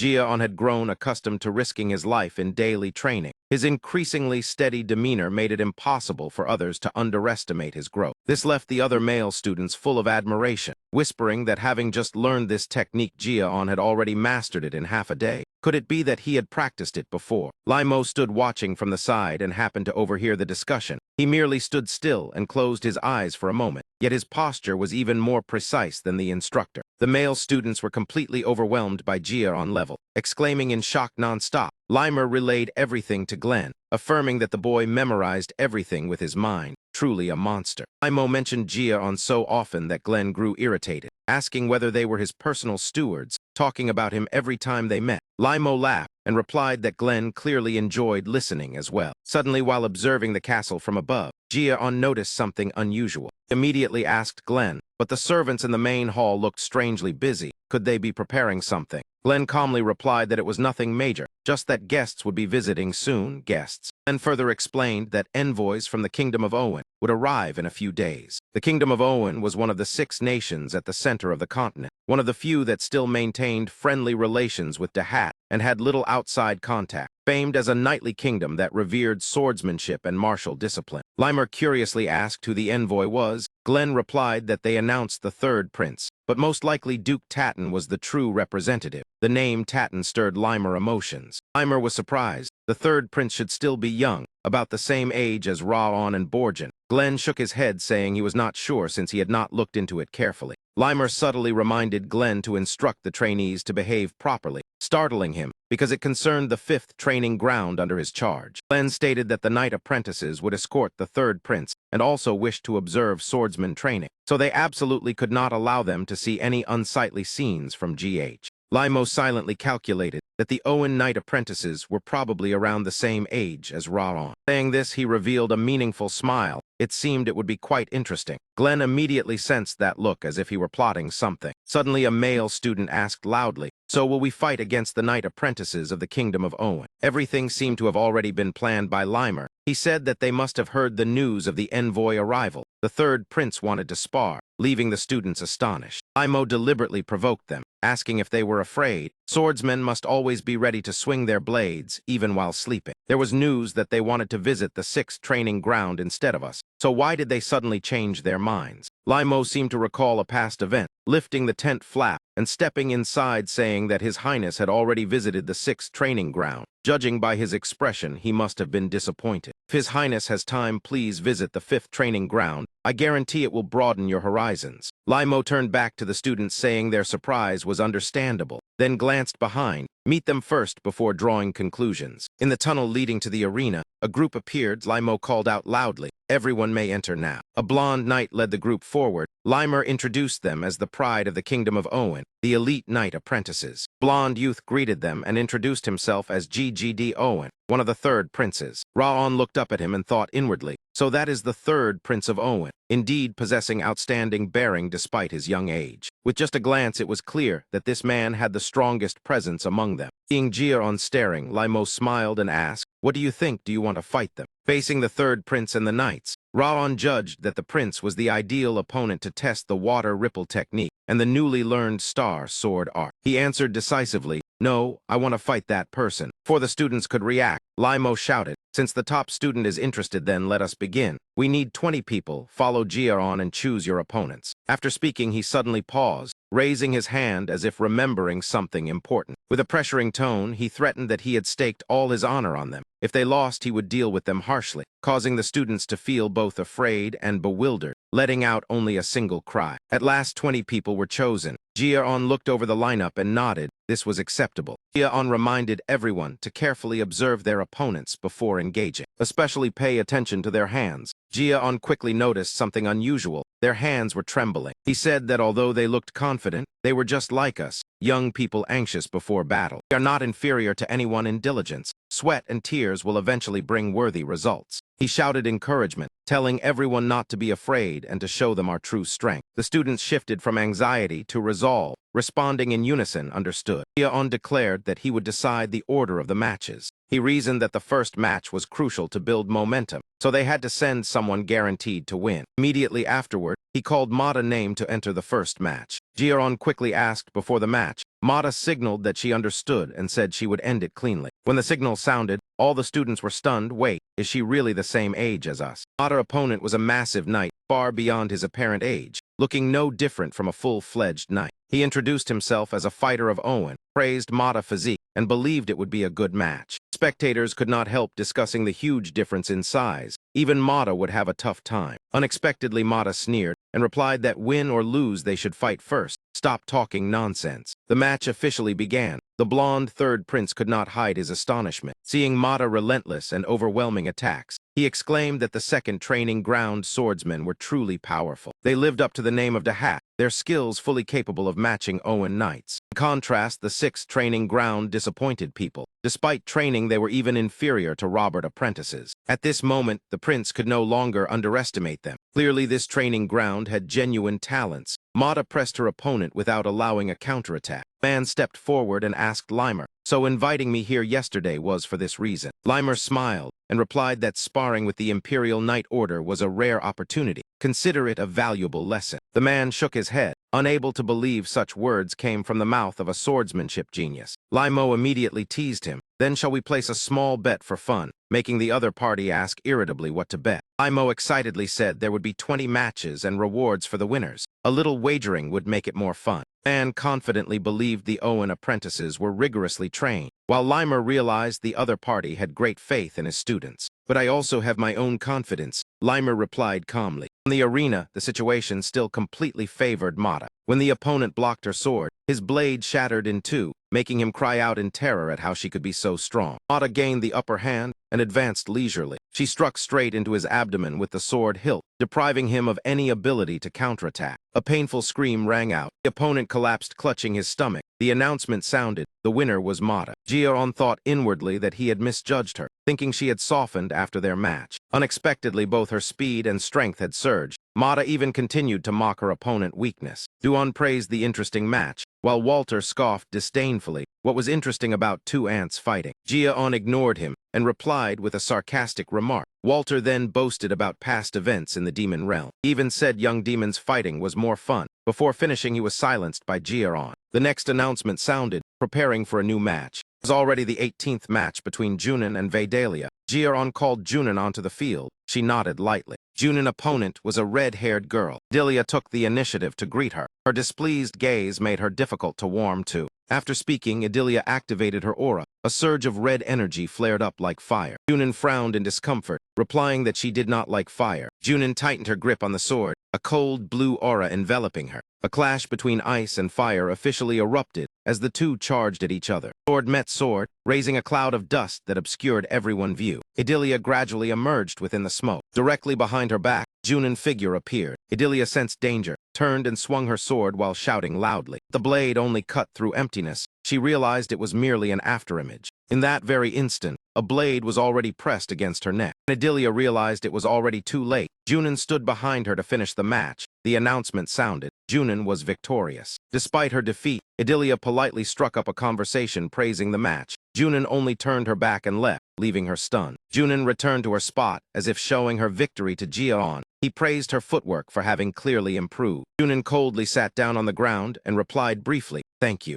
Limo was extremely excited, saying that win or lose these were all beautiful matches. The atmosphere grew hotter. Let us continue with the 19th match. Bergen and Sejun stepped forward together, the two knights facing each other with perfectly balanced bearing and presence. The man opposite took the initiative to introduce himself first. "I am Sejun Kasio, knight apprentice." The other side responded as well. "I am Bosun Dahat, trainee." Ji-yeon observed before the battle began and silently evaluated. This Sejun was no simple opponent. Aside from the third prince, he was the strongest on their side. The signal to begin rang out, and in that instant both moved at the same time. The two blades collided violently, sparks scattering in all directions. Fight quickly grew tense as both unleashed their full strength, with evenly matched techniques, meaning a single moment of carelessness would decide the outcome, and the opponent clearly understood this as well. Thinking this, both pairs of eyes burned with resolve as they charged simultaneously. After a resounding clash, the result was clear. Both struck their opponent, yet each blade was left with only half remaining. The students quickly realized that both swords had broken, and so this outcome. Limo announced that the 19th match ended in a draw, though neither side felt reconciled. When Bergen returned, Ji-yeon stepped forward to encourage him. "You did well, Borgen." That knight was the strongest on their side. Bergen could not feel happy. He clenched his teeth and said, "That means nothing. If I fight for the honor of Dahat, then no matter what I must win." Ji-yeon placed a hand on his shoulder to reassure him. "Do not worry too much. We'll claim victory in the final match." After speaking, he walked straight onto the arena and bring glory back to Dahat. Ji-yeon confidently faced the third Prince Ji-zi. Ji-zi looked at the opponent before him and thought inwardly, "Do I really have to fight this man?" The aura he sensed from him was far too ordinary. Ji-zi spoke up to ask, "Are you a direct descendant of Dahat?" Ji-yeon answered no, making the third prince displeased. He clearly did not expect to face such an easy battle. The prince's gaze swept toward the three strongest of Dahat. "I want to fight one of those three." Then he turned to Limo and said, "Teacher, I have a proposal." Ji-zi pointed toward Mater and Junin. "I think they are not tired yet. If I win against this man, then can I fight them next?" Limo readily agreed. "Very well, but you must win first." Ji-zi excitedly placed his hand on his sword and told them to prepare because this match would end very quickly. Facing Ji-yeon, the third prince showed no fear at all. "I will not use aura to conserve my strength." Brown-haired man turned to ask, "Who is that monster Limer? I almost did not recognize him because he is too unremarkable." Limo introduced him while teasing, "Your eyes are sharp. Since you noticed, why not warn the third prince? It seems His Highness has underestimated Ji-yeon." The man beside replied, "That one will sooner or later become the future of Owen. But he has never tasted defeat. Letting him experience loss here is not a bad thing." Even so, the third prince is very strong. Even a genius would find it hard to win easily. Yet Limo appeared quite relaxed, truly not simple. Saying this, Limo proposed with interest, "How about we place a small bet, something simple, 1 jug of wine." The other man laughed and shook his head, betting again. "You really love this game, so what is the wager?" Limo extended his hand forward, as if to affirm it, and said that Heir would defeat the third prince within 5 moves. In the arena, Heir was the one who attacked first, charging straight in with the intent to finish quickly. The third prince was completely unable to react to that speed. The man who had just been confident about the bet suddenly froze in shock. In just a single pass, Heir's blade had already struck the waist of the third prince GZ without him realizing it. The pain made him unable to suppress a scream. Third prince collapsed in utter humiliation. Heir coldly sheathed his sword. Limo laughed at the man's stunned expression. My God, it was not even 5 moves. In the moment of defeat, GZ finally understood his mistake. Only now did he realize why Heir was ranked last. Not because he was weak, but because he was too strong. The current image of Heir radiated a terrifying sense of danger. The man exclaimed in horror, is that really a cadet? His swordsmanship is already this complete. Limo calmly replied, that is why I said Heir would win. As Limo spoke, he thought of the betting reward. It seemed best to book luxurious lodging. Suddenly, the third prince struggled to stand and shouted loudly, Heir, stop, I have not lost. As everyone was about to speak to stop him, he yelled with regret, I have not shown you my true skills yet. If I had used my full strength from the start then. Mata cut in sharply, noisy like a barking dog. A prince who cannot accept defeat, truly troublesome. Hearing this, Bergen felt uneasy, as if he had just been kicked. The third prince was stunned that someone dared be so rude. Before he could speak, Mata snapped angrily, Prince, or not, I have been holding myself back with you already. With her familiar, domineering tone, she shouted, get lost from here, you have already lost. Delia angrily scolded Mata for being disrespectful to the prince. Mata retorted provocatively, so what if royalty? I am of the main line of this clan. Why should I bow? Limo spoke to stop them. Enough, listen to what Heir has to say. Raon, you can make your choice. Heir exhaled lightly and said, Teacher has already bet and the match is over. There is no need to fight again. The third prince was finally forced to say what he did not want to. I accept defeat. Bowed his head to apologize, admitting he had misjudged and looked down on his opponent, feeling extremely ashamed. But afterward he placed both sword and hand on the ground to beg, please let me fight one more time. If I leave like this, I will regret it for the rest of my life. Please fight me, Heir to have. Heir was shocked by that attitude. He did not expect the third prince to lower himself like this. Before he had only been arrogant. In the end, Heir nodded. Fine, but only once. The third prince replied in relief, of course. Two stood facing each other, preparing for a new battle. The third prince tightly grasped the royal emblem in his hand. He told himself that it was precisely his carelessness that caused his earlier defeat. Clenching the emblem, his resolve grew even fiercer this time. We'll go all out. The third prince erupted with aura, lightning wrapping around his body. Heir could not help being shocked by that terrifying momentum. Even Mata, watching from the sidelines, was stunned by that power. The man hurriedly spoke as if to stop him, but the third prince was resolute. This was not the time to hide strength. I will fight him to the very end. Wrath rang out beside Heir. This man is truly foolish. He does not even know you are still hiding your strength. Heir calmly believed he would still win this time. But Wrath expressed doubt. He has superior aura and is even stronger. Heir did not waver at all. Do you want to bet? Water replied, of course. Heir assumed a battle stance. The system issued a notification. If he wins against the third prince, 4 attributes will be added. If he loses, Wrath emotion increases by 10. The third prince gave the order, begin. This time he was the one to attack first. He leaped higher than Heir, striking from the air. Heir easily blocked that attack. When the two blades met, a massive explosion erupted on the arena floor, causing everyone to panic. Third prince relentlessly pressed the attack, but this very fact made him realize the gap. Even after going all out, the opponent did not retreat at all. Staring straight at Heir with resolute eyes, he thought inwardly this was not just a genius but a monster. Third prince took a deep breath. Very well. I will unleash everything. His aura erupted more fiercely than ever before. Heir immediately recognized it, as the berserk sword art passed only to the heir of Owen. The accumulated mana showed he intended to pour everything into the next strike. Heir did not stand idle waiting for death. He activated his own aura and prepared to receive it. Come.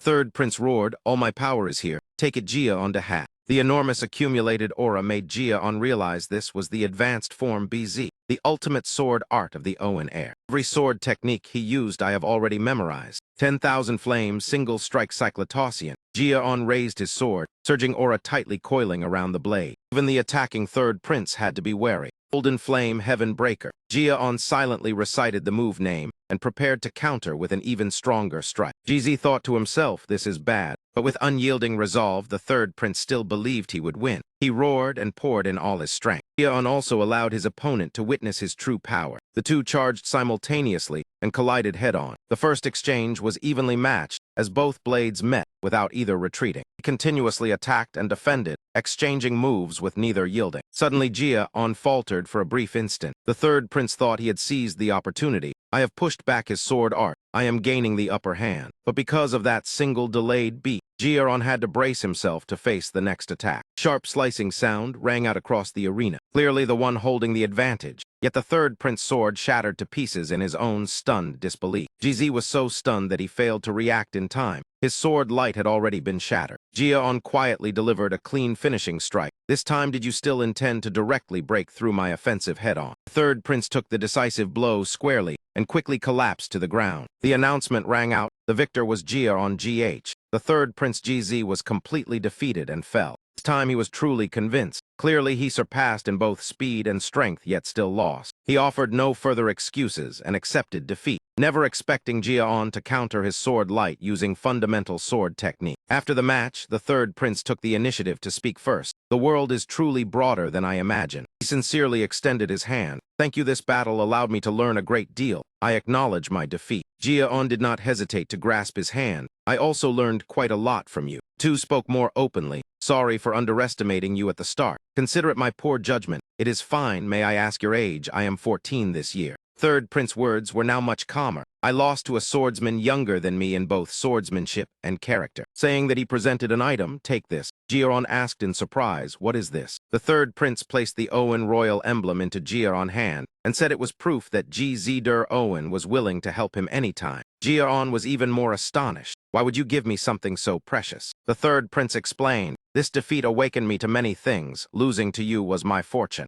After speaking, he turned and left, leaving behind a promise. We will surely meet again. I hope you will be even stronger then. Chasing after you in strength also seems like an interesting goal. Jia-on clenched the emblem tightly and watched GZ leave. Third prince stepped down from the arena and spoke to Lai Mo as a farewell. Instructor, we have lost. Lai Mo replied calmly, I know. And the third prince ordered his attendants. Let us depart. The man immediately replied, yes, your highness. GZ said in a low voice, I still have matters that must be handled immediately. Jia-on had yet to recover from surprise at the reward received. Completing missions without compensation was common, yet this time he received such a precious item. He looked at the emblem in his hand and sighed. The feeling was truly strange. Life indeed always brings unexpected turns beyond anticipation. At the main building of the DH family, Glenn listened to the account from the third prince and replied, so that is the lesson you drew from this battle. The third prince admitted, I once believed myself the strongest, but meeting Jia-on forced me to reassess everything. He was like a seasoned swordsman. I fought across 6 kingdoms, yet never seen an apprentice as strong as Jia-on. Though younger than me, I learned many things from him. And nodded in understanding.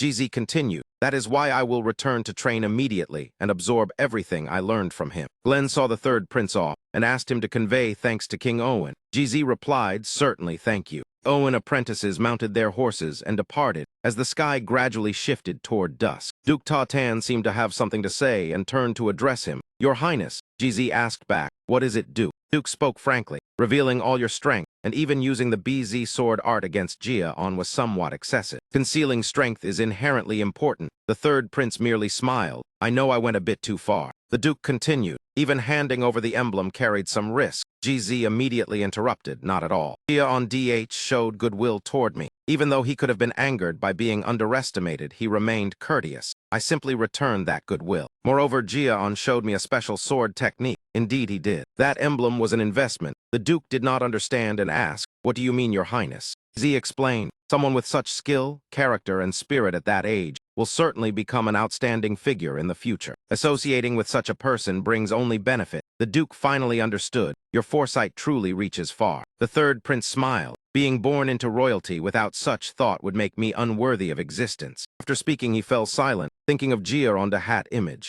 I am truly curious how strong he will be when we meet again. Glenn sighed as he sat. The butler suddenly spoke. You must be very pleased that your nephew was acknowledged by a foreign prince. Glenn hurriedly denied it. Yet the elderly butler smiled. It has been a long time since I last saw such a warm smile from you. Glenn touched the corner of his mouth awkwardly, admitting he had smiled when hearing the young master mention. Glenn still denied it. You must have seen it wrong. The butler changed the subject. Head of the family, I am somewhat concerned about what Duke Ta Tan said. What do you intend to do? He recalled that moment when the Duke reported an extremely important matter. I have something to report besides the Prince letter. This is a message from Emperor Owen and Le Carrot Oberton de Owen that must be delivered to you. Glenn prepared himself to hear news that seemed far from favorable. 5 darknesses began moving again. Shadows emerged beneath the blood moon carrying an aura of death. The next day, Limer praised the students. You all performed very well in the sparring session with Owen. It seems everyone is ready. Next week I will prepare special skill training. The students buzzed with discussion.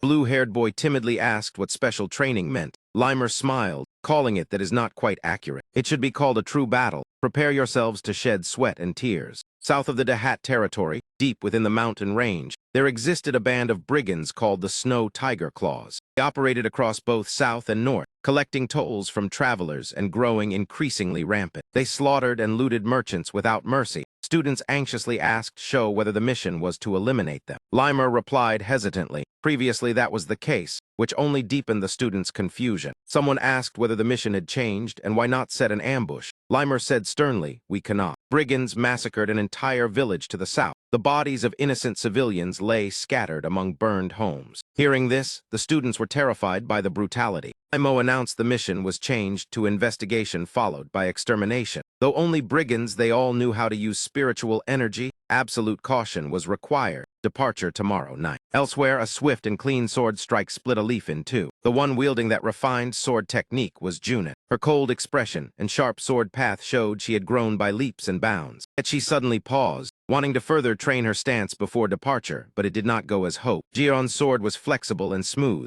I cannot tell where my weakness lies, she pondered. Looking into the distance, at this hour Jion was probably training as well, should I ask him? She looked toward the main residence, then shook her head. Never mind, I should not disturb him, and returned her gaze to the sword. Junin told herself to continue training alone. The sun gradually set. Twilight spread across the land. Puddles rippled beneath each of her steps. Full day left her exhausted, lying atop a large rock thinking, I am weaker, but my movement is smoother. Today this is enough. She thought of the one she admired. Jion was likely still training. Perhaps I will stop by to greet him, then head back. Suddenly she blurted out, as if recalling something. A family member once mentioned that returning early on the weekend would mean ice cream. Something urgent to do, she decided to head home immediately. Tomorrow we will meet, and I will bring ice cream for him. Along the empty road, she returned alone. Suddenly a shadow appeared behind her. That figure called her name, causing Junin to flinch and turn around. A reflex, she asked, who is it? Recognizing the familiar silhouette filled her with extreme terror. The shadow smiled in greeting. It has been a long time. Junin trembled as she called the name Kaizia. It was a white-haired, purple-eyed man identical to her, Kaizia Eslian. Stepped closer. Seeing your brother does not make you happy. That makes me sad. Junin was so panicked she could not move. Continued speaking. I told you not to make that face, which made Junin tremble even more. Kaizia knelt down casually and said, Limo training was quite good.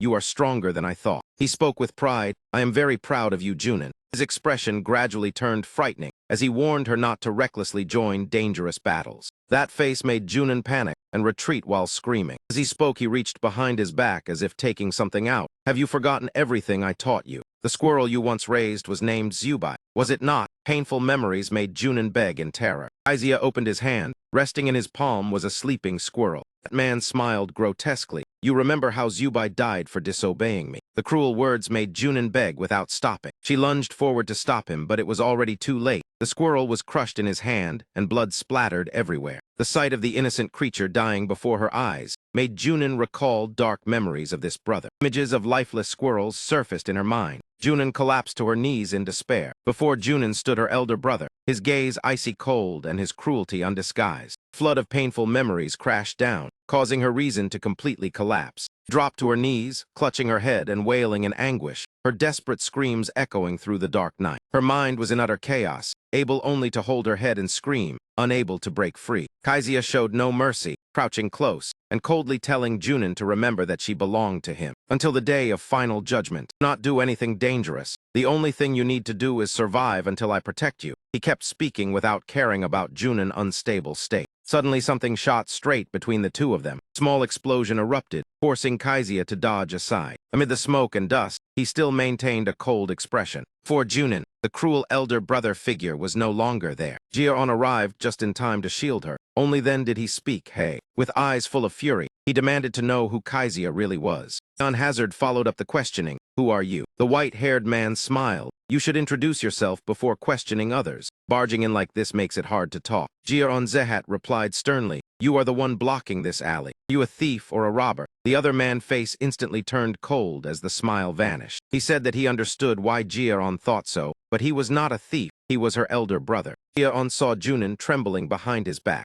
She was still in extreme panic, only letting out unconscious moans. Jeon pressed further. She is terrified like this, and you say you are her brother. The man forced a smile, saying he probably joked too far since it had been a long time since seeing the girl. Jeon continued to press. Crushing a squirrel to death in front of her is a joke. Kaizia scratched his head and laughed loudly, saying it was just a toy. Spread his palm. See, there is nothing in my hand. There is no way I really killed a squirrel. Do not overthink it. Jeon realized he had incinerated the body with aura. Kaizia continued acting, saying he only brought some food for her, placing the box down, and saying he was about to leave for a long mission. He spoke privately to Junin. Looks like you have a good friend. Keep being good friends with each other. After that, he turned and left, apologizing for joking too much. Remember to live well. See you again. Jeon Zehat remained standing and silently evaluated. I know that man. He was a swordsmanship genius of the Sulian family, and one of the 12 monsters expected to become the next heavenly sword. Swordsman Sija Sulian. Before reincarnation, I had only heard of him.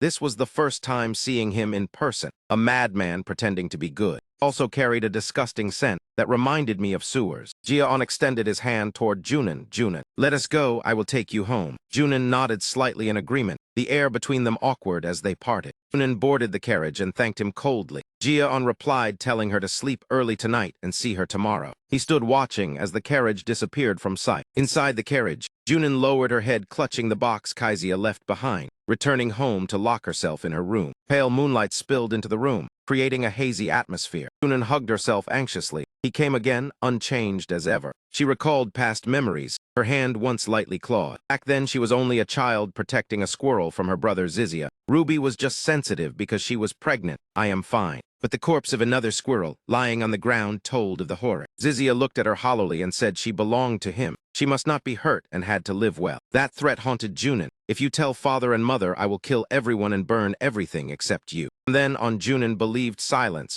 was the only way to protect everyone. As long as she did not speak, everything would be fine. She once thought she was the only one lonely and enduring pain. But then there was someone who could share that pain. When she met Jeon Zehat, she knew how kind and hardworking he was. Seeing him change others' perceptions through effort, she thought she could do the same and tried her best beside him. In the end, she realized she could not and returned to the painful reality. She comforted herself, it is fine as long as I can still endure it. At the southernmost edge of Zehat territory, Zatar village, Limer Dyad led the group and ordered that they rest here tonight. All did very well. Rest up because this is the final chance to relax before the mission. The village representative came to greet them. Limer thanked them on behalf of the group for their hospitality. Campfires were lit to keep warm. Jeon relaxed in his room with Wrath and offered thanks. Wrath asked curiously. Jeon said that without the hint he would not have noticed the hidden energy yesterday. Wrath replied that it was because of the ice cream girl. Jeon pondered that Junin would remain bound as long as Kaizia was her brother. Wrath suggested borrowing the body to kill him. Jeon froze and asked what. Wrath said that essence repays kindness twice and revenge tenfold, because the girl introduced good ice cream. Jeon flatly refused. Even if it were true, he could not do that. It hurt Junin. Killing him would not erase what happened. Jeon thought that Junin was the first person to care about him in both lives. If something happened to her, I would kill the one responsible. 2 days after leaving Zehat territory, the group arrived at the village ravaged by the snow tiger. The sight made many so horrified that they vomited. Charred bodies lay beneath the rubble, everyone furious and unable to understand why it was done. Facing the piled corpses, everyone shuddered at the cruelty. Genzihat was afraid, yet still observed carefully. Jeon judged that it was too cruel. They decapitated before burning. Mata showed no sign of disturbance. Perhaps she was already accustomed to death. Suddenly Jeon turned and asked, wait, where is Junin? At this moment, Junin stood before a house with a burned corpse. She felt so nauseous, she clutched her stomach and covered her mouth. Limer gathered everyone and said this was the result of the white tiger bandits. Remember this scene?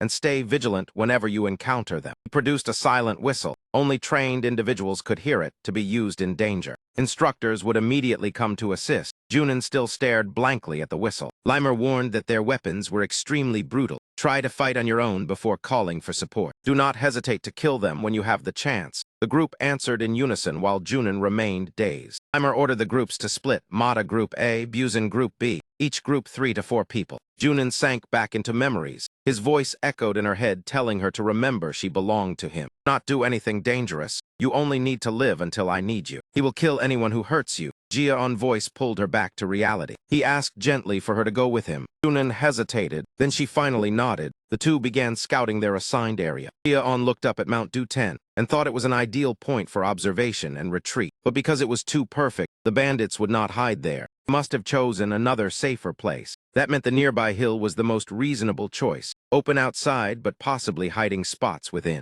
Jia-on spoke up. Junin, let us go. We will check the hill. The forest will be handled by the other team. Junin nodded in agreement. Jia-on watched her retreating figure with a hint of heartache. Wrath appeared, saying, your worry is obvious. Jia-on replied that he did not know what to say because it was her family matter. Because I do not even understand my own feelings towards Sylvia yet. How could I advise her on family matters? After learning clearly what Zizia had done to Zuna and in the past, he understood that if there were an opportunity, he could resolve this matter. Only finding the right timing was not easy. Moreover, every development was already within his calculations. After crossing the hillside, the two continued downward. Jia-on Zehat observed and analyzed. Behind the hill was a forest completely concealed, very deep and difficult to detect. He stopped to observe the surroundings. Traces of human activity were carefully hidden, enough to fool amateurs but useless against him. Such tricks were completely meaningless to me. Crouched down to grab a handful of snow to inspect. Only knowing how to kill could never make a good assassin. Tracking, probing, and gathering information were what truly mattered. They might deceive ordinary hunters, but not me. Then he spoke softly.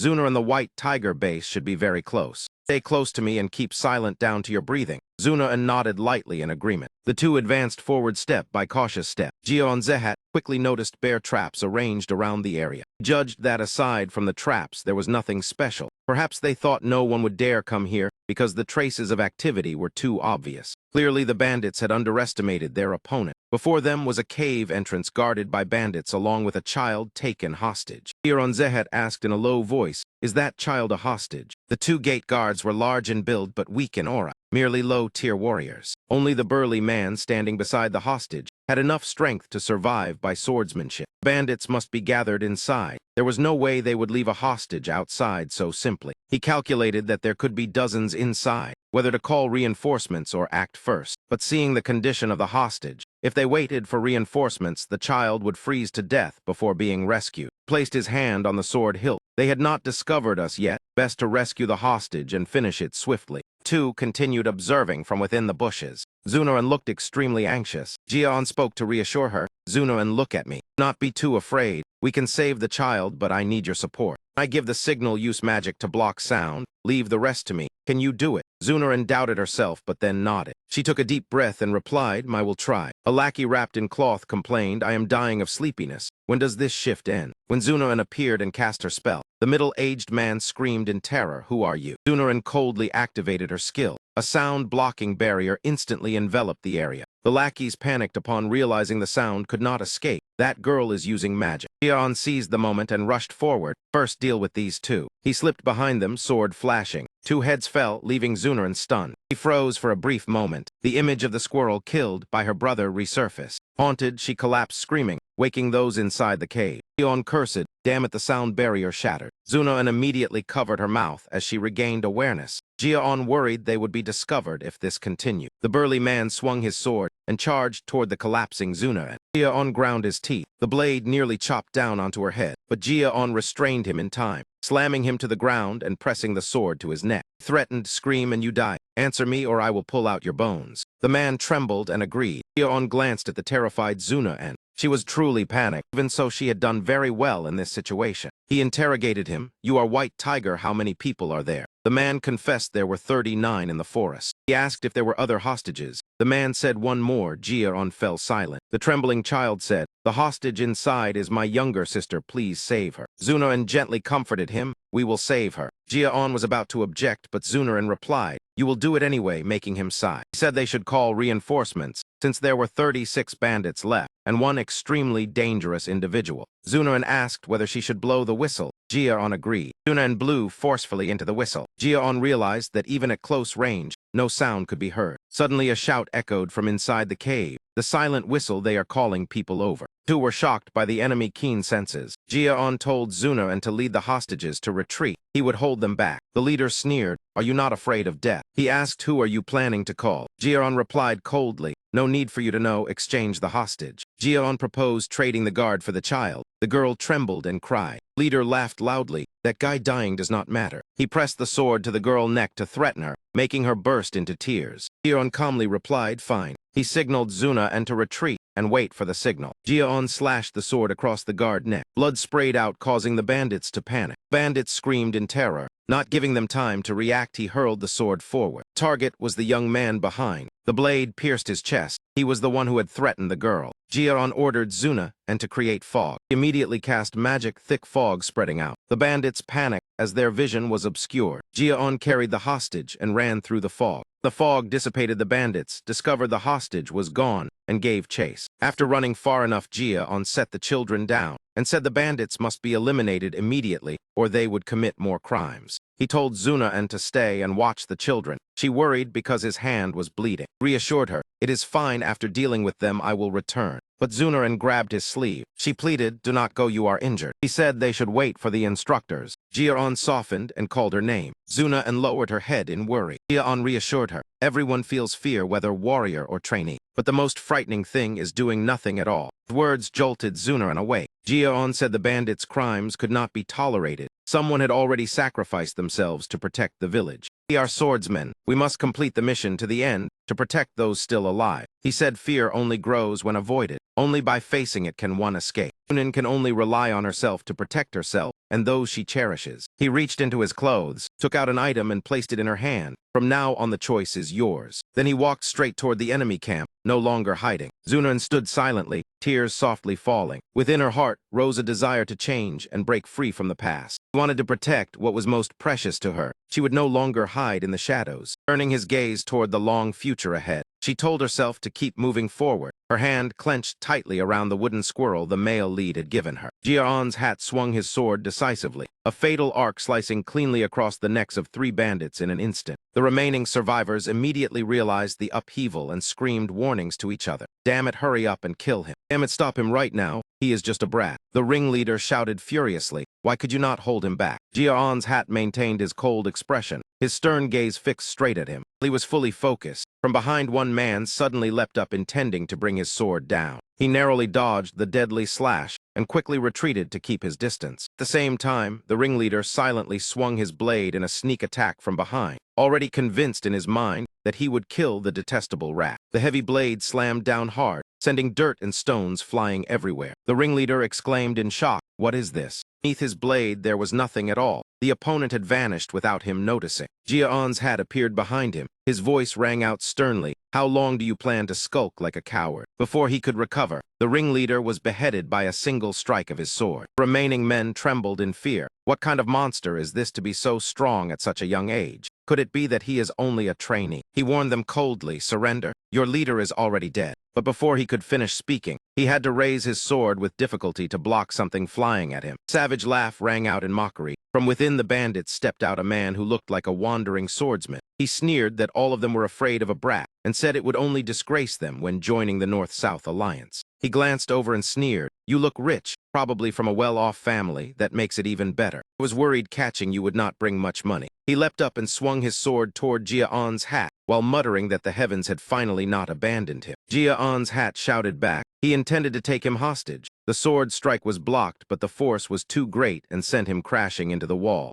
Jia-on's hat braced himself to endure. This man truly was the leader of the White Tiger bandits, not just an entry-level swordsman, but a full-fledged one. A loud shout came from outside, making both of them pause. "Found them. The hostages and the bastard are here." Outside, Zunaran trembled as she blocked a bandit's sword. Jia-on's hat felt anxious. Damn it, Zunaran is not ready for combat yet. I have to support her. The other man exploited the opening and swung his sword at him. Luckily, he barely managed to block it. He roared angrily, accusing him of daring to look away. His face twisted as he sneered that he and him could still have some more fun. Jia-on's hat struggled to block while silently cursing in his heart. Outside, another bandit shouted noisily, cursing that the girl used skills too much and mocking that she had never killed anyone. He loudly threatened, "Hand over the hostages now and stop stalling." When he charged forward, Zunaran still stood firm, determined to protect the children at all costs. She gripped her sword tightly, understanding that to do so she had to defeat the man before her. Fortunately, he was not too strong. Yes, I can kill him. The thought repeated in her mind like a self-affirmation. Memories surged forth, accompanied by resolve. She reminded herself not to forget what she had said. Yet the image of her older brother was still an overwhelming burden in her heart. She suddenly froze. No, I am seeing him again. She tried to drive away the fear of that day, but wondered whether she could protect anyone like Ya-on had done. In her confusion, the shout of Ya-on-ji hat rang out and snapped her back. Zuna instinctively turned her head to look toward him. He was still smiling reassuringly even while fighting. "It is fine, you can do it." Looking at him, Zunaran's eyes filled with tears. His words seemed to awaken the anxious child within her. He gently reached out his hand and said, "Do not worry. Come here with me." As her tender hand reached out, in that moment she truly awakened. In her heart arose the thought that she had to thank him. Giving her courage, she swung her sword toward the shadow of her brother in her memories. She charged straight toward the bandit in front of her. With overflowing resolve, she thrust once, piercing the heart of the brutal bandit. "Stay there." Zunaran was filled with gratitude for having been trusted. Another bandit leader cursed furiously. Did those fools really lose to these brats, useless trash? Jia-on spoke up in rebuttal. She is not just a child. She is someone who dared to overcome her past and has a kinder heart than anyone we know. She is a swordsman who overcame her inner trial, her will blazing like a raging flame. The skill activated, 10,000 flames unite into one flame. Falling blossoms burst. He dashed forward and cleanly severed the neck of the brutal ringleader. With everything settled, Jia-on began searching the bandits' storage to check for traps before the mentor arrived. Picked up a rare bicolored flower and wondered if they had massacred the entire village just for this. From behind came a surprised voice. "What, it is over already?" "Ah, that is the bicolored flower that Vulcan possesses." Speaker was a young man from the North-South Alliance, leader of the Eternal Gang. He asked excitedly whether they had killed all of them. Jia-on replied indifferently,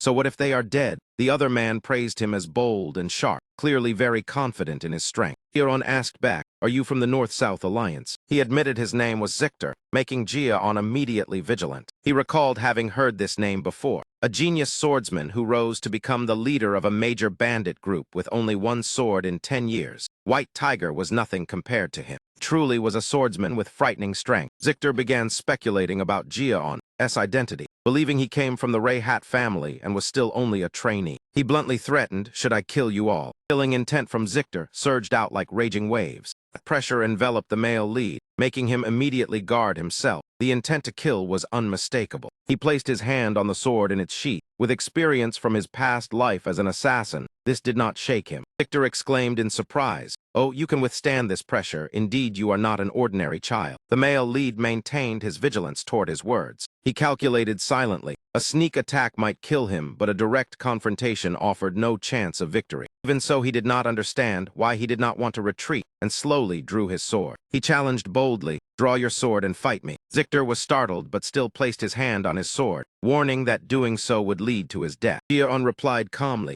"The weak dying by the hands of the strong is only natural." Zictor chuckled in surprise. It is rare for a child to speak like that. Withdrew his killing intent and raised his hand. After understanding his character, he did not want a fight. Killing him would be a waste. Jia-on only replied that a warrior cannot choose where he dies, making Zictor even more surprised as he teased that he did not resemble a child at all. He turned his back and left without any guard, adding that there was another reason he did not kill people. "Evil Wind has been watching us for a while." The words left Jia-on stunned and curious. Zictor departed but left a message behind. If he joined the North-South Alliance, it would be very interesting. Before leaving, he stood on a rock outcrop and asked, "So what is your name?" Ya-on replied briefly, "My name is Ya-on." "Yaron Jihat." Zictor calmly repeated his name. "I understand." He said he hoped one day to hear his name resound from Mount Tezukan to the Jiabo River, then vanished. Yaron said softly, "He is gone." He turned to Junin and told her to leave together. She nodded in agreement. Called him back. Jia-on turned around curiously and asked what was wrong. She hesitated and asked, "Am I good?" Ya-on stood still for a moment. He smiled gently. "Yes, you are the best. The words made Junin beam with happiness. In the end, everything concluded. The male lead remarked to himself that the mission was brief, yet endlessly long, and had finally ended. Upon returning with the head of the Snow Tiger Claw bandit leader, Buzhin and Mata were furious at having lost to him again. Imzi comforted the other trainees for their poor performance, advising them while recounting his own first mission. Onlin Jayak also did not miss the chance to boast. Listening to those two chatterboxes made my ears feel like they would explode. The children who lost their parents were taken in by the S. Leon family. They seemed to like it because they loved traveling. After completing the mission, Junin and I were summoned to meet the king, and both received medals for our achievements. I was truly surprised to be praised by him, but what stunned me even more was that he actually handed me the bicolored flower. He said it was my spoils of war, so I should keep it, even though it was an extremely rare divine medicine. Thinking about it again, keeping it was fine. Hearing that, Jian froze. What did you say? Dojian appeared, and Yaon immediately asked why he was here. Dojian replied happily that the young master had finally returned. Dujian said a bit awkwardly that Madam told him to stop by and report once the mission was completed. Jian asked anxiously, "So you already told my mother everything?" Dujian wiped away tears of happiness and said he had told the touching story, leaving Jian stunned as he thought to himself what nonsense that fool had said. Jian's mother immediately rushed over anxiously calling her son. The maid Helen also happily asked whether the young master was back. Jian felt flustered, afraid Sylvia would be angry if she knew he fought bandits. He hurriedly explained that things were not as his mother thought. But what answered him was an unexpected loving embrace from his mother. She gently stroked his face and praised him. "Well done, Jian." He could only stand stunned and respond with a soft yes. Sylvia smiled and asked why he thought she would be angry. Yaron replied, because she always reminded him to be careful. Sylvia said that the family wields the sword to protect the weak. The ancestors always extended a helping hand, and the Zehat family has upheld that ideal. She once dreamed of becoming such a swordsman herself, so how could she blame him for saving the hostages? She placed her hand gently on his shoulder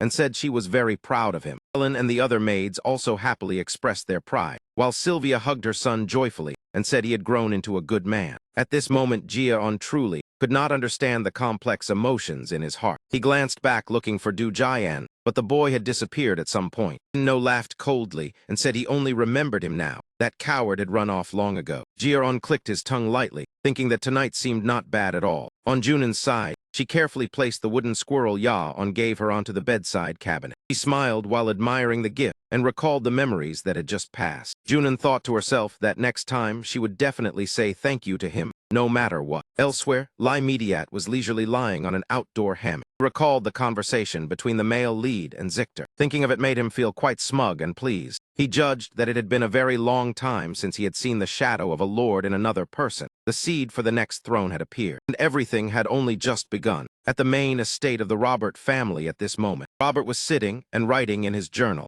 He focused intently on writing each line. Suddenly he paused as if realizing something. Blood from the wound on his hand had soaked and spread across the page. He looked at his hand and thought silently that the wound had still not healed. 17 years had already passed. He had used countless rare divine medicines and invited famous scholars and priests, but all was in vain. The wound neither worsened nor disappeared, as if reminding him not to forget that day. Could it be that some soul wanted me to remember his existence? In truth, I am not someone who likes to sink into the past. He closed the notebook and stood up. There was only a short time left before the wish became reality. Jian ZH looked at the system panel. The curse had weakened. Many skills reached 3 stars, and the swordsmanship expert objective was completed. Jian touched the screen inside. He had finally reached the expert realm. He cheerfully stretched his body. Even though it was only the initial stage, he had already put in tremendous effort. Thin No mocked that even as a swordsmanship master, in his eyes Jian was still nothing more than an insect. Jian calmly replied that not many 15-year-olds reached this level, and it was hard to find a second one across the entire continent. Thin No snapped irritably that the battlefield does not care about age. Weak is still weak. Jian agreed that on the battlefield, no one receives favor just for being young. Thin No sneered that Jian could not even touch a single finger of his, but he only replied indifferently that was correct. Thin No pressed on asking then why he was still smiling. Jian said happily, because in his previous life he had never reached this realm. He turned his back and said that Thin No had also admitted he had grown more mature, leaving the other stunned. Thin No angrily asked whether he thought he would praise someone like him. Jian instead calmly asked why he was angry. Jian said the trembling in the other's voice had already exposed everything, because he understood him too well. Thin No grew even angrier at being seen through by a human. He roared while Jian laughed, and said if he did not regain his strength, he would be devoured by him. Thin No sneered that his words made him recall the past. Mentioning hell, Jia-on quickly avoided the topic and said he was going to stretch, leaving Thin No roaring behind him. In the academy grounds, Lai Mediat clapped his hands and called for everyone to stop. Training ends here for today. Everyone has worked hard. Buzin wondered since they were supposed to make up another 20 minutes. Lai Mediat brushed it off and walked away, making Buzin angrily curse that irresponsible elf in his heart. Jia-on spoke up to end the session and reminded those on cleaning duty to stay. Du Jian stealthily opened the cabinet door. He reached his hand into the compartment to take something. Just as he closed the cabinet, Mata suddenly appeared beside him, tightly grabbed his shoulder and shouted loudly, making him yell, asking if cleaning was really that scary. Du Jian answered in panic that it was an honor, while Mata irritably said just training was already exhausting enough. She turned and shouted at the people around to stop staring and chase them out. Daron, standing beside Lai Mediat, was also surprised that she was only calm when near him. Lai Mediat laughed and said as expected the girl was only gentle with you.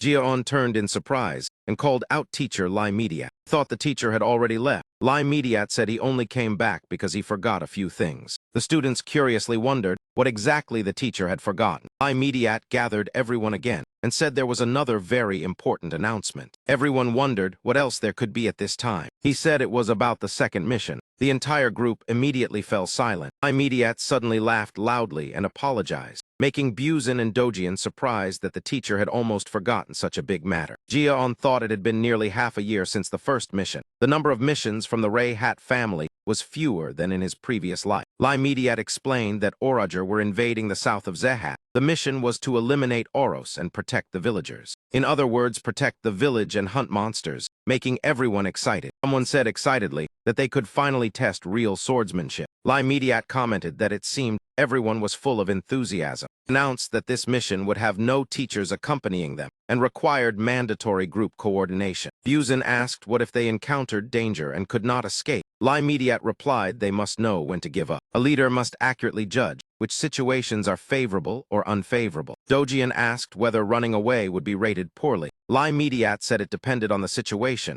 and was sometimes even praiseworthy. Hearing that, Du Jian secretly rejoiced because there was a way out. Lai Mediat announced that the group would depart early in the morning 2 days later, shocking everyone. Everyone became flustered because the time was too tight, leaving only 1 full day to prepare. Lai Mediat reminded them that monster hunting was completely different from defense or exploration, warned that inadequate preparation would bring disaster. Buzin stubbornly retorted that he would prepare well. Jia-on spoke up to stop it, thinking that was enough. He reminded them of the professor's words that one never knows what a mission will be like. There was no need to panic. They should focus on preparation because complaining only wasted time. Everyone gradually agreed, since no one could guarantee anything. Lai Mediat smiled in satisfaction and urged everyone to move. He warned that Tran Tin was more dangerous than imagined, their large numbers putting them at a disadvantage. Direct confrontation would be very difficult, so avoid attacks, pack lightly, and assemble here at dawn 2 days later. That was all there was to it. At this moment, within the grounds of Jian's estate, he had neatly packed his belongings into a small shoulder bag. He silently judged that the bag was enchanted with weight reduction, clearly not meant to help them carry more items. Perhaps the instructor wanted to remind them that everything must be done by their own hands. For him, that was acceptable. Then No appeared again to mock him, truly arrogant. Think everything will go according to plan. Surprises can happen at any time. Jian nodded in agreement. That was also true. But that sounded no different from mockery when you handed me all the stats. Then No grew irritated, while Jian laughed teasingly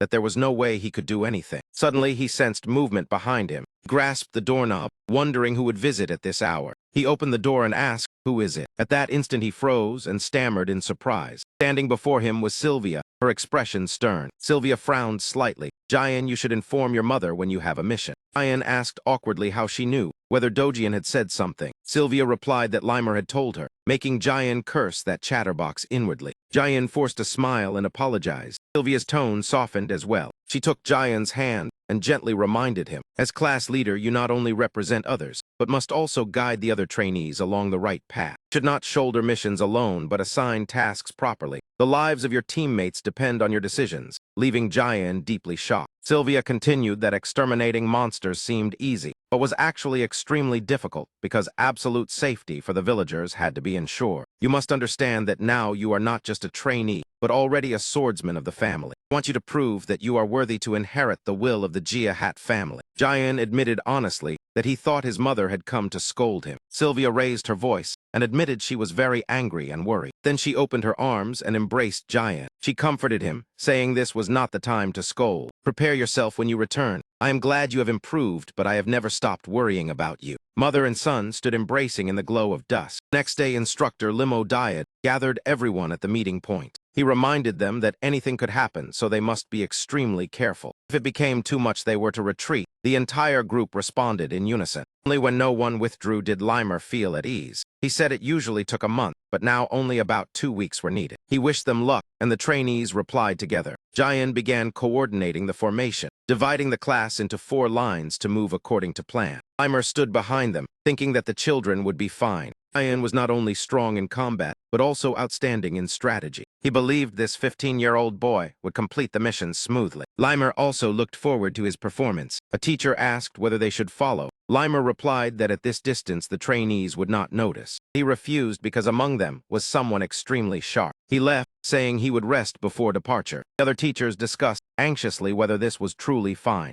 Limer smiled smugly and told them they should worry about the Tran Tin instead. Inside a cave deep within the forest, a mysterious figure asked in a low voice whether the information was confirmed. Another knelt and replied that the village was confirmed. The former ordered them to depart and kill anyone who stood in the way. In the forest near the village, Jian suddenly stopped. His group encountered Kane Zehat's team from the 6th Training Institute. Jian asked why they were here. Kane asked back in return. Jian recognized Kane Zehat, who had been injured and enrolled late but had now recovered. Just looking at his physique was enough to know he was a swordsman with real strength. Kane said they were on a mission to eliminate Tran Tin and asked why Jian's team was present. Jian replied that his team had received a similar mission. Kane was surprised as he had not heard any notice. Jian was also confused. The night before at a nearby bar, someone praised Limer's trainees for doing missions very well. Limer laughed loudly, saying he had praised the children and suggested letting them ambush Tran Tin. Then heard that the 6th Training Institute might also receive the mission. For ambush-type missions, teamwork was more important. The 6th Institute suited it better than the 5th. Instructor Mi Thun of the 6th Institute said they had just passed held training and would take the mission. Limer proposed letting both institutes go together.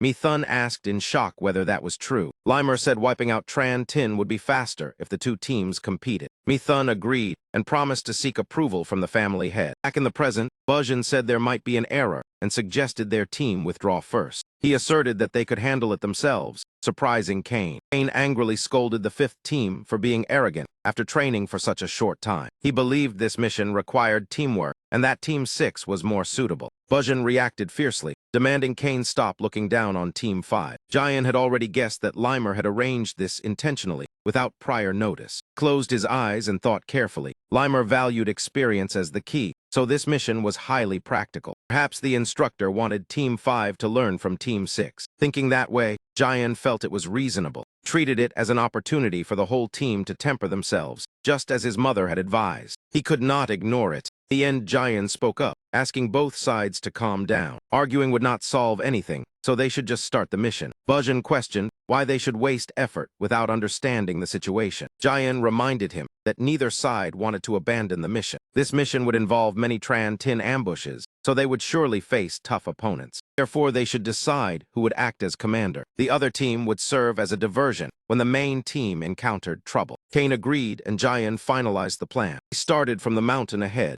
Buzhan's group immediately took action. Mata led the charge excitedly because the conditions were too simple. Destroying or capturing the enemy flag would win faster than defeating individuals one by one. Jian intended to discuss tactics, but Mata dismissed him. She declared she would sweep everything aside and rushed forward. Against such weak opponents, no strategy was needed as she slashed at the vanguard. Divine perception activated, causing her senses to surge. She did not even need to open her eyes. Jian silently observed, realizing the battle had already begun. Junin asked Jian whether charging in without a plan was fine. He replied that they were overly confident. Junin asked about their chances of winning. Jian said at least they would not lose. They might lose very badly, because both Mata and Buzhan were facing unexpected upheavals. They began to grow irritated and anxious, unable to understand why they could not break through even though the opponents were all the weakest, yet their defense was unbelievably solid. Someone from the other team shouted loudly, "Do not think you are the center of the universe and look down on us." At that moment, Mata suddenly fell into a state of panic. As the day drew to a close, the sun slowly sank behind the mountain ridge. Mata and Buzen's team was forced to retreat with great difficulty. Neither of them dared to look directly at the other, feeling ashamed and awkward. Heir finally stepped forward to remind them. Thought it would be easy. Now see who is the one being pushed back. Misjudging the opponent is a serious matter because this world does not wait for anyone to grow up. You underestimated them just because the kingdom of Owen does not value them and thought your previous victory guaranteed this one. Did you not? This is the result of charging in without tactics, not understanding the enemy nor yourselves, only showing off skills while wasting stamina and aura. Also train every day. Looking stronger does not mean we are allowed to look down on them. Junin asked softly, so does that mean we lost? Jiron replied, not yet. There is still a chance. Shocking Mata and Buzen. Mata irritably said they can make me do whatever they want. Jiron asked back, at least you still have the will to try. That is good. We'll map out the path to victory for the entire team. On the side of Team 6, they began whispering that Training Hall 5 was too easy to deal with. But someone warned them not to lower their guard since they had once taken down the Snow Tiger Claw Band of the North-South Alliance. I bet they will not give up. The other person immediately raised his guard. Just as expected, this match would end quickly. Mata stepped out to provoke them, making them curse inwardly at such idiots. Mata warned coldly, dare to badmouth us one more time and do not blame me. She suddenly charged forward, throwing the opponents into chaos. Someone hurriedly ordered an attack on the fourth line. He shouted loudly, ordering everyone to focus their aura to the front. But just as he raised his sword, Mata struck straight at the opening on his flank. The commander of Team 6 was stunned. She attacked the side again. On the other side, Buzen used a similar tactic. Another commander of Team 5 shouted to prepare a counterattack according to the predetermined plan. Buzen quickly pierced through the first defensive line. He sneered disdainfully, truly idiots. The next sword strike brought down 2 vanguards. Commander of a detached unit from Team 6 was dumbfounded. How did he change his attack rhythm so quickly? Their fighting style has already changed. Both commanders of Team 6 were confused. What exactly caused them to change their approach? On Mata's side, she continuously assaulted the enemy defensive line like a raging storm. She thought excitedly to herself, he was right, calling the earlier discussion. Yaon had once said, why think it is a loss when each individual is stronger? Buzen asked whether it was due to information and tactics. Jiron confirmed exactly. Training Hall 6 fully understood our personalities and skills, so they built their strategy around that. Meanwhile, we were careless, believing we would definitely win and made no preparations, which led to this bitter loss. Jian worriedly asked, then would that not mean we lose? Mata angrily shouted for him to shut up, frightening Dojian into apologizing repeatedly. Jiron said that although it was not a complete loss yet, we had consumed too much stamina and aura, clearly putting us at a disadvantage. However, the problem did not lie in tactics alone. Buzen asked curiously whether Jiaon had another plan. Jiaon analyzed that Kane Zehat was the spearhead trainee of Training Hall 6, possessing extremely sharp intuition and eyesight. Because of that, he detected opponents from afar and arranged appropriate counters, making Mata curse inwardly. Jiaon continued that Mata's strength lay in power and endurance, but her attacks were too predictable, so Kane arranged defensive swordsmen to wear down her aura. Buzen was agile, but his skills were simple, so the opponent sent fast-reacting fighters to deal with him. To win, the simplest way is to change the order and the method of engagement. But Mata opposed it because she disliked it, and Buzen agreed, wanting to win in his own way. Jiaon suggested that in that case they should change their combat style. Mata asked in surprise how it would be different. Jiaon explained that the current style was too rigid. The opponents were poor at moving aura, so they should exploit openings. Buzen relied on instinct and was easy to lure. He needed to abandon old habits and misdirect the enemy. Mata complained that it sounded nice, but Jiaon only stood watching, with Buzen echoing her. Jiaon paid it no mind, and continued that Kane indeed possessed senses far superior to ordinary trainees. But my senses are even sharper. At this moment, Raon stood to the side using divine perception to observe. Everything was going very well, and Junin was unlikely to lose. Then a shadow appeared behind Jiaron. It is time to begin. Kane Zehat. Jiaron judged that the situation had changed, so Kane had no choice but to seek the command flag. Kane asked why his team lost, then realized Jiaon had directed them to fight differently. The rumors about you were indeed wrong. Jiaon remained silent in the face of the provocation. Kane declared that this match would end here. Kane reminded him that Jiaon's aura was fire attributed, and activated fire aura around his sword as well. Jiaon was surprised that Kane also had fire aura. Kane said his fire aura was the strongest and greater even than formal swordsmen. so Jiaon could not win. Jiaon replied calmly, "Why talk so much before fighting?" Jiaon's fire aura erupted violently around his body. "Let us begin. I will show you whose fire is stronger." Jiaon instantly charged forward, so fast he left afterimages. Cain was startled by the terrifying speed and those flames. Cain dodged the first slash and thought inwardly that even with weaker aura, Jiaon was extremely dangerous. Cain began to counterattack. He roared that he was stronger, as the two streams of fire collided violently. A sharp streak of aura swept across Cain's face, drawing blood. Cain lost his composure. This was utterly unreasonable. Could my fire actually be weaker?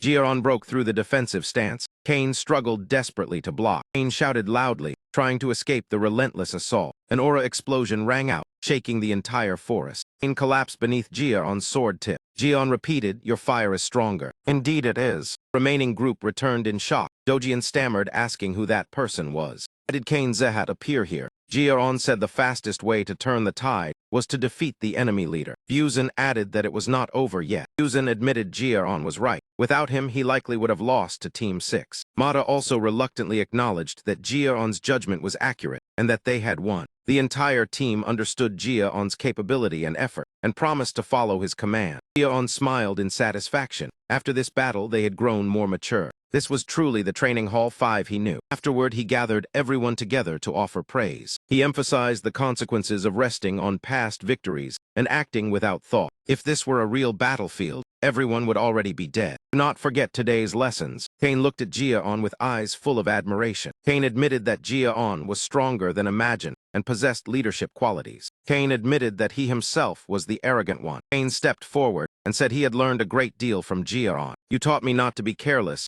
and to always have contingency plans. I once thought I was guaranteed victory because I understood you all. In the end, I lost both the team battle and the duel against you. What I once thought was confidence turned out to be mere arrogance. Only now do I realize how small I truly am." "Thank you," he said, then extended his hand with clear goodwill. Jiaon smiled in response. That man was indeed far more sincere than many from the direct lineage. He also shook his hand and said it was nothing. Cain continued that as promised they would give their all for him. 2 weeks passed, and the entire group finally arrived at the predetermined location. Jiaon led the way and stood firmly atop a large rocky outcrop. "We have arrived," he spoke up. "Below us is the village that needs help." It was an ordinary small village. The residents lived by farming. The mission was only to deal with a few rampaging monsters. At first glance, nothing seemed special, however. Why do I feel like someone is watching us? There was no supervisor accompanying them. Moreover, that presence carried no obvious killing intent. It would be best to first determine that person's position.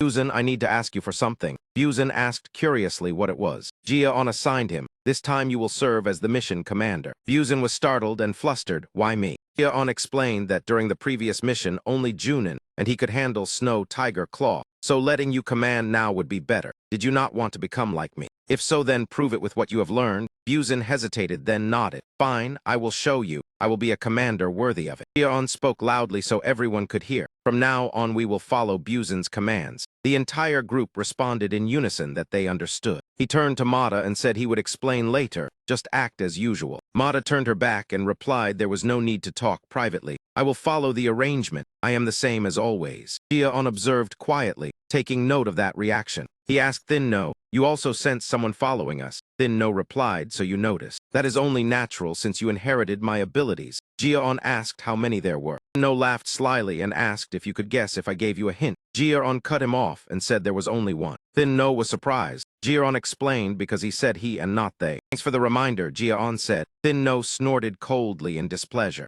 It continued grumbling, but Jiaon ignored it since he could not be certain there was only one. Even if only one stalker was detected, his accomplices were likely nearby. Vigilance was necessary. Thinking of that, Jiaon sighed. This mission would likely not go smoothly. The mysterious leader from before appeared. He asked his subordinate where they came from. Subordinate replied that most were from the Zehat family. The ringleader sneered. "One of the 6 great emperors, nothing impressive." The subordinate added that they were only rookies without guidance, most likely their second mission. The leader asked if they had been discovered. The stalker confidently replied no. Even approaching closely might not be noticed. The leader smugly believed rookies could never detect them. The stalker reported that the orc had been controlled and asked why the rookies came. The leader guessed the villagers sought help due to rising monster numbers. The stone search slowed by overconfidence. The subordinate said they searched everywhere and believed the item was inside the village. The subordinate proposed attacking immediately, but the leader rejected it at once. He said killing rookies was easy, but exposing the mana stone would do more harm than good.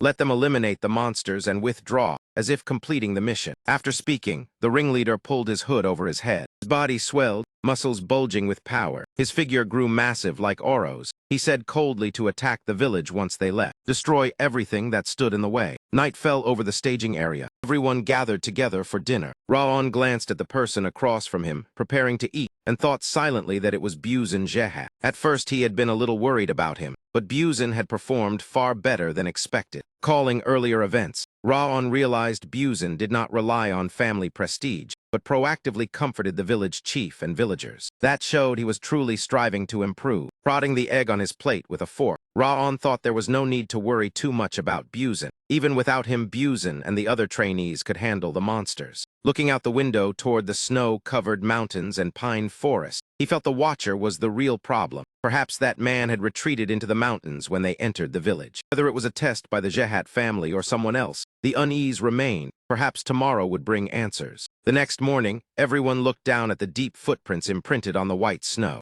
Buzin and his teammates were present. He surveyed the surroundings and concluded the monsters were hiding nearby. An old man said monsters appeared during this season, and their numbers were triple this year. They could not handle it alone. He stated he had seen over 100 and estimated the total could exceed 200. He approached the blue-haired youth and said the forest was dangerous so someone would guide them, the most agile young man in the village. The mentioned youth arrived with them named Kanba, mountain guide of Cebu. He thought tiredly that the village chief had summoned him last night, and indeed it was to guide the Jehat trainees. Do not worry, a calming voice rang out and immediately drew the young man's attention. Raon affirmed that the entire team would definitely return home safely, without losses. Everyone pay attention. Another person spoke decisively. Tran Tin are usually more dangerous than most other monsters. As for goblins and lesser goblins, they often use poison or dirty tricks. Buren analyzed the situation for his teammates. Even a small wound can be fatal, so absolutely do not let your guard down. Yes, sir,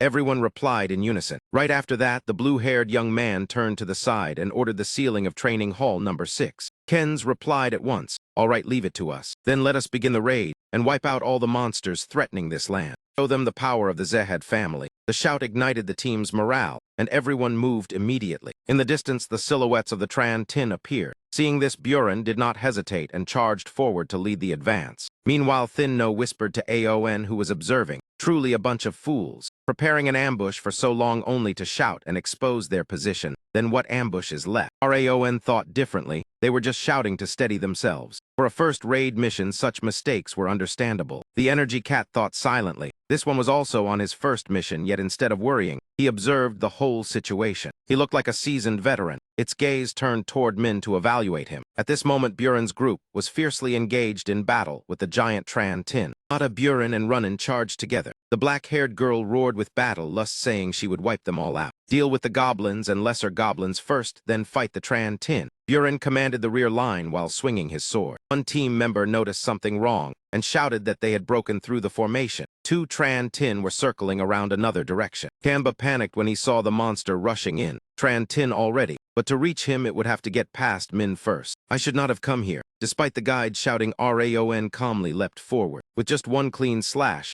the young man brought down the first Tran Tin. The second one, he only needed another swing of his sword. The third time he moved with agility and finished off the remaining Tran Tin in the blink of an eye. Vaon calmly sheathed his sword. Strangely, not a drop of blood clung to it, even though all the monsters had fallen. Kanba had not even seen clearly before the Tran Tin collapsed. He blurted out in shock, saying, "Huh, when did they die?" and hurriedly asked if he was hurt. Kanba shook his head and replied, "Oh no, I am fine. That is a relief." Raon asked whether this mountain had any urban legends. The guide thought for a moment, then replied that there was indeed a story about treasure or monsters. The legend says that hundreds of years ago, a fierce battle occurred here between the Goblin Kingdom from the west and the Night Order. It is rumored that the snow buried the Goblin King's ring somewhere on the mountain. Hearing this, Aon felt uneasy and glanced at the young man. Looking straight ahead, he silently understood that the eyes watching him belonged to Eden bearing the symbol of the Western dragon. One of the 5 funds, infamous for madness, Erin's goal was to revive the era of monster domination, worshipping them as gods and treating demons as a fate. If that were all, they would have been wiped out long ago, but they possessed the ability to control and tame monsters, even using power on par with the Rahat family. That mysterious power was unknown even to renowned families, hidden within a chest, sealed by swords embedded around it. Raon thought with a solemn gaze, but I know what that secret is. Thanks to Zeus Robert, the one who haunted him until death in his previous life. During a mission in his previous life, assigned by Durat, they encountered Eden, and that man slaughtered the entire team, leaving only him alive in hell. That time he had not noticed the anomaly. Durat already knew Eden used mana stones, as one of the 6 emperors, yet concealed the truth. Ron recalled and deduced on his own. Fan No behind him curiously asked, "What are you thinking about? I can feel the dark fury within you."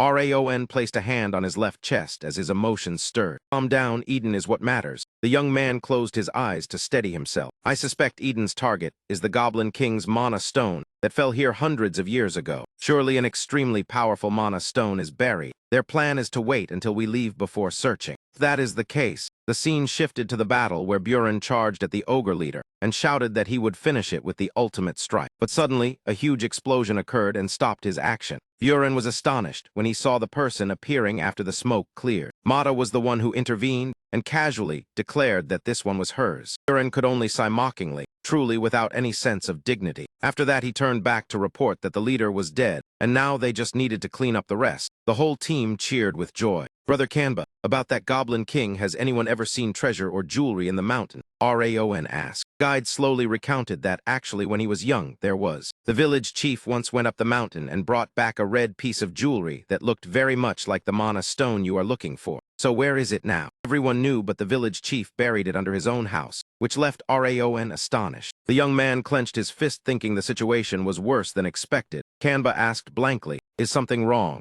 Might burn the entire village to the ground." The blonde-haired young man envisioned the worst case. No orc were seen around anymore. The teams reported and confirmed that the suppression had been completed. By late afternoon, the village chief and several others came to express their gratitude, sincerely thanking everyone for their help. "You are indeed as formidable as the Rahat family said. Thank you truly." The young man smiled and replied that he was also glad to help. Raon stood behind, quietly observing his teammates being praised. Suddenly a voice rang out asking whether everything went as he wished, startling him. Mata sat on a tree holding an apple and added that she did not really understand what he wanted either. The young man looked toward the voice. Mata, the girl, continued chewing the apple casually. Raon replied that it was not certain, and he would tell her later. But the girl jumped down and cut him off, saying not to worry no matter what happened. He said she would follow his orders until the mission ended, then brushed past, leaving her message. Runnan walked over and asked Raon, "What are you doing standing here? Are you worried? You do not look very happy." The young man replied that he was fine and it was nothing. The village chief was opening a feast, so let us go. Looking into the distance, he became more certain that Eden would not act until they left. The next day on the outskirts of Cebu village, the sky was clear, and rows of trees cast cool shade. Buren felt relieved and thought to himself, "Perfect." Looking toward the Zehat channel, he summarized that they had wiped out the monsters with minimal losses and excellently completed the first mission. His gaze shifted to Raon behind, and he understood why the young man did not compete for the leading position. His leadership style was flawless, making him wonder why command had been entrusted to himself. Even so, Buren was confident that his own leadership ability was not inferior. After that, the blue-haired young man ordered the whole team to leave the area quickly. The group continued moving until dusk fell. Raon quietly followed behind, then suddenly stopped and asked everyone to halt. The members asked in surprise what was wrong and why not continue while it was still early. "This is when the real mission truly begins," the blonde-haired young man declared. "What do you mean, Raon?" Buren was confused, hearing that the mission was not over. "We have wiped out all the orc," but Raon emphasized that the mission was to protect the village, not just clear monsters. "So where is the problem?" He explained that someone had been watching them, leaving everyone stunned. Raon said he had seen a human figure hiding behind branches, watching them for an entire hour with clear hostility. He also felt those gazes even before arriving at the village, and they vanished when the team moved away, which astonished Buren.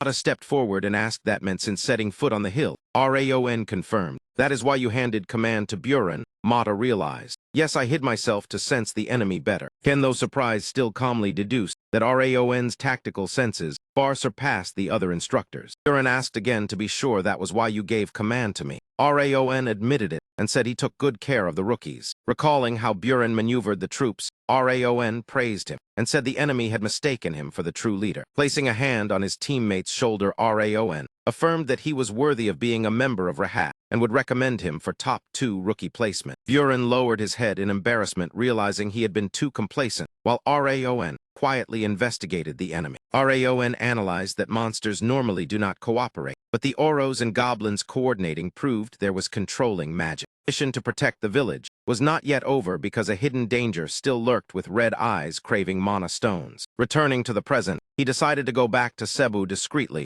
to avoid being detected. Having suitable equipment would be good, but the team did not have any. At that moment, Dorian appeared. He brought out a pile of equipment and asked the team whether that was enough to dig a tunnel. Then asked in surprise where he got it. The blue-haired young man casually said he brought it along just in case. Bringing 40 items just for precaution, being well prepared is never excessive. Min praised him, though still incredulous. Raon ordered the deployment of the concealment plan and assigned Crane to notify the nearest ZH family branch. The blonde-haired young man was slightly surprised, but agreed. Crane left. Raon turned back and said sternly that from now on everyone must absolutely obey his orders. 5 hours later, at Eden's hideout behind Mount Cebu, reconnaissance reported that all enemies had left and the plan could begin. After recovering, the leader transformed into a gigantic ogre wearing iron armor and let out a sky-shaking roar. Just like that, that man slowly stepped out from the hiding place. Surrounding him were the orc under his command, already prepared for the slaughter. Kill them all, the order from the leader rang out, sending the orc charging straight toward the village. Do not let even a single one escape, the leader added coldly. From a concealed position above, Buren observed below and trembled when he saw the tin moving. As expected, Oros were still present. The young man anxiously proposed that this time they must wipe them all out. But Raon objected. Not yet. I already said someone is watching us. Not the gaze of monsters, but humans. We have not identified the enemy yet. Men analyzed calmly, while Buren snapped back saying, but look at the number of Oros. How can the village withstand it? Blonde-haired young man remained calm and argued that intervening now would lead to disaster.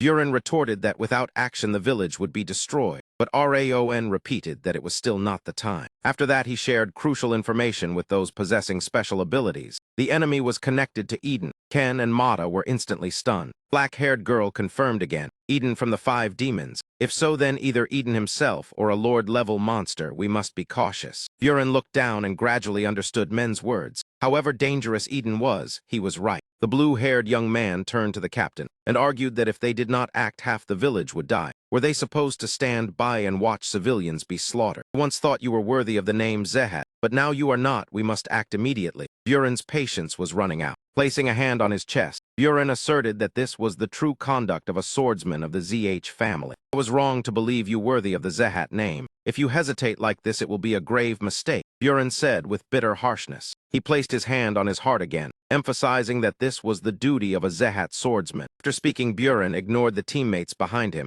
and charged straight down the slope. Anyone who believes themselves a true Rahat swordsman, follow me. That hot-tempered guy, I am going too. Runnan stepped forward and replied. Immediately after, she also leapt down the slope and joined the battle. Some others agreed, fearing the 5 demons was too disgraceful. We are rookies of the 6 Emperor's alliance. We are joining too. We must protect the village now. A stream of members followed Buren and rushed forward. Ken rallied his teammates. Training Hall number 6, prepare. Support Hall number 5 to deal with Eden's shadows. Understood. Only a few remained with Raon. He thought to himself that everything was unfolding exactly as predicted. With Buren's personality and those rookies, they would definitely not endure injustice and would rush to block Eden and the monsters. Therefore, Raon secretly sent Runnan a message to follow behind. With Buren, Runnan, and Ken present, Eden would also struggle to manage. Then he turned to the girl leaning against a tree and asked, Mata, why are you not going? I thought you would charge first. The girl replied calmly that she already said she would follow his orders to the end. That made Raon feel relieved. He let out a sigh and smiled. He turned to the remaining people and instructed that they would also head to the village but must conceal their presence. Eden's reinforcements were certainly not on the front line. Looking at the mountain range, Raon sensed intense killing intent from there rather than the village. Halls 5 and 6 could handle the remnants, but a direct clash with that man would be dangerous. That would only happen in a frontal confrontation. Raon reasoned. Assassination would be another matter. Do not block the ogre head-on, retreat then counterattack. The reminder rang out as one was cut down. Formation coordinator reminded everyone to cooperate. If they could not stop them here, the village would suffer calamity. Buren commanded while fighting, causing his stamina to drop. The Tran Tin today were fiercer than yesterday, but still within control. The problem was that as long as Eden lived, they would not stop. Buren sighed bitterly. In the end, Raon was right again. Buren warned the entire team to watch above and the forest. A rookie exclaimed in panic that it was impossible. Eden's six-colored Phantom Legion appeared from the trees. Buren realized he had been too reckless. They were more numerous than expected. Estimated at over 40, to survive they had to fight methodically. Buren immediately ordered Ken to hold back the Tran Tin, Runnin to freeze the enemy's legs, while he would charge in. Understood, the girl replied, and activated her ability immediately. I will freeze everything. She gathered energy into her sword and released it outward. White wind solidified into ice pillars, binding the Oros firmly in place. Monsters were instantly locked down and unable to move. Buren seized the opportunity and unleashed consecutive sword techniques. Autumn Wind Sword leapt high and charged straight into the air. While twisting midair, he swung his sword and eliminated several more monsters. Upon landing, Buren realized he had entered the firing range of the six-colored Phantom Spirit. That man fired hidden weapons from his mouth, aiming to kill him. Fortunately, Buren managed to dodge by a hair's breadth. Others were not as fast. Poisonous hidden weapons rained down. Buren shouted to use aura to block or dodge immediately. A rookie panicked and reported that they were throwing poisonous gas bags. Damn it, this poison is stronger than usual. Cover your mouths. Buren ordered at once. Even so, some could not react in time. The poison invaded and drained their strength. They could not even lift their swords. Buren gripped his sword tightly and trembled, realizing he too was poisoned, and his body would not obey. Eden's face turned pale while the Tran Tin and six-colored Phantom Spirits remained unaffected. The situation was extremely dangerous. At the most desperate moment, a huge explosion suddenly erupted ahead. Buren froze. This destructive energy was. Mata appeared, having arrived in time with reinforcements. Along with other rookies, she ordered the sweep of Eden's forces, and not to let a single one escape. Reinforcements have arrived. Lady Mata is here. The entire team rejoiced. If it were any later, they would have collapsed from poison. Get up and fight. Buren felt relieved inwardly. Raon was still unseen, but with Mata and reinforcements, the situation had changed. Assassins were scattered by the Rehat swordsmen and fled in panic until a gigantic step blocked their path. Are you trying to run from the battlefield? A low voice resounded. A terrifying pressure descended, causing the entire team to suffocate. Presence far surpassing all previous opponents. The six-colored Phantom, the goblin champion who could speak human language. Eden's six-colored battle Phantom. Buren asked why he appeared. The orc leader replied that he knew they would return to break the ambush. He commented that they were impressive for rookies and paid special attention to the black-haired girl Mata. He raised his great blade and warned that if they wanted to live, they should retreat, because today they would die. Despite his massive body, his speed was terrifying. In a blink, the blade was already at Buren's neck. A crashing impact echoed across the battlefield. In less than a minute, all three were struck down and lost the ability to fight. Rookies panicked. Ken was stuck at the perimeter. Then where was Raon? He will not appear. The orc mocked when he saw Mata struggling to rise. You are the most worthless here, but at least you sensed us. That is understandable. Even so, you are just a sapling for me to crush, weak vermin. Your luck has run out. Raised the great blade high and declared that all would die here. No, a voice rang out along with flames. Raon suddenly appeared from behind and unleashed a fire technique. The one who will die is you, he replied coldly. The young man closed in on the monster step by step. One slash severed the enemy's arm. Myriad fire art's single flame erupted. The orc's arm slammed heavily onto the ground. Blood sprayed from the clean cut. Very good, that ambush was not bad. The six-colored Phantom Spirit laughed loudly. But did you think I had no way to evade? Raon frowned and cursed inwardly at the madman who dared sacrifice his arm. A decent surprise attack. You are a Rehat with great potential, but that is all, the orc said. Looking at your current state, it is clear you have nearly exhausted all your strength. Just as he said, Raon trembled, because he had forced himself far too much for that strike. Raon asked if he was the commander. The orc sneered that his superiors did not need to appear for a small village like this. Sharp-tongued, he swung his blade, preparing to attack again. Let us see how long you can keep talking tough. He charged forward at terrifying speed. Raon was startled by that movement technique and realized he had not fully recovered. So was he. He swung his sword to block the attack. The orc exclaimed in surprise that he could block it. Better than expected. If I fell from just that, I would have abandoned the sword long ago. The giant's rage erupted as he continued to swing his blade. That spirit is not bad, kid. He praised Raon while attacking. Both sides continuously exchanged sword strikes, each collision resounding violently through the clash. Buren stood to the side, unable to believe what he was witnessing. What exactly was happening? The six-colored battle Phantom that had knocked them all down with a single blow was now evenly matched with Raon. He even used the same chained sword techniques, making Buren watch with silent admiration. He once thought he had caught up to Raon, but watching this battle made a hollow feeling surge within him. Mata stepped over and explained that this was Raon's true strength. Everything shown before was only the surface. Even so, it was still not enough. It looked evenly matched, but Raon had not fully recovered his depleted energy. The two leaders fought on while the others could only watch and analyze. Mata felt a trace of worry, wondering whether with such little strength left Raon could defeat the six-colored battle phantom. Ronan stepped forward from behind, still clear-headed after the orc's blow, and insisted that they must support Raon. Mata sighed and replied that they too were running out of strength. Even she was weaker now, so charging in would be suicide if a single mistake occurred. Even so, Ronan kept her resolute gaze, gripping her sword tightly as she moved forward. Mata was surprised that Ronan showed no fear and was even calmer than usual, as if she had changed from when she pursued Aon. Buren also spoke up, blaming himself for hesitating, agreeing with Ronan that they had to help Raon, yet questioning whether 3 more people rushing in would change anything. The blue-haired young man turned back and affirmed that no matter what, they could not stand by while a teammate fought alone. They were swordsmen of the Zehat family. Mata was finally persuaded. She reluctantly agreed and warned that if anything happened, the other 2 would bear responsibility. Determined to risk their lives, the group immediately charged toward the battlefield. Returning to the duel, the Oros sneered and said it was impressive that a rookie could last so long before him, and even offered to recruit him into Eden. "What is your name?" the monster asked. Raon calmly replied with his name. The monster's gaze grew sharper, suspecting Raon was a direct descendant of Zehat based on his hair color and eyes. Sensing the Western Destroyer King bloodline within Raon, the Oros immediately abandoned recruitment and resolved to kill him at all costs. He let out a sky-shaking roar as killing intent erupted. Black energy enveloped the monster leader's body. His speed increased absurdly. In an instant, his blade was already near Raon's neck. The young man was completely caught off guard by the frenzied action. It got even faster. Raon hurriedly bent low to evade. Is he burning his life to exchange for power? Raon struggled to endure using ice-fire circulation while still unrecovered. At that moment, he noticed a shadow quietly approaching from behind the Oros. Seizing the chance while unnoticed, Mata slashed deeply,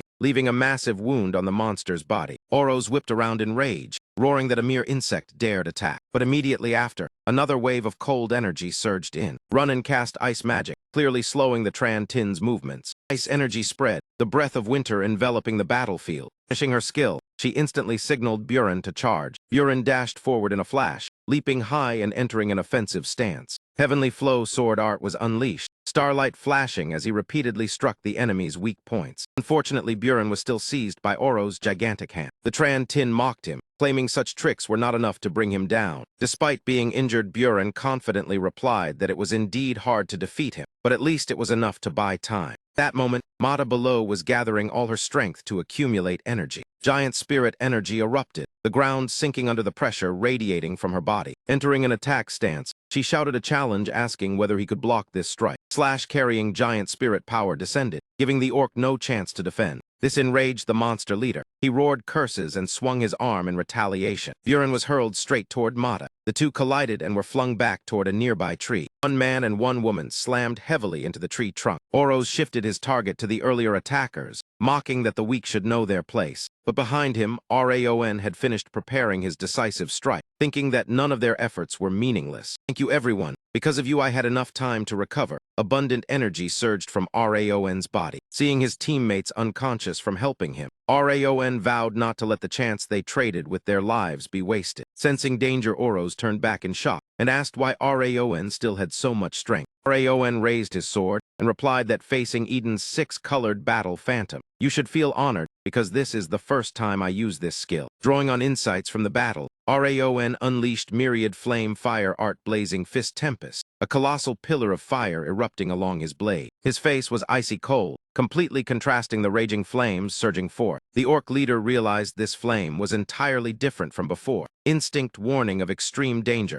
as he resolved to kill Raon at any cost. Roaring, he poured all his strength into a headlong charge toward the young man. At the same time, Raon swung his sword down, a straight line aimed at Oro's body. Raon's sword was half a beat faster, leaving the massive body frozen motionless at the center of the battlefield. The young man's eyes remained steady, staring straight at the enemy. The Oro's head suddenly fell, leaving only half intact. Not stopping there, his entire body was split in two and collapsed onto the ground. Blood splattered everywhere as Raon gasped in exhaustion, staring at the monster corpse at his feet. Ronan could not hide her astonishment at what had just occurred. Mata and Buren, once recovered, also approached, stunned that Raon had truly defeated the six-colored battle phantom. Raon raised his blood-stained sword high and shouted that the battle was not over. The six-colored legion still remained and must be completely eradicated. Fired with renewed morale, everyone drew their swords and shouted in unison that they would obey. Not long after, all remaining members of the six-colored Phantom Legion were hunted down and eliminated. Buren stepped forward and called out loudly, "Hey, Raon, you were right. Without you and the reinforcements, we and the villagers would all be." Buren bowed his head in thanks and apology for ignoring the warning, admitting he had overlooked the village. Ignoring injustice out of weakness is not what a Zehat swordsman should do. He placed a hand on his chest and declared. Contrary to that momentum, Raon merely turned his back and replied with a single word, leaving Buren stunned. Raon said this victory belonged to everyone, not only Buren, but also Ronan and Mata. Holding his sword, Raon seriously reminded them that the absence of even one person could have led to disastrous consequences. Therefore, he sincerely thanked all three of them. Buren turned away awkwardly, stammering that he would become stronger so he would no longer need protection. Raon brushed that aside and turned to praise Mata for doing very well and giving him time to recover. He thanked her for following orders. Mata replied with a faint smile. Then she left, saying that if she could not follow orders, she would rather die. Now she was heading back to the village to help the people. When Mata disappeared from sight,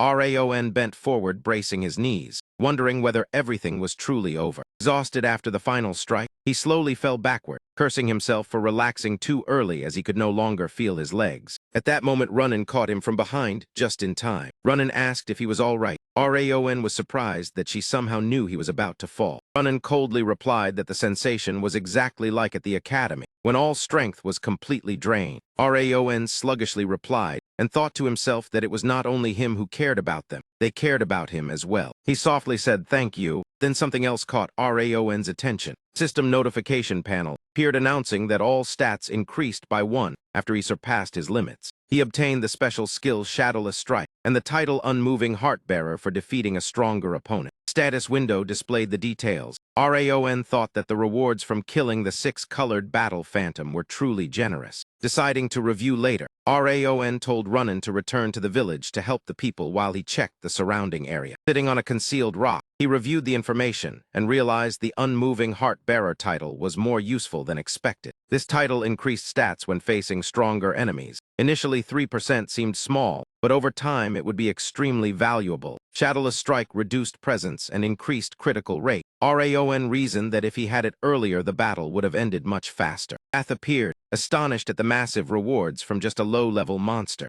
Raon thanked him sarcastically, angering the cat which threatened to torment him, but Raon did not care. "If you can do it, then go ahead." Raon waved and left. Behind him, the energy cat howled in rage. Sometime later at the village, the rookies helped the villagers repair structures destroyed by the orc amid busy activity. Raon woke up after a short nap. The young man rubbed his head and said to himself that he only meant to rest a bit, but ended up falling asleep. He opened the door and stepped outside. Seeing everyone working enthusiastically, the young man thought that they had likely finished repairing the fence while he slept. Just then a voice called out, "Raon, you are awake." Ronan walked over and handed him water while checking on him. "How do you feel now?" He replied that after sleeping he felt much better. "Then hurry over, everyone is waiting for you." Who is waiting for me?" Raon still did not understand what had happened while he slept. In front of him were the villagers of Cebu, a husband and wife bowing deeply to express their gratitude. Together with the village chief, all the villagers bowed in unison, saying that on behalf of Cebu they thanked the Zehat swordsmen for protecting them.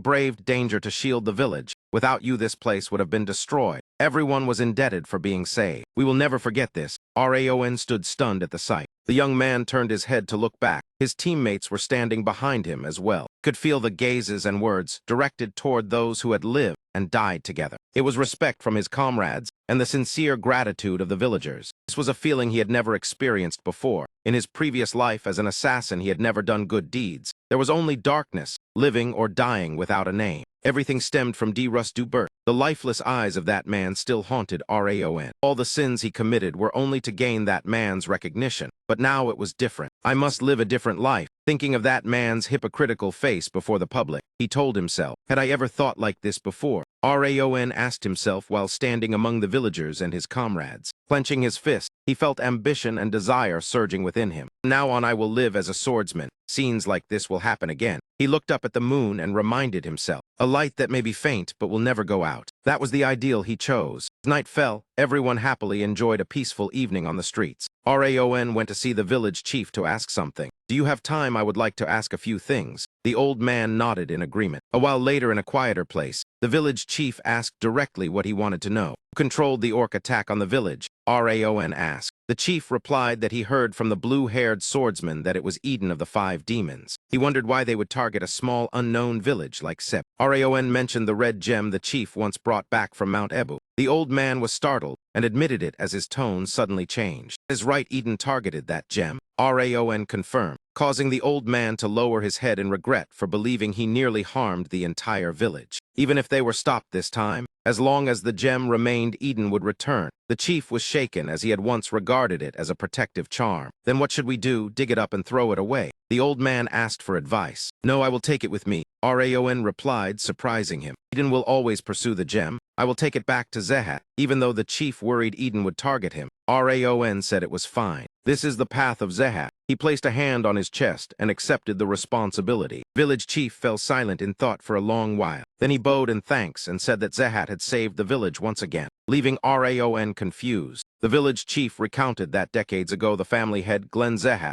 had single-handedly saved Cebu from a herd of Tran Tin. Raon was surprised to hear this. The old man affirmed that he remembered it very clearly. That person treated the villagers with respect and a gentle smile, an image deeply etched in his memory. Raon could only imagine the usual stern face of his father, unable to picture that smile at all. Village chief suddenly cut himself off and said enough talk, then led him to where the gem was buried. He dug up the stone and said he never expected the object believed to be a charm to be cursed. Men curiously asked about the cloth wrapped around it. It was a family heirloom cloth used to conceal the stone's light. Even wrapped in many layers, Raon could still feel its powerful energy. Seeing the treasure, Raon thought to himself that this was the Goblin King's mana stone. If it fell into Eden's hands, a monster bearing the Goblin King's power would be reborn. Raon reminded the chief to wrap the stone again. Just then, a strange voice rang out. A tall, scar-covered man appeared. He remarked that the cloth hid the energy so Eden could not find it. Otherwise, the village would have been wiped out long ago. Raon immediately took a stance because he had not sensed that man's appearance at all. He laughed loudly, introduced himself, then snapped his fingers. An orc mask appeared. He asked Raon to guess who he was. The mask made Raon think of Allah. Are you the blood-frenzy demon? Raon guessed, and he laughed in confirmation. Then the blood-frenzy demon praised Raon, as expected of a Zehat trainee with sharp perception. He said that with such unfathomable power, Raon was the one who killed Orager Izan. Raon replied and guessed that he was the superior that man had mentioned. Eden changed masks and admitted that if Urager had not died, he would not have needed to. In other words, he came here because of Raon. Terrifying dark energy erupted. Raon felt overwhelming killing intent that numbed his entire body. Even all trainees combined would not be able to win.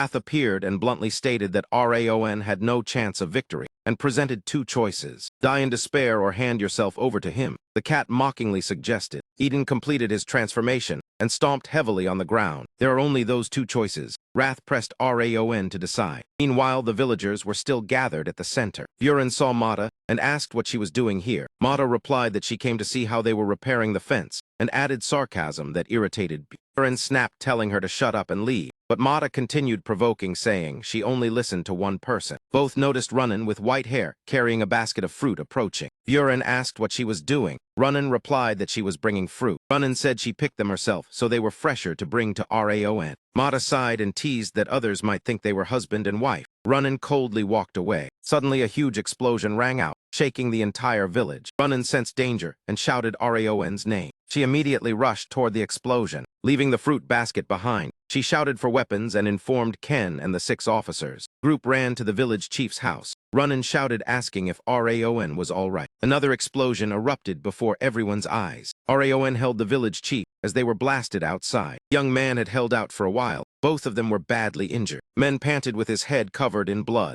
Raon threw the village chief to Buren to catch. The blue-haired swordsman hurriedly received him. Raon forced himself up, and ordered everyone to retreat immediately. With an urgent gaze, he demanded that the village chief be taken to safety. Before Mata could understand, the ground shook violently. Buren collapsed because he could not breathe. Runnin and Mata also felt their lungs being crushed. What is this pressure? A gigantic foot appeared along with a mocking voice. That is the armor of the Orge demon. The group realized in terror. He was one of Eden's leaders. Eden mocked Zehat as weak. Runnin and Mata were helpless before the humiliation. Raon shouted for them to snap out of it. Thanks to that shout, the two girls finally steadied themselves. Raon warned that standing still would get them all killed, and ordered them to focus their energy to stand up. He ordered Buren to return to the village to evacuate the people, and he immediately accepted. Mata and Runnin stayed behind to provide support and drew their swords, ready. Raon instructed them not to confront directly, but only observe the situation. Recalled teacher Rimmer's words, this was the time to surpass his limits. Both physical and mental limits had to be surpassed. Orager laughed loudly and said he liked that spirit. He asked disdainfully whether that was enough. Raon glanced behind him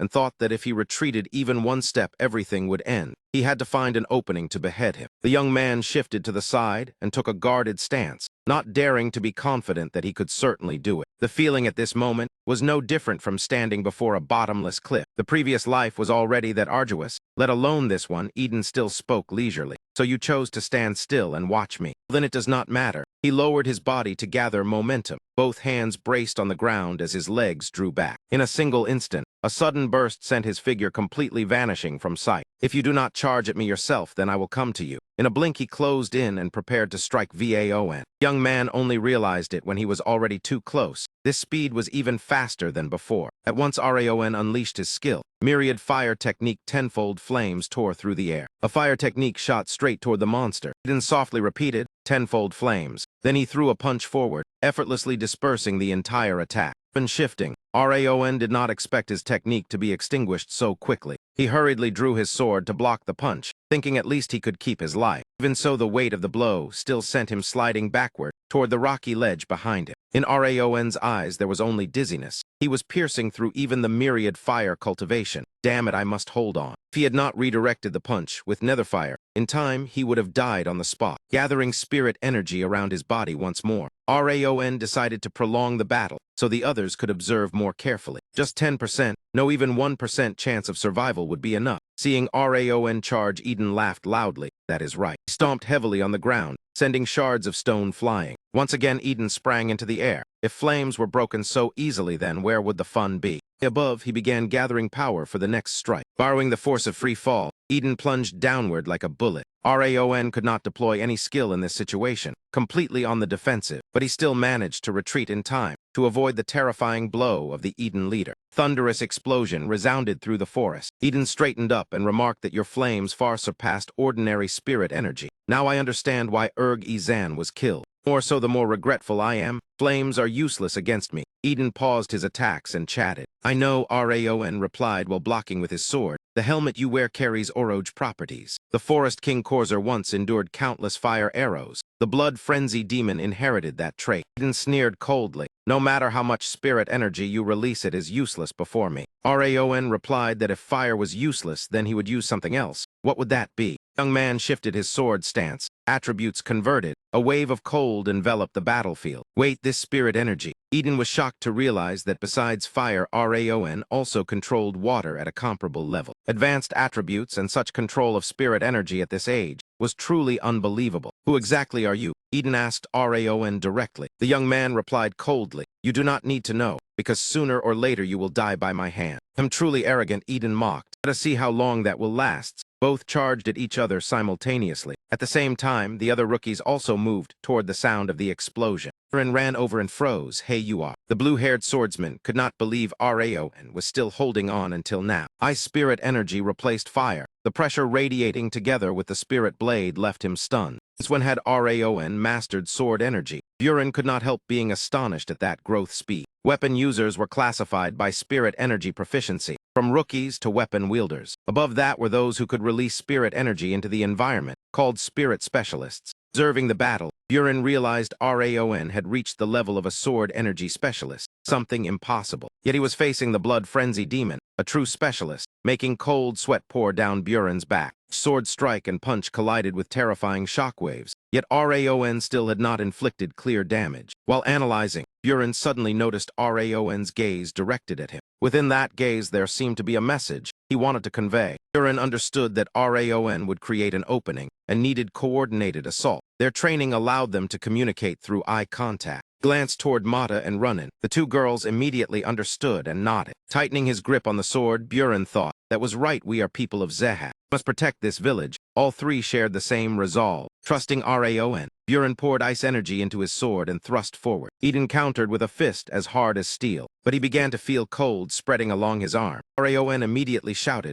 "Now is the moment." Following the signal, all three leapt into the air and unleashed killing blows. "We will win," Buren told himself. All their combined power aimed straight at Eden's head. His golden eyes lifted upward. Eden smiled. "I have been waiting for you all this time." He tensed his body and unleashed a violent shockwave. All three were blown away midair. Buren was horrified to realize he was radiating battle intent like an explosion. "He has reached the Master Realm." Eden laughed loudly in mockery. "Watching hope turn into despair always brings me pleasure." His fist gathered demonic power. Eden prepared to finish everyone. Raon, exhausted, struggled to rise, but the punch was already closing in. With his final strength, he shouted, "You are not the only one waiting for this chance." Killing intent from his previous life merged with ice energy and myriad fire cultivation. The lotus within his consciousness bloomed. Raon unleashed a new move, Myriad Fire Cultivation Ultimate, thrusting his sword straight at the opponent. Eden was caught off guard. A salvation flame pillar wrapped tightly around his body. Flesh and skin were torn apart by the terrifying power. After the strike, the monster collapsed to one knee. Raon panted heavily from complete exhaustion. His vision blurred as he cursed in despair. Impressive, Eden grabbed the sword barehanded and remarked that Raon had exploited the moment of weakened defense. But he immediately swung a cross punch. The blow struck Raon's abdomen, sending him flying into a tree trunk. Snapping your sword, Eden said the gap between them was still vast. Clutching his wound, Raon realized he had underestimated the enhancement of that man's muscles. This was a true spirit energy master. The shadow before him was a deadly threat. The young man clenched his teeth, realizing the plan had failed. Using his remaining strength, Raon ordered all Zehat rookies to retreat and evacuate. Cut off objections. "We cannot defeat him now. We must minimize casualties." Raon forced Buren to act. Struck at his psychological weakness, Buren ground his teeth. In the end, he ordered a retreat, prioritizing saving lives. Runnin turned back and told Raon not to die. Raon smiled faintly and replied, "Understood." Eden sneered, believing the vermin could not escape. "Do you think you are strong enough to hold me back?" Wrath appeared. Raon proposed a gamble. "Finally, it is my turn," the cat said. It mocked that Raon was about to die, and asked what he intended to bet. Raon replied that he wanted to see who would die first, and stated the minimum condition: "Restore my body. In exchange, I will accept your wrath." The cat agreed, because if Raon died, it would lose its chance as well. Excruciating pain flooded Raon's body. Each muscle fiber contracting made him cry out. Hearing the unfamiliar sound, Eden asked curiously, "What is that?" "You never drank the blood of Orager Hato, yet your recovery speed is unbelievably fast. I truly cannot understand it." "Already told you, there are things you do not need to know." Raon finished speaking and pointed his sword tip at that man. When his strength had partially recovered, the young man spoke to issue a challenge. "Come then, I will stay with you until dawn." His voice resounded as he ordered everyone to act immediately. Buren stood among the crowd and told the recruits to assist the injured or those who could not move easily. Everyone was exhausted, but they had to withdraw quickly. There was no time to hesitate. Whispered confusion spread through the team. What was happening? Could they survive this? They had just arrived and already encountered such a disaster. Mata clenched her fists and could not hold back after hearing the chatter. Raon is still fighting. She recounted that he had faced the monster alone for everyone, then added that even with his arm and ribs broken, he had never taken a step back. "Yet you react like this. Can you really do nothing?" A sharp voice rang out. Mata shouted in anger, "Do you all want to die stupidly here?" Making even Buren turn to look. "He is right, this is not the time for despair." Buren spoke in a low but resolute voice. Immediately after, he ordered the recruits to move quickly. Crane had gone to seek help at the nearest branch. Reinforcements from the family were on the way. "We must take advantage before." Before he could finish speaking, a loud sound erupted behind them. Everyone froze when they saw a gigantic green shadow appear. Was that not a goblin? Why was it here? Buren could not understand why the king of the forest would come looking for them on his own. Another appeared. "Wait, there is another one here." Gradually, the entire team was forced into a tight cluster. Goblins surrounded them on all sides. This unbelievable situation was actually happening. Mata suddenly realized something. This could not be a coincidence. Eden can control monsters. The blood demon spared Raon because he released the goblins and had planned this scenario in advance. A few people broke down, dropping their swords and collapsing to the ground. It is over. We will die without even resisting. Not give up. Buren stepped forward to encourage them. Raon is still fighting. If we die meaninglessly here, I would not dare face him. Mata and Yunnan moved forward. This time he is right. We must evacuate everyone and then hurry to support Raon. That is right. We cannot die here. The three friends of his continued to clear a path according to their mission. That is the least we can do for Raon, who is risking his life for everyone. A powerful gust of wind rose up. The three charged straight ahead. But before the blade could touch the monster's skin, that wind struck first. Buren could not help being stunned by that sudden gale. Back where the blood demon faced Raon, the green giant admitted the astonishing tenacity. Do not force yourself, he warned the young man who had been beaten terribly and was leaning against a rock. With blurred vision, he looked at his shattered left arm. The thought of cutting it off to continue fighting flashed through his mind. Why must I go this far? A doubtful self-question surged up. Every fiber of his body screamed in agony, pain far beyond his previous life. Darkness swallowed the space, leaving only chaotic thoughts. If it were before, I would have run away, he told himself with empty eyes. Then a familiar voice and beloved hair appeared. Raon. Sylvia hugged him tightly, saying she wanted him to become a proud warrior, a true Dahat swordsman. Those words surged back into his memory amid the haze. Memories with his companions pulled him back to reality. The figures of three friends appeared one after another. Runnin, cold outside and warm within, the kindest among them. Buren, a rough beginning but striving toward a noble goal. And Mata, rough yet steadfast, the one he trusted completely. The young man stood up, admitting that claiming no emotion would be a lie. He wanted to protect the future swordsmen of Zhat. No mocked that he was stalling for his companions to escape. Raon calmly replied, so you notice. The irritating energy cat warned against arrogance and asked whether he thought he could still control his body. You can barely stand, yet what can you do? He intensified the punishment as fierce pain flooded in. Raon collapsed in exhaustion, hearing the threat that once he surrendered his body, he would never regain it. Eden watched the scene and sneered. It seems you have reached your limit. I have a good idea now. He stepped forward and declared he would kill his companions first, leaving his part for later amusement. He imagined tearing each person apart. Raon screamed in his heart, no. Recruits cannot withstand the blood demon's blows. I must hold him back, he told himself while watching the massive back. Suddenly he spoke. My name is Raon. Struggling to stand, the blond youth declared himself a descendant of Glen Jehar and said he would become the strongest swordsman on the continent. Holding the broken sword in his hand, he added that his opponent's spirit was truly admirable. Words made Heir turn back. He admitted that this warrior deserved proper respect. He gathered strength for another punch and declared he would remember the name Raon. As the finishing blow approached, he understood he had no strength left to dodge. Accepting his fate, he closed his eyes and awaited death. A gentle breeze suddenly brushed past his body. He opened his eyes wide. Before him were dark red hair and the distinctive ears of an elf. Limer had intervened, using his sword to block the blow for him. Raon exhaled in relief and smiled faintly, complaining that his teacher was late, then apologized. Limer replied that he had simply overslept a little. Now leave it to me, he said, as he took a stance to finish Eden. The sword of light of Zh. It has been a long time, Limer spoke. Eden glared and asked what he was doing here. Limer smiled and said he could not stand by while filth trampled on young sprouts. Orger also prepared to attack, mocking that someone of Limer's level was merely supervising trainees. While striking, he provoked, saying Limer had lost balance. His energy core shattered and he had become a cripple. Limer gently parried and replied that all that information was wrong and he should update it. Eden sneered that the sword aura of old was gone. Now it was no more than a passing breeze. In that state you cannot hit me. Eden began to take things seriously. A terrifying punch tore apart the ground, yet Limer still evaded it. Watching the scene,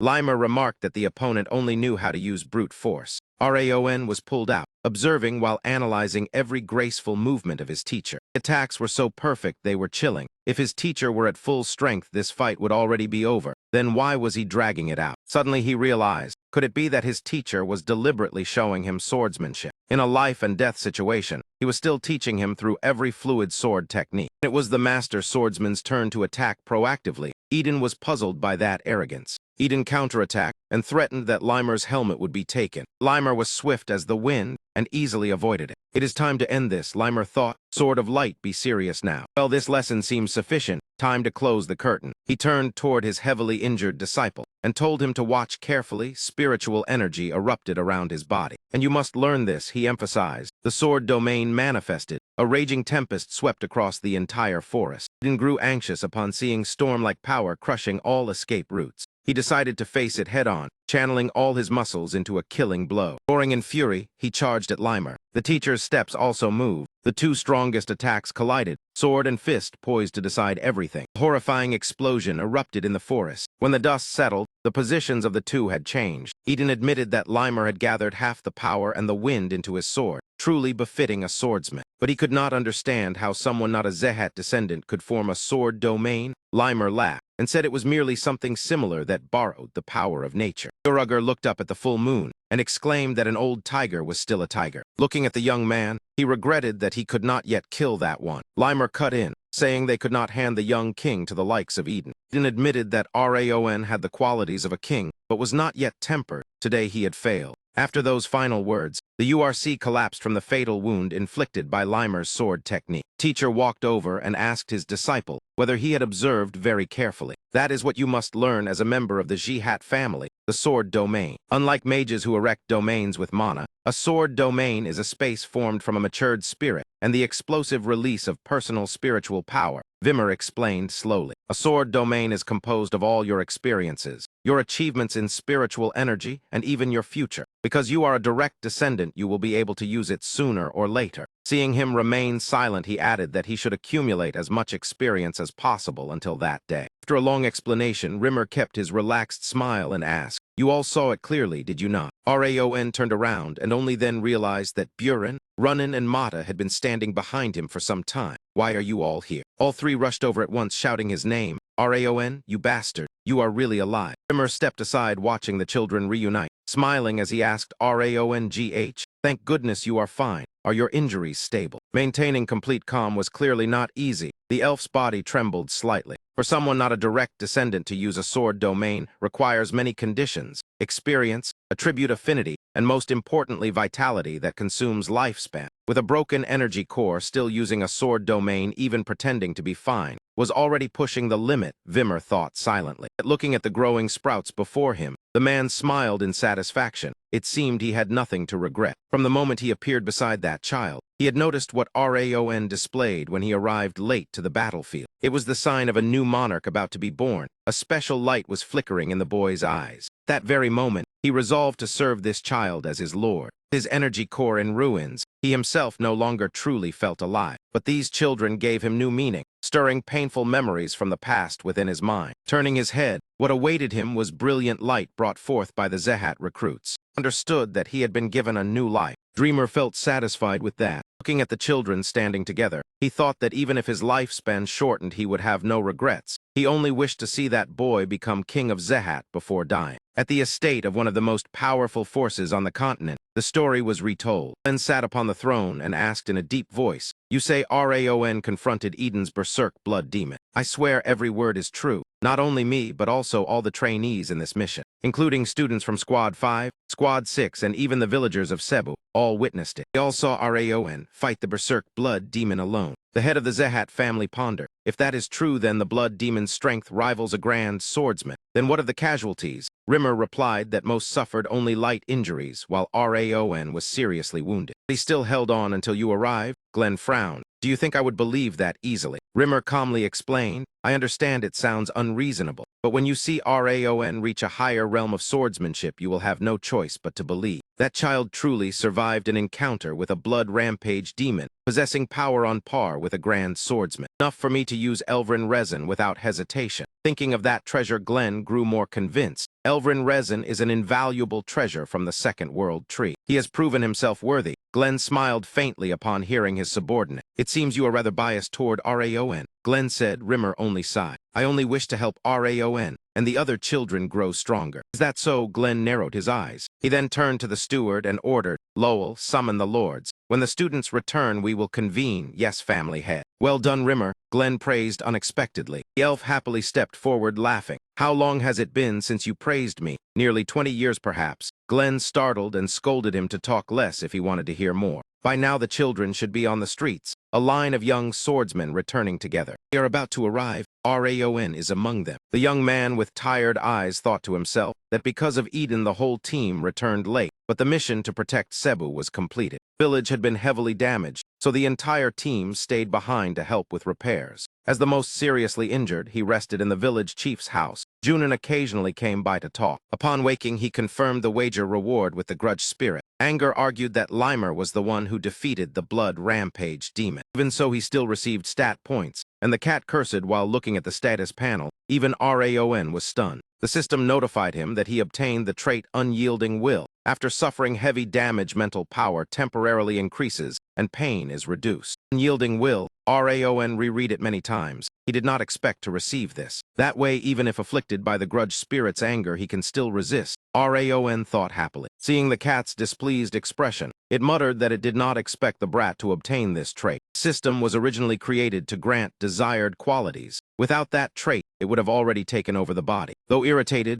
the cat still comforted itself that it had plenty of time. Recovery was slow, it was progressing. Moreover, it had already planted the emotion of anger within Raon. Watching the youth fiddle with the status panel, the cat believed it would win in the end. Just wait, your body and soul will sooner or later belong to me. I will seal you in the eternal ice prison. Returning to the present, the recruit stood before the commander. The man with a scar near his eye was Lilyuan, the Zehat border general. He spoke to welcome them back. Everyone was exhausted after the long journey, complaining about wanting to sleep. Buren encouraged them that at least they survived, but the commander announced they could not rest yet, which surprised Raon. To the family head's hall, he has requested it, not long after the whole team arrived at a chamber filled with nobles. Before the Zehat throne, the swordsmen knelt to salute, honored to meet the family head. Familiar whispers sounded. Is that Rongh, the one who killed the green demon and held off the blood rampage demon? Raon did not mind. He thought he was worried at first, but this turned out to be an opportunity with all Zehat authorities gathered. This mission made him realize he needed to grow even stronger.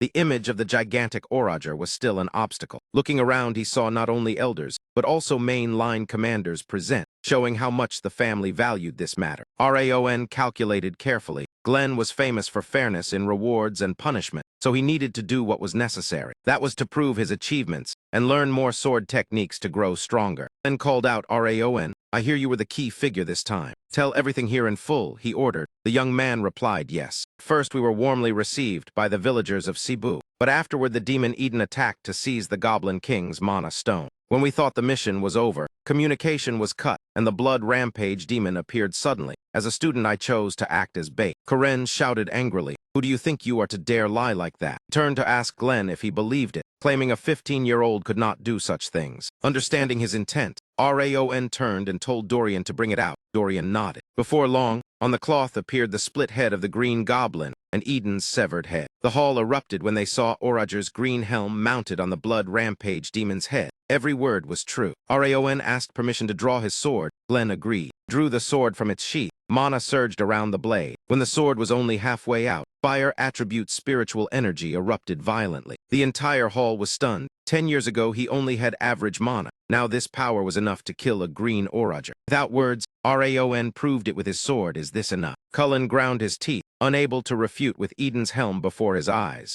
Captain Rongh along with students of Squad 5 and Squad 6 listen. You have all done very well. Glenn G.H. Dixon formally praised. The rare praise moved the entire team. In 10 years, he had never said the words very well. Some students even secretly wiped away tears. After the report, he handed over the Goblin Mana Stone. The whole team received bronze medals while he received silver. Leaving the throne, Raon felt a flicker of disappointment that aside from the silver medal, he received nothing else. Anger appeared, cursing Glenn for being stingy and only giving a medal. Raon ignored it, thinking that when he received the 10,000 Flames art, he had trusted the man more. Suddenly a voice called out, Raon, I have something to say. Steward stepped forward, inviting him to the side residence at midnight. Raon was surprised. The family head wishes to meet you and grant a second reward, he announced with a smile. Sylvia and the maids ran out to welcome him home. Sylvia anxiously touched her son's face, asking if he met Eden. Is your hand all right? Raon replied that it had healed. She hugged her son tightly, apologizing for what she had said before. Tears welled as she reproached herself for pushing her son into danger. Raon said he was truly grateful to his mother, making Sylvia burst into tears. Confessed that he once wanted to run away before the blood rampage demon, even thought of using others as bait. But his mother's words helped him stand firm as a Dahat swordsman. Raon added that it was those very words that supported him. Because of you, I can proudly stand here.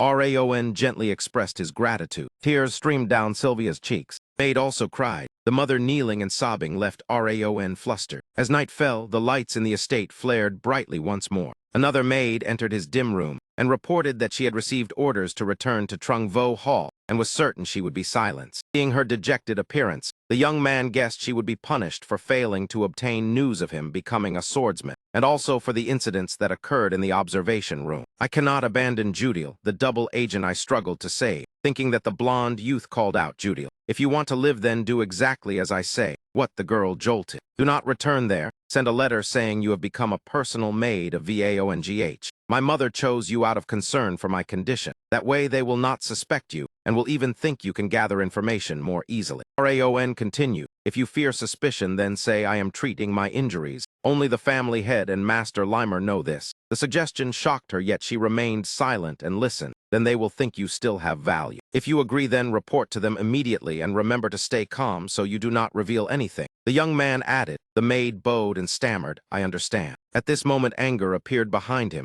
sneering that every action and gesture was miserable. How long are you planning to keep using that useless spy? Raon stared ahead and spoke his thoughts. She is not useless. Judiel can become a trap for Karen Zehat, just like myself in the past. He could not stand by and watch her be exploited and discarded. As he spoke, he thought of her figure fading down the corridor. Looking out the window, he thought that there was only one thing left to do today. Not long after, at the Zehat estate, the young man entered the meeting hall and bowed. I have come at your summons, family head. No need for formalities, Raon, Glenn replied. I will skip the ceremony and ask which primary technique you used in this mission. Why ask that? The thought flashed by, and he replied that as a swordsman who lives and dies by himself, he used the basic step, the foundational footwork of trainees. Glenn leaned back and remarked that the basic step was not bad, but its movements were too simple, making it limited against strong opponents. He stood up and continued, very well, I have decided your reward. He stepped down, swept aside his cloak, and said he would personally teach him a more fitting method of movement. Raon was stunned and thought it impossible. Glenn would personally instruct him. Standing in the great hall, Glenn gathered his strength and reminded him, watch carefully, you only have one chance. His steps surged forward, trailing streaks of fire attribute energy. Glenn displayed his footwork. Raon observed while murmuring, this is the movement art of the strongest swordsman on the continent. Knowing this was a rare chance, the young man focused all his spirit to memorize every moment. These movements were something he had never seen. Sometimes slow, sometimes fast, powerful yet fluid, like a feather gliding over water. Across the entire continent, it was hard to find such a sense of freedom and vastness, even for an instant. That perfection exceeded his understanding even with Fire Eye. Glenn called this footwork the Fire Fusion Step. After observing, the system displayed a notification that Fire Eye had recorded the fusion step nearly perfectly. The initial stage of heavenly recovery speed increased greatly. Glenn asked again whether he had seen clearly. Raon replied apologetically that with his current ability he could not fully grasp it. Still struggled most with the first step of yours, family head. Glenn merely replied coldly, is that so? My task here is done, you may withdraw. He returned to the throne and permitted him to leave. That was the reward for uncovering Eden's plot. I thank you, the young man bowed and withdrew. Before long, no one remained outside the doors. Steward Lowell laughed loudly. I did not expect you to teach him the fusion step, but it also makes me worry. Since you taught him directly, I fear Raon may find it difficult to absorb the technique, Lowell said while Glenn remained silent. The family head spoke slowly. In such a short time, the boy grasped half of it. The first step of the fusion step, truly a gift of talent. Calling his eyes during the demonstration, Glenn believed he had learned by instinct, because the fusion step originates from the first step. Perhaps the boy does not yet understand its importance, but sooner or later he will realize the value of that first step. As I know there will come a day when he can use the fusion step. At this moment, outside, Raon and Anger were on their way back. A few days after learning the fusion step from Glenn, he trained continuously with the system's support, but could not yet perfect it. Anger grumbled that this was not something easy to learn, while he remained doubtful because he believed he had grasped part of it. At that moment, a sudden resounding call cut through the air, making Raon flinch and turn around. Sylvia leapt over the garden railing with an angry expression, striding forward while scolding that her mother had ordered him to rest, so what was he doing here? The young man and the cat stared in astonishment. Was this really the person whose energy core had been damaged? Just her speed alone rivaled Limo. She walked up with a stern gaze, repeating that if he was not fully healed then he must rest. Doan hurriedly explained that he understood and asked his mother to calm down. The young man's eyes. His mother at this moment was even more frightening than demons of the demon realm. In the end, he could only obediently sit still beside the swing. In the end, Sylvia issued an absolute ban on Harmony-set training. Being discovered even once more would make the consequences clear, even though he had tried to secretly avoid others to train. Helen and the other maids also coordinated to keep close watch, leaving him with absolutely no chance to train. It seemed the young master would truly have to rest, and could only sigh and sit quietly, while the people around showed an inexplicable excitement. Even so, he still smiled. Being able to rest like this was not bad after all. At that moment, a maid came running over in a panic to report urgently, "Young master, something urgent has happened." Raiden Zahat was on his way to visit. That young lord walked with one hand in his pocket. Behind him, a steward followed with arrogant airs. Rayon immediately asked the maid what reason he had to come to the annex residence. She could only shake her head, saying she did not know, but as soon as he arrived, he used violence against the madam and the maids. Hearing this, Rayon expression instantly turned cold. The entrance, that young lord mocked that a guest had arrived, yet the garden was messy, then sarcastically asked whether she had not received the notice letter. Sylvia, in proper attire, replied that they had not seen any letter at all. Hearing that, he stepped closer and asked whether it was his chief steward mistake, or whether she dared to imply he was lying. The madam only lowered her head, saying she had no such intent, and asked permission to go prepare, hoping he would wait a moment. Even Sylvia had to sit down and pull out weeds growing out of the garden layout. "I truly dislike this." Raiden recalled the time he had just achieved military merit that drew the whole family attention, when recently he had wiped out a branch of the white blood cult. He should have been praised, yet no one mentioned him. All eyes were focused on Raon. Those in power only discussed how Sylvia's son had defeated the blood-colored warrior. How could a mere collateral branch dare to overshadow my achievements? Jealousy made him vent his anger on Raon mother and shout, asking how long he was supposed to wait. He even spat, the saliva flying straight onto the back of the madam hand. Helen could not hold back and spoke up in protest that young Master Jaiden, even as a direct line, you cannot go this far. Who do you think you are shouting at? He did not hold back and struck directly, knocking the maid to the ground. Not stopping there, he stepped on the girl's skirt and arrogantly declared himself the legitimate heir, her master. Even if he killed her, he would at most be confined for a few days. Yet she dared to scream at him. Helen could only tremble in fear. Sylvia hurriedly tried to stop him. Judil beside her also intervened, telling the madam to be careful. She could not be allowed to get hurt, so they had to block him quickly. But Raiden shifted his gaze to another target. Could it be you are Raon? You came at just the right time. I was also wanting to meet you." The blond young man stepped out with a sword in his hand. Seeing this, that man burst into mocking laughter, asking what he was holding. Could it be he planned to point that weapon at his face? "I am of the direct line." He continued laughing wildly. "Silently put it away before things spiral out of control." Red-haired man spoke up to introduce himself as Vaiden Zehat, son of the original Zehat, summoned to the hall by the Lord. But before he could finish speaking, the sword flashed up. The blade pressed close to his neck. Raon cut in with icy eyes, so what? Immediately, his sword was blocked by the steward standing beside him. Curse rang out, making Raon even more irritated. He immediately threw a punch straight at the face of the one who dared block his sword. Red-haired man shouted, asking whether he knew who he was attacking. The young man calmly replied that he knew. "An intruder into my home," saying that he raised his sword again, preparing to strike. Raiden broke into a cold sweat and roared, asking what nonsense he was talking. "I am the rightful master of this place." "No, you are wrong," Raon replied, and then drove his knee straight into the arrogant man's stomach. The other bent over in pain and cursed inwardly. "Bastard, you will pay." Raon calmly said he did not look like a master at all, and the annex residence did not belong to him. "This is my family." He lifted his sword overhead, preparing the finishing blow, clearly aiming for the opponent life. The blade swung down without hesitation. Raiden could not react and could only scream in despair. At that moment, a man in a black robe appeared and shouted, "Stop, Lord Raon." Seeing that attire, he recognized him as someone from the Heavenly Sword Corps, a swordsman directly under the family head. Why was he here? Raon thought silently. Raiden immediately exploited his status and called out to the Heavenly Sword Corps to hurry and kill that madman, a collateral branch daring to attack a direct line like me. The steward hurried to help Raiden up, while the Heavenly Sword Corps swordsman coldly said they only obey Glen orders and advised young Master Raiden to stop. He angrily cursed that you are just a watchdog and dare. The steward leaned close and whispered, advice that his master should withdraw.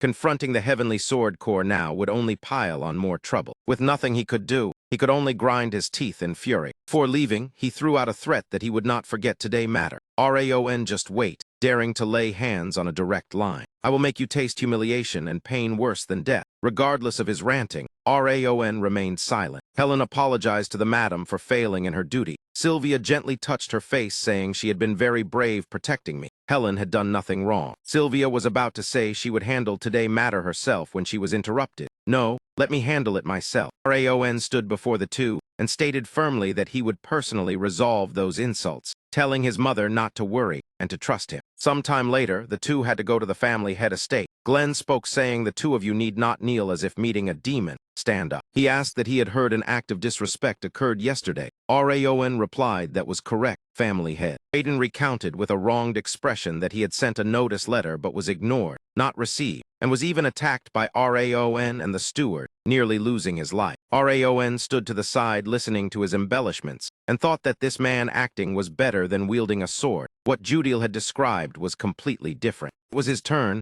Raon spoke up, asserting that everything he said was false, from the shouting, the flushed face, to the use of violence still vividly remembered. Hearing that man lost control and lunged forward, grabbing the young man's collar while cursing. Enough, a deep voice rang out, stopping both of them. Familiar pressure spread, making them realize someone else was here. Vedin broke into a sweat. Glenn closed his eyes wearily, saying that if no one was lying, then witnesses would be called. A finger snap sounded. Immediately after, a black-robed figure appeared and saluted. "This subordinate vessel of the Heavenly Sword Corps requests an audience." Glenn ordered him to recount what he had seen. Swordsman narrated that young Master Jadden said he had sent a letter, but the Raon residents had not received it. When Madame Sylvia and the maids were gardening, Jadden suddenly barged in. Those standing behind thought it was unexpected. They had assumed the swordsman would favor the direct line descendant, but he spoke the truth. Raiden Zahat flinched and replied to the family head with an awkward expression, then glanced at him and said that the story seemed entirely different from what you told. "Are you deceiving me?" That man stammered, trying to explain, then hurriedly shifted, saying that a collateral line daring to attack the direct line was a serious matter that could shake the family. Glenn pondered and said that indeed such a matter existed. It seemed fault lay with both sides, so each would receive corresponding punishment. Raiden's face clearly showed resentment. Raiden still tried to argue, asking was that all the punishment. Raon also spoke, saying he was willing to accept punishment, but first wanted to do one thing. What thing, Glenn asked? Raon replied that yes. Jadden had insulted my mother in front of everyone and used violence against the maids. Every single action he remembered very clearly. Until now, I have not received any compensation from him,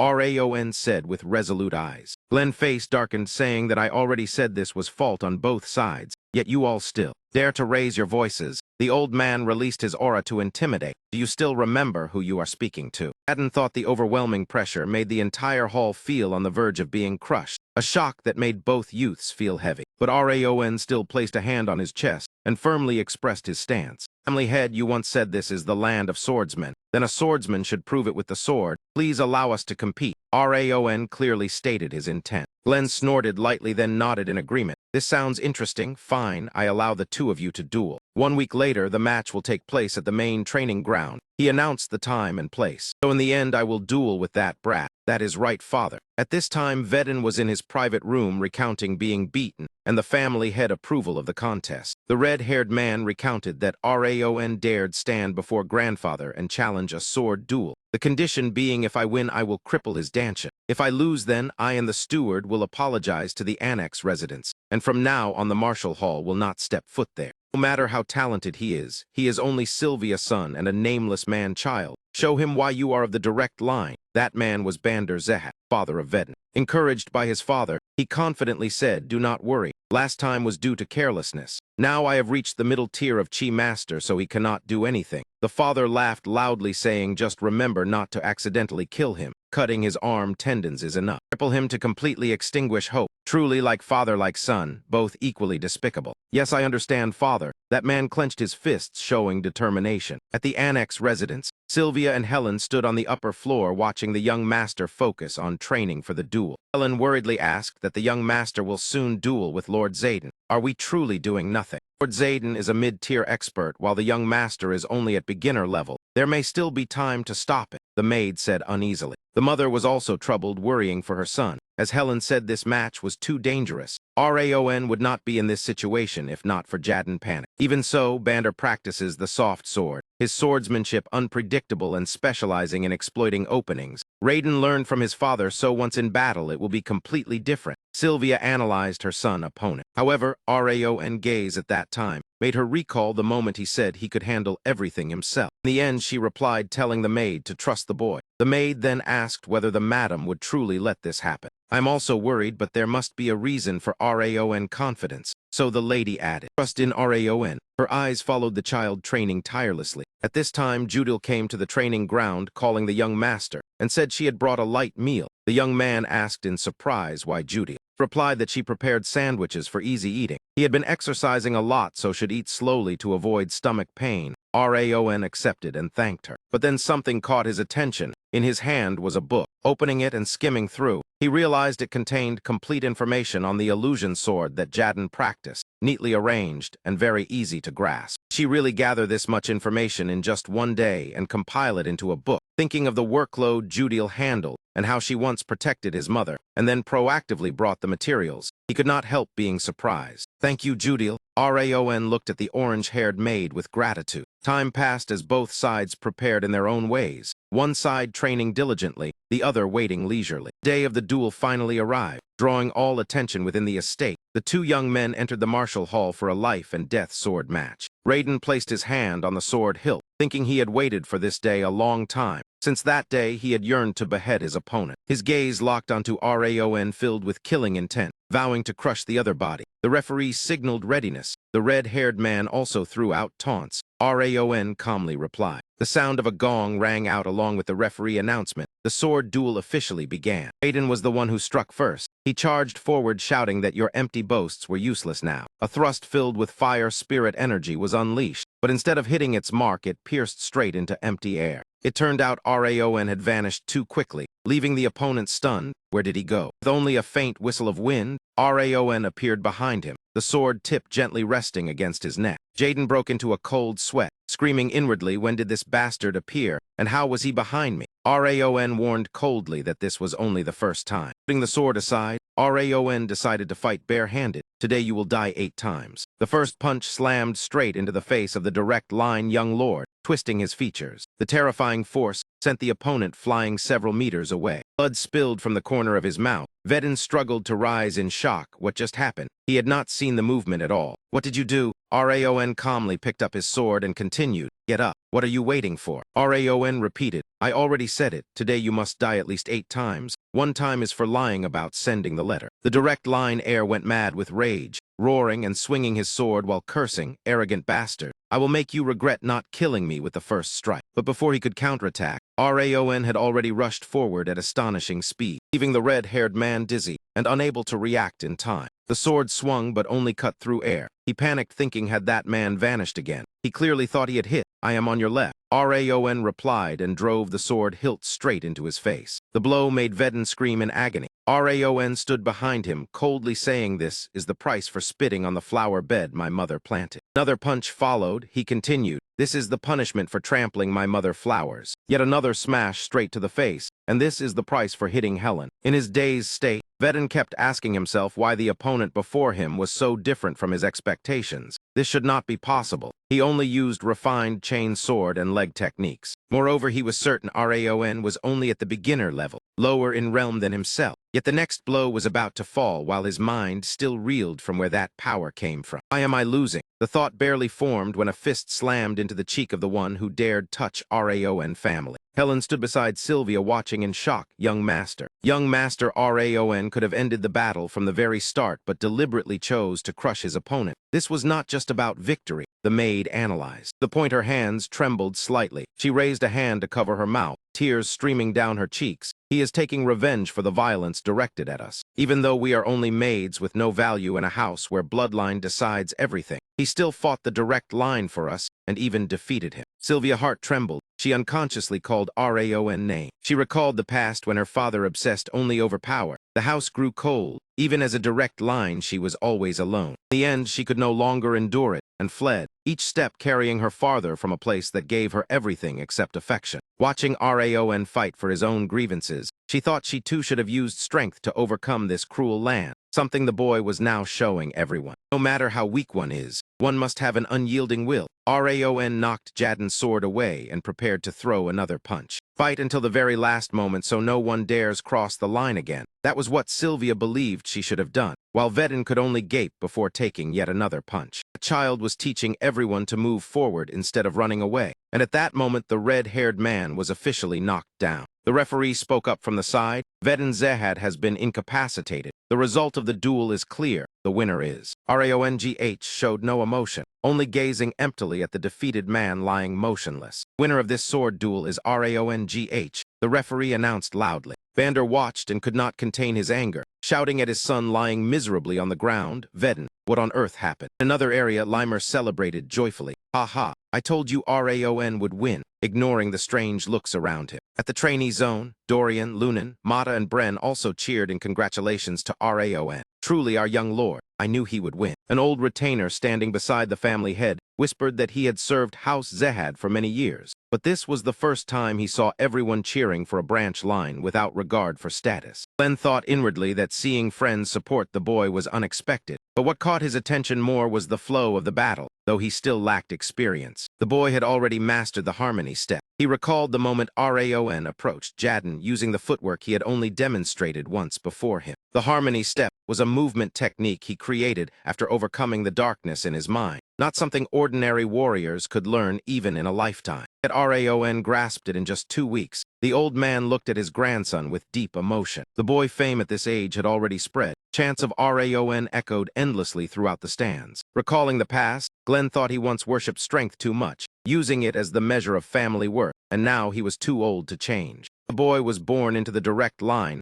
and understood the injustice faced by branch lines. One day he might change this family. Family head Zehad stood up from his seat and said to the steward, "The match is over, carry out the boy conditions." As if recalling something, he suddenly paused, turned and instructed Lowell to cut the budget of the True Martial Hall in half and use any excuse if needed. The old steward smiled wryly and replied yes. The duel conditions were swiftly carried out according to Glenn orders. Aiden was forced to admit his faults before everyone, kneeling to apologize to Sylvia and her son as well as the maids. The True Martial Hall was also forbidden from approaching the annex residence under Glenn warning. The maids finally breathed a sigh of relief, tense expressions melting away as tears of happiness fell. Everything came to an end. Everyone left the arena together. Raon held his mother's hand, the maids walking alongside them. Outside, Sylvia curiously asked when her son had become so strong. She was truly surprised. Raon awkwardly replied he would explain later and asked his mother not to follow. Elsewhere, a woman with a scar on her cheek looked at the mother and son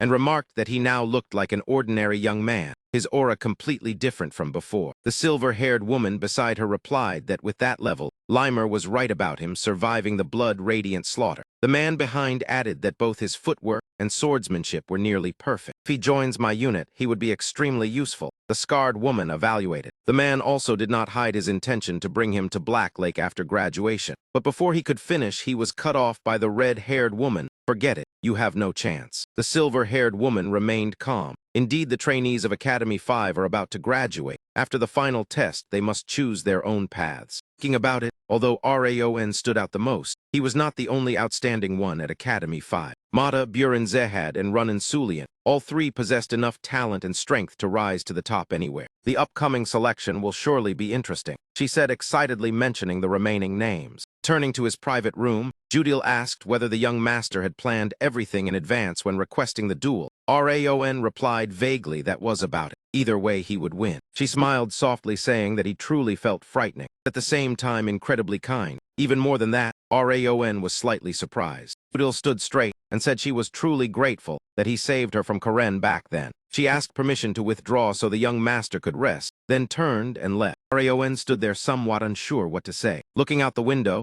he thought Judil's expression earlier was genuine. From her reactions to protecting Sylvia, it all came from sincerity. Perhaps now he could tell her the truth. The next morning at the main estate, Limer appeared holding a stack of gleaming gold rings and greeted cheerfully. 2 men before him were completely speechless at that attitude. Glenn asked where the jewelry came from. Limer laughed and replied he had gambled with the master of the True Martial Hall thanks to Raon. Moreover, he even earned enough money for the entire Academy 5. Glenn thought inwardly whether this man had just extorted his grandson. Taking a sip of water to calm himself, Glenn said flaunting wealth is not why you came. Get straight to the point. Limer nodded and bluntly said he came to present a proposal, then sat down and began. A proposal, Glenn said. I already gave you full authority over training. But Limer replied this had nothing to do with training. The elf instructor stated plainly, allow me to change the trainee graduation test. Change it how? Glenn rubbed his chin and asked for details. Limer believed the current test only involved teacher approval or internal sparring. Meanwhile, the children had already fought trainee Knight Owen and crossed the giant mountain through a life and death mission.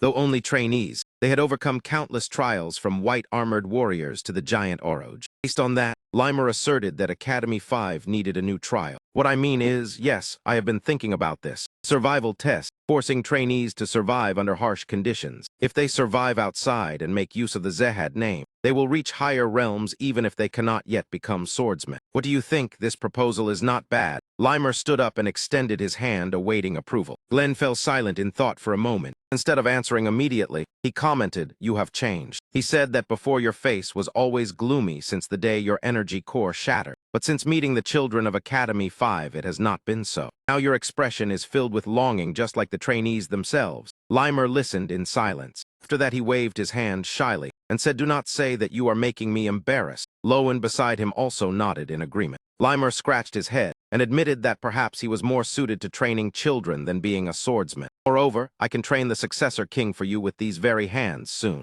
Are you talking about Raon? Glenn asked. Limer replied ambiguously that it could be Buren, Mata, or Runnin. The answer made the old man smile with interest. Understood. He stood up and said, submit the graduation test report within 1 week. If you cannot, then consider this conversation never happened. Limer immediately pulled out the prepared stack of documents and smiled in reply. How could I not? I have already prepared everything, he said with a radiant expression. Another morning, the trainees had all gathered at the training field, huddled together chatting because they had been summoned, yet the instructor had still not appeared. This happened as often as daily meals. Instructor Limer was never on time. He probably spent the whole night gambling or drinking again. No sooner had the words ended than the door was kicked open. Limer walked in, greeting them casually as if being late was no big deal, apologizing that he was late because he stopped by an orphanage on the way. Buren grumbled irritably that if he was going to lie, he should at least find a more believable excuse. Limer insisted he was telling the truth. Walking closer to the trainees, Limer said that today he had an extremely important announcement. He had thought about it for a long time, and after seeing them had made his final decision. To put it simply, your graduation exam is about to begin. You cannot remain trainees forever. One rookie wondered that the exam was usually instructor approval or sparring. Limer laughed loudly and replied that it usually was, but this time would be different. The group asked in surprise how it would be different. The red-haired man reminded them that they had accumulated enough experience through battles with Owen. Real combat alongside the North-South Alliance, even if the opponents were only ordinary soldiers. Moreover, in the previous mission, they had even survived Eden ambush. Therefore, instead of formal duels or seeking recognition, you will step into the world yourselves to see how vast it truly is. As he spoke, Limer pointed toward the deep blue sky. The theme of this graduation exam is survival. Within 1 month, you will shed your identity as ZH trainees and must survive in different regions of the continent with only a single sword. Of course, I have also prepared an alternative for those who are afraid. Several trainees began to show clear anxiety. Runnin walked over and asked Raon if he would participate. The young man answered without hesitation that he definitely would. Then I will go too. The girl seemed to always want to hear others' decisions before choosing her own path. Buren said the instructor must have his reasons, and he would also participate. Mata beside him added that he had been accustomed to survival since birth. Hearing the group of geniuses speak so easily, Limer frowned and reminded them that not only Raon, but all of you were deciding far too lightly. Do you know where you will be sent? He looked straight at Raon and emphasized that you are an outstanding trainee, so your decision could cause others to follow without thinking. Raon replied that it would certainly be a grueling journey, but he believed everyone had already considered it carefully. Instructor. Moreover, you have never assigned us a challenge beyond our abilities. Hearing that, Limer unconsciously smiled lightly. After that, he held the paper in his hand and said, you are worthy of praise, but do not think you will receive favoritism. Now I will announce each person destination. Levin Desert for Buren, Katam Forest for Runnin, Satang Canyon for Mata. Finally, Haven Castle in the east was designated for Raon. Hearing that, the young man fell silent. Haven Castle. Seeing that expression, Limer explained it was a brutal battlefield where every day one must face monsters from the North Sea and Mount Stalin. So ruthless it was called the Hell Battlefield, because there was no time to sheathe the sword. The other locations are not easy either, but you will suffer much more. The instructor leaned down and whispered to the young man. Right, prepare thoroughly. There is about 1 month before departure. Raon immediately returned home and began his training plan. From afar, Sylvia and Helen quietly observed. Helen worriedly told the madam that the young master had been training excessively lately. For several days straight, he only practiced swordsmanship and even cut back on sleep. To be honest, I wish he would refuse this exam. That place is far too dangerous. Helen had her own reasons for unease. Sylvia looked at her son and admitted that was true. But this was also an opportunity for Raon to grow. Haven was precisely the boy graduation exam, so he was striving to reach his best state. You only need to silently support him so he can focus entirely on training. Sweat had already begun to stream down the youth face. Raon swung his sword while thinking that he was exhausted from increasing the training intensity for an entire week since learning the exam content. But the feeling was still not enough. The monsters in Haven have thick hides and massive bodies to the point swords struggle to pierce them. Zehad's swordsmanship favors balanced offense and defense, which could put him at a disadvantage. He envisioned the enemies he would soon face. Holding the sword in his hand, he thought that although he could use the myriad flame cultivation technique, this move was powerful and consumed a large amount of spiritual energy, extremely dangerous in prolonged battles. The fire ring had so far compensated for that weakness, but he could not rely forever on the myriad flame cultivation technique and the fire ring. Raon touched his chest in thought. Only 3 weeks remained before departure. He needed more information about Haven and a supporting technique for the myriad flame cultivation technique. Thinking this, he continued swinging his sword. Looking into the distance, he wondered how to obtain what he needed. He would have to invest. Sometime later, Glenn asked again, "So you want to use silver command tokens to exchange for a new sword technique?" "Yes, sir." Raon came to the family head estate to seek something useful. Glenn said, "Use the tokens as you wish, but you previously said you would use them for something else." "That is right. I plan to use them to restore my mother direct line status." Glenn asked, knowing that, "You still decide to use them?" Raon said he realized something from the mission in Cebu village and the previous duel. Glenn replied that he had heard. "My achievements surpassed my actual strength, but the reward was only silver tokens rather than gold. At that time, I remembered your words that gold tokens are not easily obtained." With humility, Raon said that instead of accumulating silver, which would not create much difference, it was better to use them to grow stronger and later personally win gold tokens for his mother. Glenn tossed the notebook in his hand and replied, "That is correct. If you are going to have one, then this choice is reasonable." The notebook flew toward the young man. "Could choose something else if you do not trust me." On the cover was written Frenzied Fang. Looking at the reward exchanged with silver tokens, Raon thought Glenn had ensured its value. Since it was chosen by him, the effectiveness would certainly not be low. He knelt down to receive the manual. Glenn said he understood and instructed him to study it well. Raon asked permission to leave, but was stopped by the family head to ask one more question. "You came to take a sword technique, so you must understand what Haven is like. Are you not afraid that the exam is held there? Why did you not refuse?" Raon replied that after fighting Eden, he realized one thing. Glenn asked what that was. He said that unexpected life and death experiences bring growth equivalent to a year of training. To become stronger, one must overcome circumstances that force breaking limits. Moreover, instructor Limer would not assign an impossible challenge. Even if it is painful and difficult, he believed he would be grateful later for having experienced it. Glenn nodded, his gaze contemplative. "Raongh, before you go, let me say one last thing. Swordsmanship does not have only one way to be used. Broaden your thinking." He offered vague advice. Raon expressed his gratitude for the guidance. Limer suddenly appeared behind the family head, saying that was why he always respected the owner. "He understands my intent. As an instructor, nothing is more satisfying than that. He is completely different from talkative Buren or sharp-tongued Mata." Limer's voice carried some irritation. Glenn remarked that indeed the instructor was terrible for speaking ill of his students. Limer added that he did not expect you to give Frenzied Fang to him. Its value equals a gold command token. Your affection for your grandson is truly deep. Glenn replied irritably that Limer talked too much. "Actually, I have been speaking less lately. Frenzied Fang is extremely violent. I worry whether Raon can control it." Glenn said the book has been given. My part is done. Whether the boy can comprehend it or not depends on him.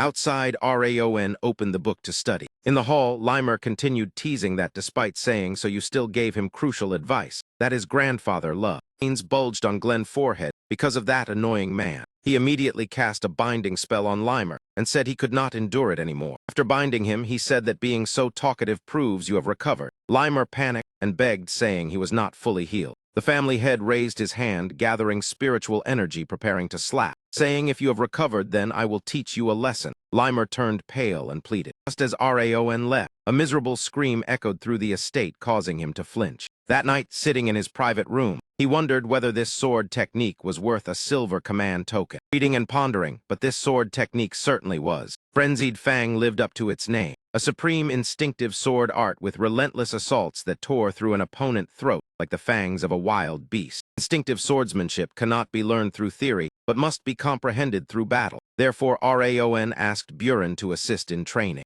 That was why he continuously sparred to gradually understand Frenzied Fang, and swung his sword without rest until just before the exam. More precise, more powerful. He did not stop until touching a new realm and relied on friends to help tame the technique. When no trainee was left capable of sparring, he had come very close to comprehending the true meaning of Frenzied Fang before departure day. The martial hall filled with fear. The night before the exam, Judil bandaged his wounds and remarked that he had been injured more frequently lately. He was pushing himself too hard, especially with the exam tomorrow. If the madam knew, she would worry. Raon admitted he forced himself because he sparred every day. Blood-soaked gauze and pain-relieving bandages covered his body. Judil said that was why he needed her treatment. Raon agreed. "Judil, before you go, I have something to say." She replied, "I am listening, young master." Raon said that before I lied to you about being forced to swallow insects. Seeing her remain silent, he understood she had known all along. Judil said she was not sure and only suspected. Raon asked suspected. She recalled that, when they first met, she truly thought it was insects. At that time, she was too frightened and only thought about surviving. But gradually, she felt warmth in the annex residence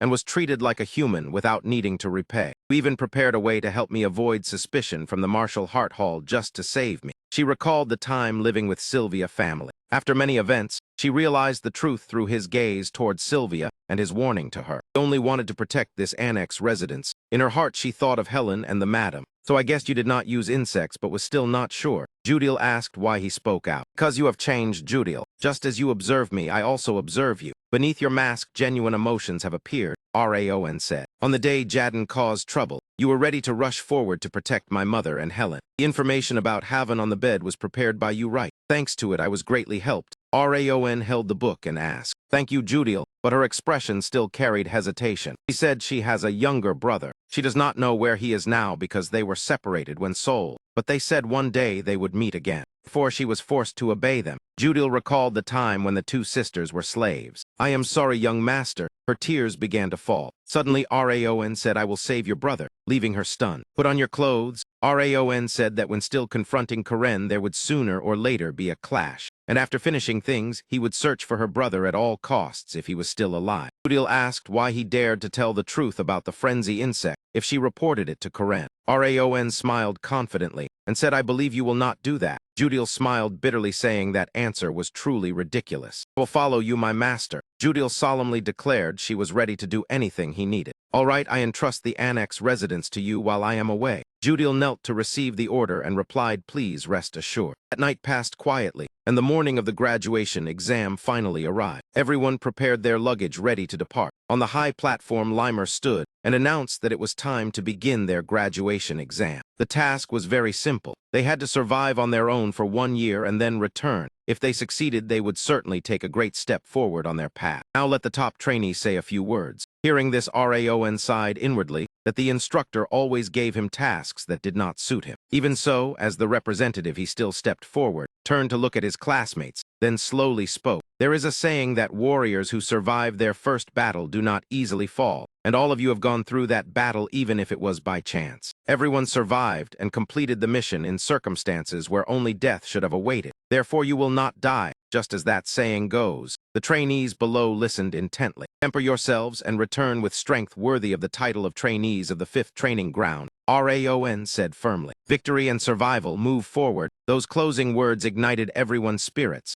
Shouts echoed across the field. Limer stood behind watching it all and revealed a satisfied smile. Watching the back of the young trainee, he thought that from the beginning he knew the boy was not ordinary. That extraordinariness did not lie only in strength. It was a calm mind far beyond his age, and an open heart capable of influencing others. It was a spirit of relentless training, never complacent with innate talent. Limer kept recalling Raon's attitude. Moreover, in the final sparring session with him, he He still remembered the moment the boy comprehended it. Frenzied Fang. In just an instant, the instructor saw the shadow of a ferocious beast flicker within the young man's sword path. You astonish me once again. Turning to the present, Limer showed off the wrist injury caused by Raon, while laughing that he only served as a sparring opponent because the boy defeated the other trainees. Yet instead of thanks, he ended up injured. Though his words sounded reproachful, his eyes shone with joy at knowing he had a disciple capable of injuring him. Looking at the young man, Limer silently wished him to survive and return Raon. Because I would deeply regret it if I could not witness the moment a new king appears.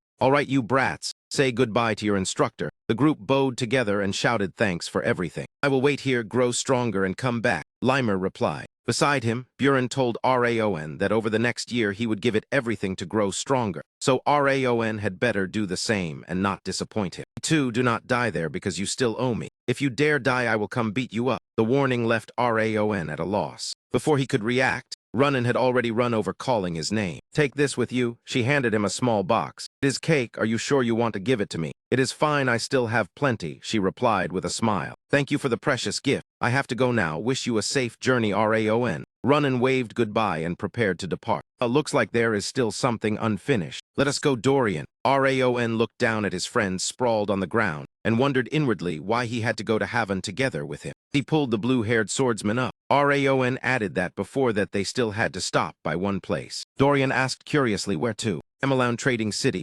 Raon replied with a smile. Before stepping onto the battlefield, it was best to prepare equipment properly. On the large sign was written Upper City Camelown. The Central Market, Raon and Dorian walked through the crowded street. Looking at the lively stalls, Raon thought that while there was plenty of merchandise, what he needed was not here. It seemed he had to go down to the black market. Dorian called from behind, young master. What you are looking for is not here, right? Are you planning to go below? Raon asked what he meant by below. You know the Camelown black market. Dorian nodded, making Raon curious since this was not his first visit. Dorian confidently patted his chest, saying, I may look like this, but I grew up in a merchant guild. I know these things well. Recalling the robes and deodorizing tools Dorian brought at Mount Cebu, Raon suddenly understood everything. So he truly came from a merchant family. Thinking that Raon agreed and said, then let us go to the black market. Dorian said that to enter the black market one had to go through a secret passage and asked whether Raon knew the way, making him slightly startled. Raon made the excuse that he heard it from Limer. Dorian immediately believed it and even thought the instructor must know since the black market had gambling dens. Then let us go in.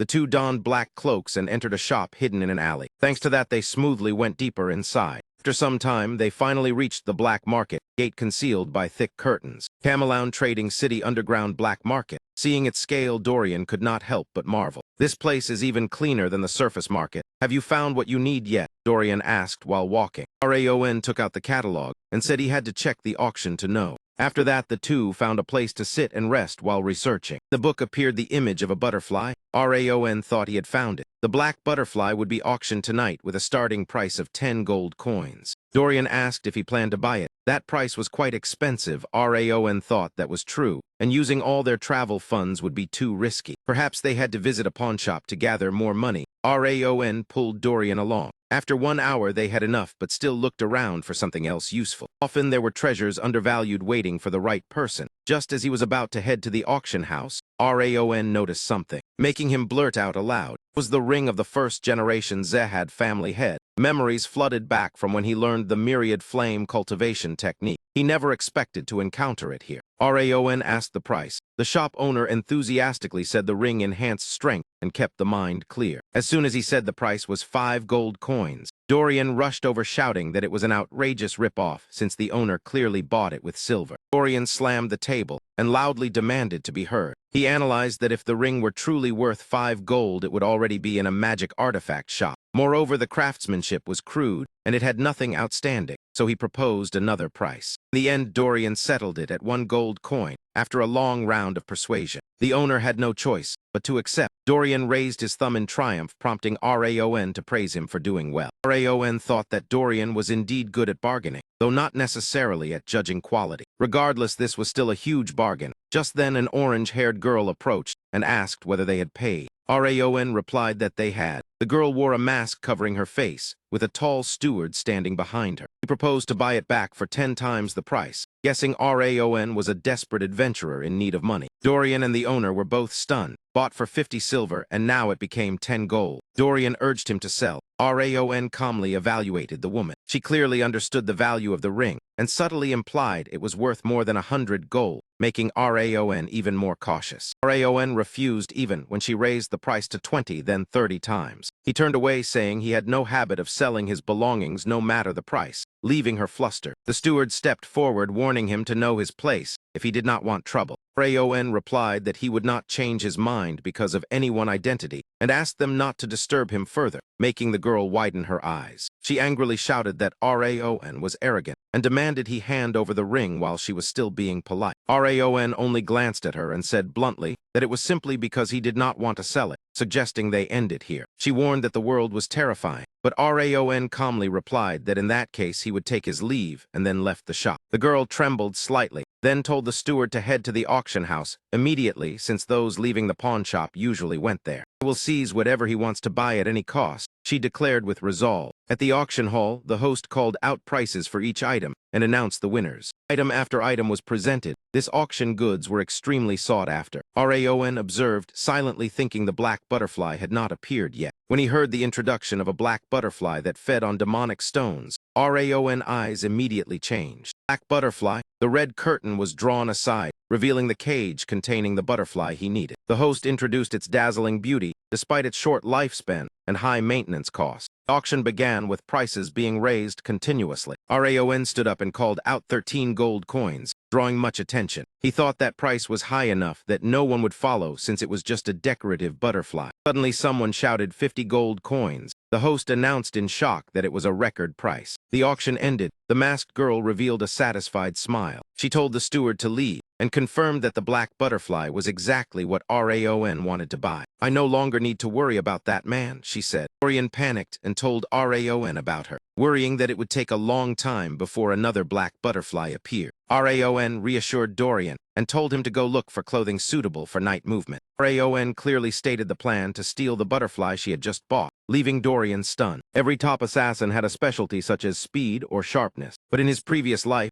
Raon was famed as a master of stealth. Now he donned black clothes and looked at the butterfly cage. The key was the shadowless step he once used in his previous life. Even though he had learned the supreme harmony step, he still had to use it again this time. Dorian brought the outfit Raon requested. He praised how fast he found it, then asked for more information about the masked girl. Dorian scratched his head hesitantly, prompting Raon to urge him to speak quickly. Dorian said worriedly that the person was Princess Jaina of the Banka Kingdom. Since childhood, she had displayed outstanding magical talent and even possessed a rare ability to appraise magic artifacts, thus receiving special favor from the Banka King. Raon concluded that this time it was better to temporarily pass up the opportunity and wait for another chance, which also meant she was very likely a VIP client of the black market. Not only was he unafraid, the young man even showed interest, because the princess items would certainly still be in the additional appraisal phase and not yet transferred to a private room due to VIP status. This was the safest timing while the black market still retained ownership. "I will be right back, Dorian." After saying that, Raon activated his footwork and left despite his friend trying to stop him. Returning to the present, he quietly observed and realized the princess item indeed had not been taken away. The staff stared at the meg cage containing the butterfly and chatted that spending piles of gold to buy a decorative butterfly was truly incomprehensible. The other replied that the wealthy must have their reasons, forget it, and focus on the cards. Observing the target more closely, Raon realized the black butterfly was still there with staff standing nearby, but they were busy gambling. In that situation, the young man lightly extended his hand forward, a thin strand of energy silently flowing out. The butterfly inside the meg cage seemed to sense the familiar aura of spiritual energy. Raon remembered that black butterflies were usually kept in open meg cages, because if sealed they would die. This species tended to cling to magic stones to absorb pure magical power. Upon sensing the myriad flame cultivation technique, true energy purer than magical power, it immediately freed itself from the cage and flew over to land on the young man's finger. Everything happened so simply that Raon easily reclaimed the item he had missed at the auction. At that moment, one staff member noticed and asked why he was distracted. "It is your turn," Flip the cards. What? Where did the butterfly go? Did it disappear? Both of them panicked and jumped up looking around. Damn it, hurry and search where it flew. Meanwhile, Raon had already left with the butterfly, while Dorian in the hall was restless. Dorian bit his nails, anxiously thinking that if the young master were caught, this could turn into a diplomatic incident with the Banka Kingdom. His heart felt like it would leap out. The more he thought, the more panicked he became. Just as he was about to go look, Raon suddenly appeared, asking Dorian what he was doing. Dorian startled and turned around, asking when the young master arrived. "Just now, you look like you saw a ghost," Raon replied. "Wait, you came back like this means?" Dorian vaguely guessed. "Yes, I succeeded." Raon lightly patted the pouch at his waist to share the good news, really. "Let us head back." But at that moment, a familiar voice rang out. Oh my, what an unexpected meeting. Princess Jaina walked over with an arrogant demeanor, mocking how it felt. "You must have realized you lost the auction. It is not too late now if you hand over the ring, and I will give you the black butterfly. Think carefully, because this is your last chance." Raon coldly interrupted. "Are you deaf? I already said I am not selling." Her attitude instantly turned cold. "It seems polite words do not work. You do not want to leave the black market intact, do you?" Just then, hurried footsteps sounded. The staff member from earlier ran over. Zaina angrily shouted, "Do you not see I am talking? I am sorry, but actually, black butterfly is gone. It must have been stolen." Raon seized the chance to mock. "Oh no, it seems you have run into trouble." The girl glanced at Raon, in her mind firmly concluding that he was the culprit. Seeing that mocking smile, she realized it was a familiar gesture used to tease others. He must have stolen the butterfly. She stepped closer, asking, "Do you know who I am?" Raon calmly replied, "Do I need to?" Then she removed her mask, revealing her identity. "I am Princess Jaina of the Banka Kingdom. How dare you be disrespectful to me? Princess Jaina of Banka. I will make it so you can never steal anything again." Sita immediately stepped forward, preparing to act. Deal with him. Receiving the order, the steward charged straight toward Raon. "Princess of Banka or whatever." So what? Raon replied. The young man did not retreat, ready to throw a counterpunch. The single strike, the steward was knocked down. Hit by the heavy punch, he rolled his eyes back and lost consciousness. Raon mounted the opponent and continuously rained punches. Zaina panicked and scolded the steward when another voice rang out. "Was it you, Raon?"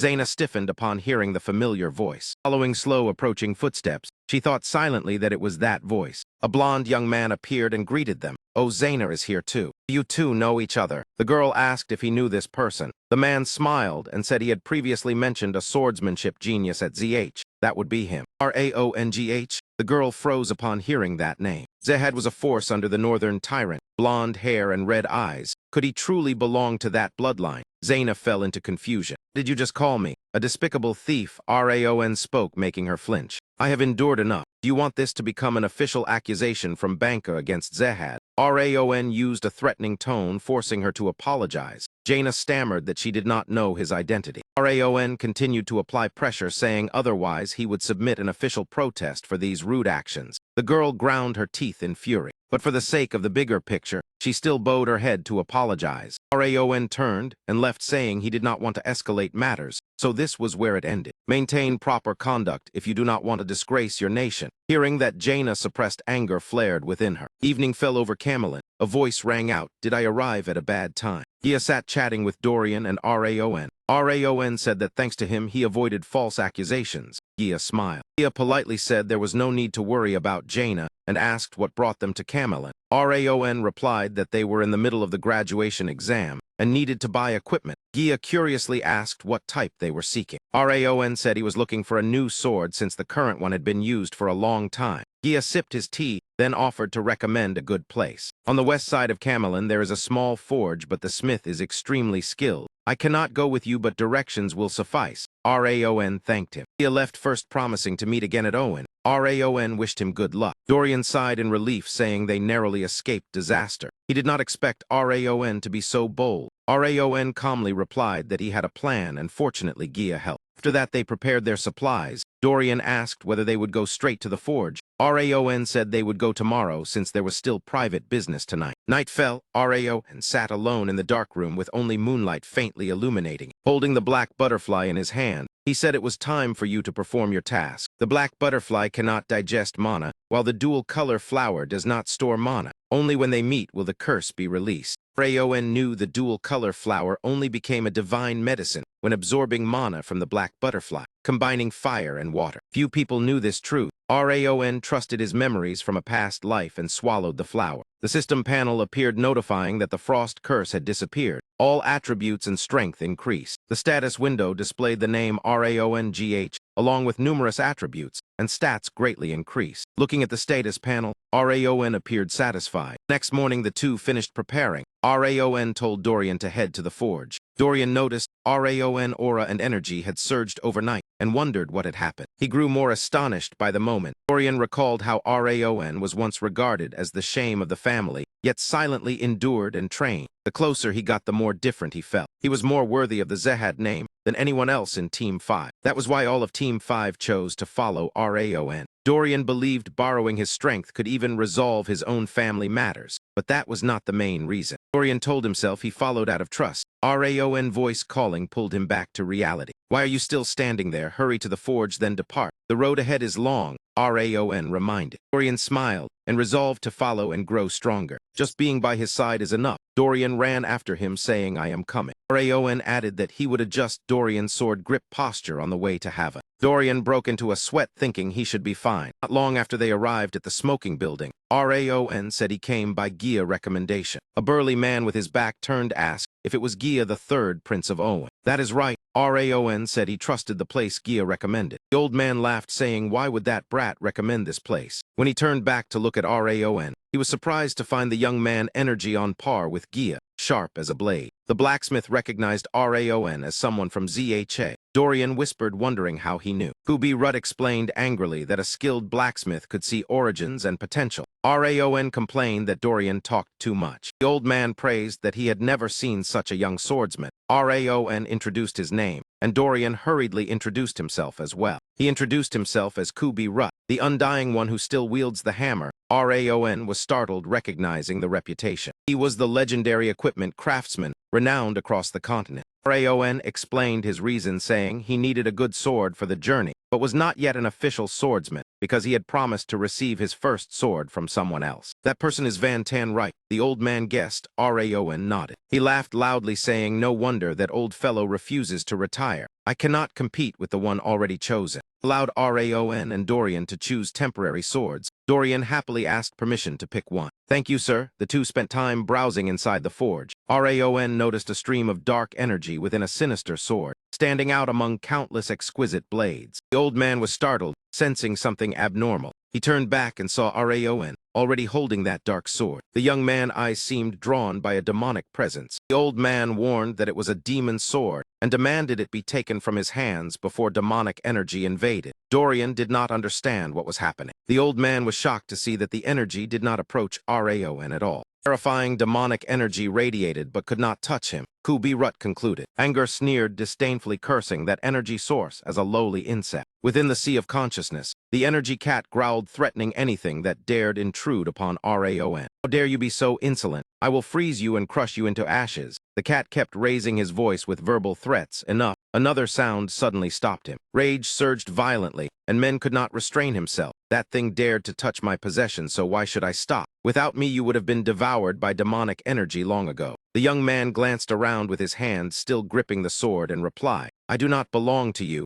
and even without you I would not be controlled by demonic energy. The boy stepped forward to ask about the situation. Are you all right? Men replied that he was fine and added, moreover, this is not an ordinary sword. What exactly is it? The old blacksmith answered in a low voice, it is a failed product. I already said it earlier, I do not know if you heard, but it is a demon sword. The old man began to recount. In the south there was a small village named Surin, where the people believed that the tree called Othello was born. They relied on each other and lived peaceful days. Until one day the White Blood sect flooded in and attacked Surin, killing half the villagers and taking away all the remaining survivors. Everything unfolded exactly as they always did, an irredeemable bloody tragedy. In the end, there was no life left in that place. The blacksmith continued after recalling the tragedy at Surin. I bought a branch of Othello and forged this sword with the hope of soothing the souls of the victims. That was a mistake. The moment it was completed, the pure white blade was immediately dyed red. Instead of comforting the souls of Surin, their resentment accumulated within the sword. No one could wield it, so I had no choice but to store it away. I truly do not understand how the kid is still able to remain sane. The old man looked at the young man with curiosity. Raon suddenly closed his eyes and began to sense. The memories of Surin surged into his mind through the sword. From injustice and fury to the exhaustion and despair they bore, they were brutally slaughtered by the white blood sect. Raon accepted each stream of resentment entering his body to understand the sword. After a while he opened his mouth and said, I still have many goals to achieve. That means I do not have much time and it will be hard to take revenge for everyone. But if I encounter the white blood sect, I will never show mercy. Will you go with me? The young man asked the sword. The boy noticed the demonic energy retracting into the blade. Had it acknowledged him as its master? Raon decided that this sword, born to soothe soul, would from now on be called the true spirit sword while accompanying him. Thank you for giving me such a wonderful sword. You not only gave me the true spirit sword, but also an ordinary blade. The boy smiled and replied, do not worry about it. Having a rising star wield my sword is my greatest honor. Raon departed and left a message that if you come to ZH, I will host you well. The old man wished him to pass the trial safely and watch the two youths disappear. He recalled the moment the boy subdued the demon's sword. I thought the kid only had talent. Who knew it was far more than that? Sword and man became one. No, far beyond even that. He affirmed that the name ZH would shake the world. After leaving Camelon and heading north for several days, the surroundings were gradually covered in snow. The two had to change into warm clothing. Once accustomed to the repetitive scenery, Raon and Dorian noticed many bloodstains splattered on the ground and stone walls along the road. Phew, we finally arrived. Massive structure appeared before them. Raon thought to himself that he had finally reached Haven Castle to accept the trial. Dorian covered his nose with discomfort. What kind of smell is this? Meanwhile, Fan No laughed excitedly. Haha, this battlefield stench makes me feel alive again. Raon looked at his staggering friend and said, Dorian, we just arrived. Why are you already reacting like this? We did not encounter any trouble on the way. You say that and can still hear it. Dorian replied indignantly. Farther we get from Camelon, the colder the weather becomes. Yet you say the colder it gets, the more we should move. From morning to night, aside from traveling, you kept analyzing my sword techniques. Even when on watch, you would not stop swinging your sword, making me lose sleep for several nights straight. The mushroom-haired guy complained bitterly. That is why I have never slept soundly, and you still say I faced no difficulties. Fanno also chimed in. Even I get proper rest. Training like this makes even me sleep poorly. Raon could only sigh in silence. Just then someone approached. Are you two mercenaries? You arrived later than I expected. A man in a black uniform with a long cloak stepped forward with two guards behind him.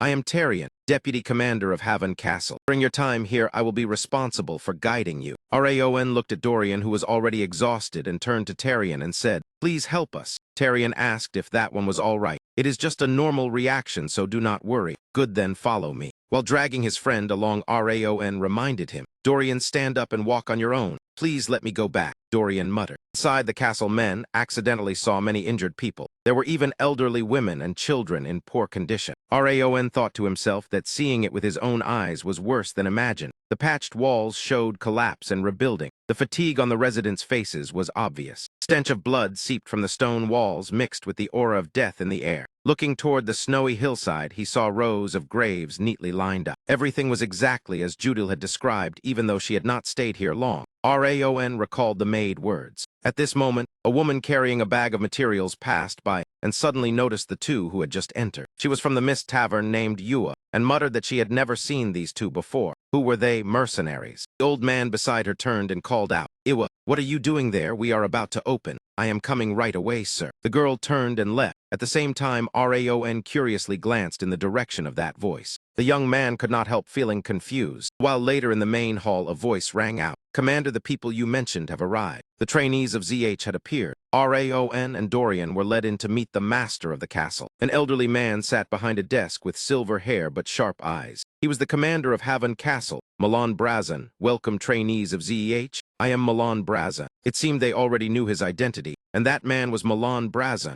Raon thought silently. One known as the Northern Giant, who had protected Haven for 20 years. Enno commented that gaze was something I have not seen in a true warrior for a long time. Only someone who has guarded this place for decades could have it. Raon asked back, You feel it too? Milan Brazan said that everyone who knew the kid identity was present here. Aside from that, everything was kept confidential. I understand why Limer brought the kid here. He wants him to accumulate more experience before returning. The commander looked at the two and said. Then he leaned forward, clasping his hands with a stern gaze and lowered voice. But here there is no such thing as training. There are no teachers, no warm meals, no comfortable beds, only bone-piercing cold winds and endless battles. If you expect comfort, then turn back now, he warned. Hearing this, Dorian became excited and was about to speak, but Raon signaled him to stop and replied, "We came here to become stronger and are ready to accept any battlefield." After hearing that, Milan softened his tone. "I like this attitude, but let us see how long you can maintain it. From now on, your status will be equal to the soldiers, and you will start from the lowest level," he ordered. "Seek Lai assign these two to Scout Team 3.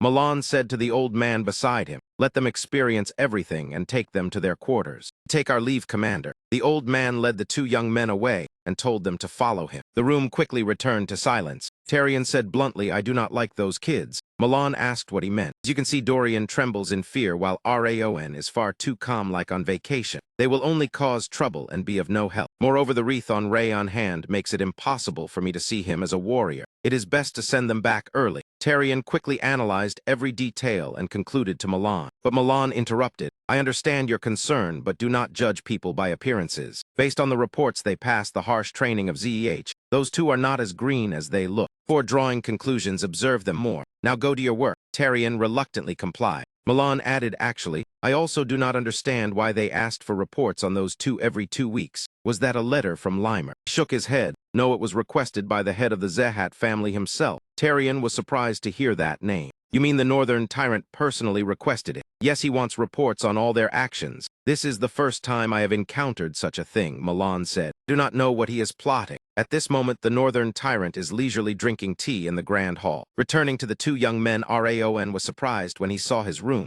"Dorian, where did you find the time to tidy this place?" Dorian proudly showed the neat room and replied, "I cleaned it while you were in the bath." Raon recalled that the room had been very shabby just moments ago. He pulled the curtain to check the fabric and asked worriedly, "Where did you get these things? Such thick curtains?" Dorian replied casually, "I brought them in my bag." "Did not bring every color, did you?" Before he finished speaking, Dorian pulled out several more to show off. "Of course I did. Red, yellow, blue, all of them. Take your pick." "Do you need anything else?" Raon astonishment gradually turned to fear. What exactly is in that bag? At this moment, a man walked in urging them. "Newcomers, are you done cleaning?" He wore a white uniform and confidently introduced himself as Raiden, captain of Scout Team 3. "Prepare to depart immediately. We just received orders to go on reconnaissance." Back at the Zehat estate, Glenn spoke up. "What wind brought you here?" Limer teased with a flippant look. "Clan head, I heard you secretly held a banquet to monitor the situation of the ZH kids. Worried about your nephew, are you?" Glenn showed displeasure. Glenn held his head and thought silently. Lately, Limer has been associating with that gambling addict. He must have told everything, so I instructed them to keep it secret. Limer laughed and said, "Is it not interesting? The kid found a bicolored flower during the Snow Tiger mission, made it bloom and absorbed it, striking directly at the pride of that arrogant Princess Banka." Glenn retorted, "My disciple turned into a thief, and you say it is fun."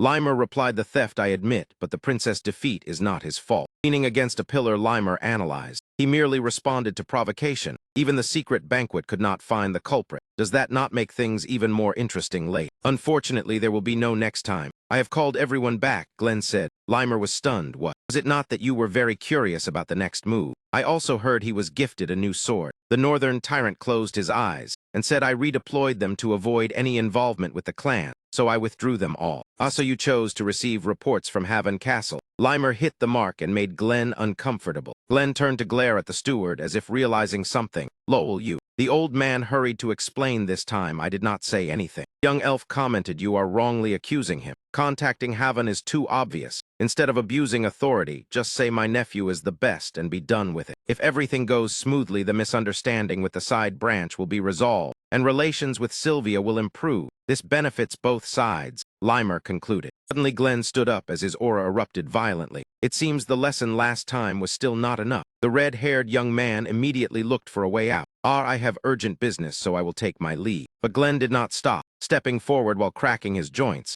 "I must ensure this lesson is deeply engraved into you." Thus the estate once again echoed with a horrifying sound. Far away in Haven, Rao suddenly felt as if he had vaguely heard a scream. The captain led the two to a place and introduced it as Mount Estellan, where monsters and blizzards were rampant. To Haven Castle, it was no different from hell on earth. Raiden marveled at the magnificent scenery. At least it is very beautiful. Raon nodded in agreement. Before starting the reconnaissance mission, let us do a test to see how much experience you have. Raiden proposed, pointed at footprints in the snow, and asked, what do you think left these? Dorian guessed they were quite large, perhaps an ice troll. Raon shook his head. It is not a troll, Raiden asked in surprise. Not. Raon crouched down to observe carefully, and said troll footprints are more humanoid and much deeper. These belong to a four-legged beast. Perhaps a Kerry mountain goat. Raiden thought in shock, how could he tell at a glance? Raiden continued to ask then, when do you think these footprints appeared? Raon replied, the ground is not fully hardened, so likely from yesterday. Heading west, we may encounter them. And this mark, Raiden pointed to scratches on a tree to test him further.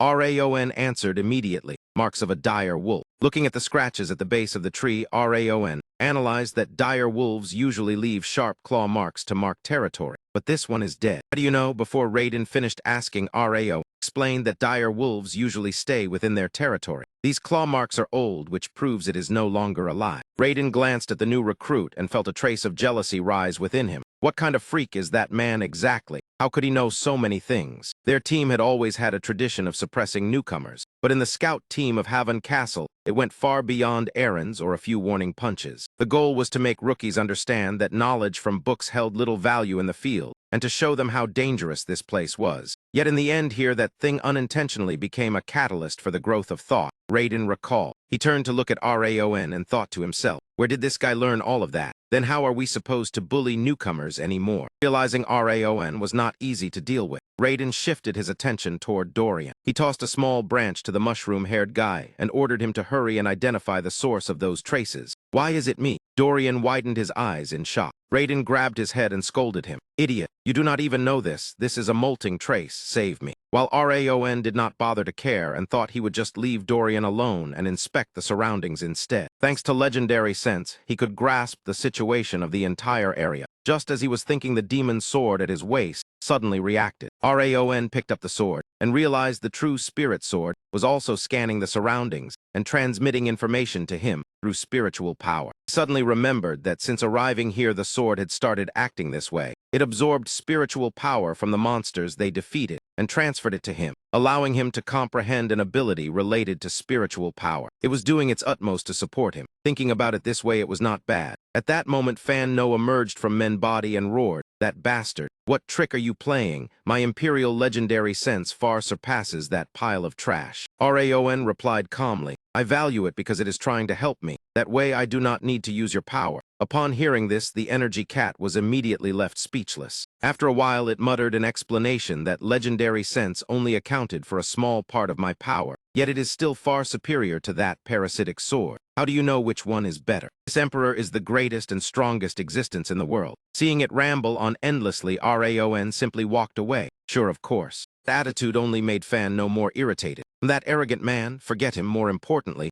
Raon spoke up. This source of power comes from you, the one who is always eyeing my body. I cannot know what side effects it may cause. The cat immediately retorted that there was no need to worry about such things, because the technique I am about to teach you will use your own inherent divine power. This emperor will show you how to wield true frost power, completely different from any method you have ever known. Fan No flew upward and looked down with a superior gaze. Raon maintained his caution, an unexpected reward. Not long after, the young man entered a meditative state. Beside him, Fan No explained the technique named Glacia, something ordinary people could almost never learn, only possible with extremely pure frost power. With your ordinary talent, you must devote your full strength to training for a long time to comprehend it. Now focus your mind and relax. Shifting his gaze to the side, tonight he continued to be guided in how to link the cold energy within his body to the cold energy of this land. Just focus on looking at your cold energy. What does it look like? Raon replied. Your cold energy seems to have blended into the layer of snow covering the ground. The cat explained that this was only a surface phenomenon. In essence, it was not blending with the snow, but the cold energy was fusing with the surrounding cold energy. It was the core of this method, connecting cold energy with dormant cold energy. After experimenting, he thought to himself, this is difficult. I never imagined using cold energy like this. It will probably be very hard to learn. The young man closed his eyes again, determined to try once more. Instead of forcibly connecting directly, what he needed was to keep the image of the connecting thread in his mind. Only then could he visualize something far away, as if it were right before his eyes. In fact, all the cold energy here had transformed into his vision, hearing, and touch. When he relaxed himself, he sensed space while meditating. The world seemed to slow down. After a while, he opened his eyes and stood up. It was not the world slowing down, but himself, his body unusually heavy, but with every step that passed, he felt his senses gradually become sharp and absolutely light. He saw Dorian being bullied by Raiden, and at the same time witnessed the guard wolf successfully hunting its prey. Raon could observe places very far away, not only seeing that someone was there, but also recognizing what they were doing. It was hard to believe. Perhaps because it was his first time, the observation range was still limited and short-lived. But something abnormal entered his sight, making him startled. It was a sign of danger rapidly approaching. Raon immediately turned back to report to the other two. Captain Vadin, what is going on? Men said that there was a chain rat shark digging tunnels underground and was about to reach here. Raiden knew this species and showed concern. A real chain rat shark is actually coming. The captain believed this area belonged to the territory of the mountain monster Stalin, so aquatic monsters should rarely appear. Moreover, there were no characteristic tremors. But Raon still asserted firmly, I am serious. It is coming. How could that be? As soon as the words ended, an explosion suddenly erupted behind the captain. What Raiden and Dorian both widened their eyes in shock. Before them, several monsters burst out of the ground. Among them were chain rat sharks. Chain rat sharks had truly arrived here. Raiden tightened his grip on the sword hilt and prepared for battle, thinking that he had to focus. With only himself and the rookie here, he had to find a way to escape and warn the whole team. In the tense moment, he accidentally stepped wrong and made a noise, drawing even more attention from the monsters. The shark in front roared. Raiden panicked. Damn it, why did I slip at the worst possible time? In an instant, Raon executed a sword technique, gliding past the monster and leaving behind a series of deep cuts, blood splattering everywhere. Turning back, he told the captain that he would block the sharks, and Captain Vadin should go call for reinforcements. He added that he understood the captain still could not trust him, but at least please trust my sword. Hearing that, he pulled Dorian back to retreat and left a message. Be careful, Raon. Evade them and survive until reinforcements arrive. Turning to the battlefield, men stared straight ahead and said, all right, let us begin. There are still two chain rat sharks ahead waiting to tear him apart. Immediately after, the monsters charged together to attack Raon. The young man did not flinch, lowered his center of gravity, and prepared to launch a lightning-fast counterattack. Frenzied Fang Sword, the sword technique Glenn gifted before the examination was activated. Raon easily pierced through the body of the first shark. Seeing the damage dealt, he realized that the effectiveness of Frenzied Fang Sword far exceeded expectations. Normally, this was an opponent that required aura. While Men was still analyzing, another shark had already pounced from behind. Even so, he was still agile enough to dodge to the side, thinking that now he could hold out using only swordsmanship. His ability to utilize the sword and predict the shark's movements came from his cold energy having merged with the environment. Is this the power of Glacia? As he fought, he drew lessons, sharpening the senses through real combat collisions. After taking down several more sharks, Raon felt himself gradually adapting to both Frenzied Fang Sword and Glacia. He even felt capable of overwhelming opponents of the same level. I learned faster than expected. Deciding to go to Haven Castle was truly the right choice because there are many chances to experience.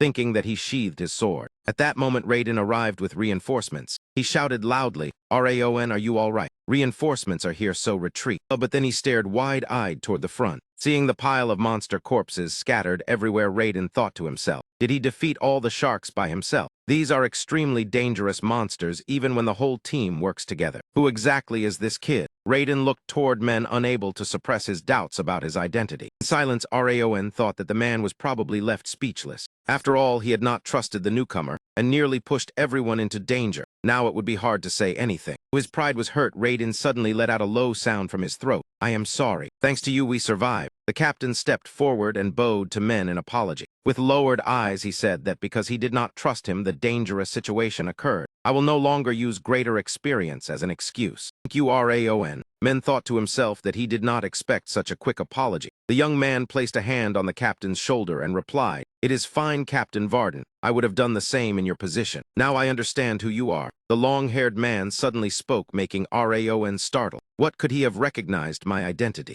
Raiden grabbed Men's hand and excitedly said that he was an angel descending to save them. Men awkwardly refused.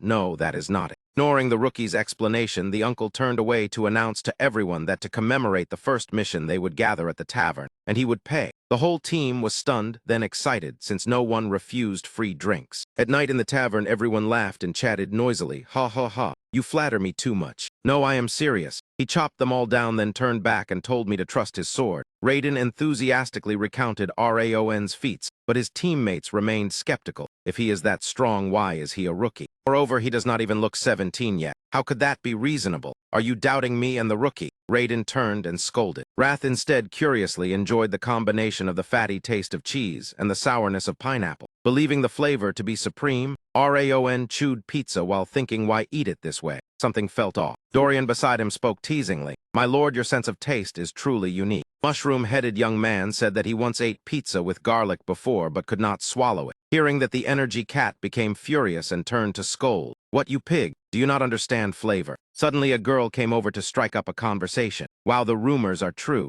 The sisters said the new scout rookie is not only good with the sword, but also has a very striking face. Tavern waitress Iwa smiled brightly as she introduced herself. I almost forgot. My name is Iwa. I also have many other items on the menu. Would you like to take another look? Raon replied indifferently. Sure, thank you. At the same time, both he and the cat looked at the menu and exclaimed inwardly. Despite being remote, the menu was truly rich. Wait, this king wants to eat mint chocolate ice cream. Raon already felt it was not right. Leon replied that I really do not want to eat that. The waitress confidently guessed that he might like moon mint chocolate ice cream. Our shop has the best kind. Raon hurriedly refused, but she kept talking about how the mint near Haven Castle was fresher than elsewhere. The energy cat turned and whispered to scold the ingrate. This king passes on secret techniques, and this is how you repay me. Raon had no choice but to placate it and go along since it was too talkative. The young man thought to himself why a tavern sold mint chocolate ice cream. Though confused, men still raised his hand to order. I will take one. At that moment, a voice called out to the rookie. Did you really defeat 6 sharks by yourself? The energy you give off does not seem that strong, a member asked curiously. Another hurriedly said, do not misunderstand, it is just curiosity since you are so young yet so strong. Anyway, thank you. Raon smiled and replied thanks, but everyone was praising him too much. What do you mean? Someone like you will surely be promoted soon. I just wanted to chat casually before that happens. Another person chimed in agreement. Dorian also echoed that Raon had accomplished something great. The young man felt shy since he was not used to praise. Just then the waitress brought out a heaping bowl of ice cream. Here is your mint chocolate ice cream. Wrath immediately urged, all right, hurry and eat. After feeding a spoonful to the cat, it excitedly described the cool sensation spreading instantly, then the chocolate sweetness flooding in, cold and sweet just like this king himself. Hey Wrath, this feeling is similar to when I use Glacier. Raon shared his thoughts. But Glacier has more than one correct way to use it right. The perceptive cat asked. You noticed, guessed it exactly. Just like human training methods, it is a way to utilize icy energy with maximum efficiency and power. Then can I use it for both offense and defense? Raon asked further. Of course, it is a superb technique that enhances the senses and supports both aspects. Cat added that for this king it was too easy. While someone as untalented as you must diligently train for at least a year to achieve even a little success. A year is too long, Raon complained. The cat retorted, do you think it is easy? Just 1 year of guidance from this king is already a great blessing. Then do you dare to gamble with me? Men proposed a gamble. I master Glacier in 6 months. Raon stated the condition. The cat pondered 6 months. Meanwhile, the young man observed its hesitant expression since it had lost every bet before. All right then, 5 months, that should be worth betting on. Raon raised the difficulty for himself, hearing that Wrath seemed to relent. All right, deal, the cat agreed immediately. Wrath officially accepted the bet as the system notification appeared.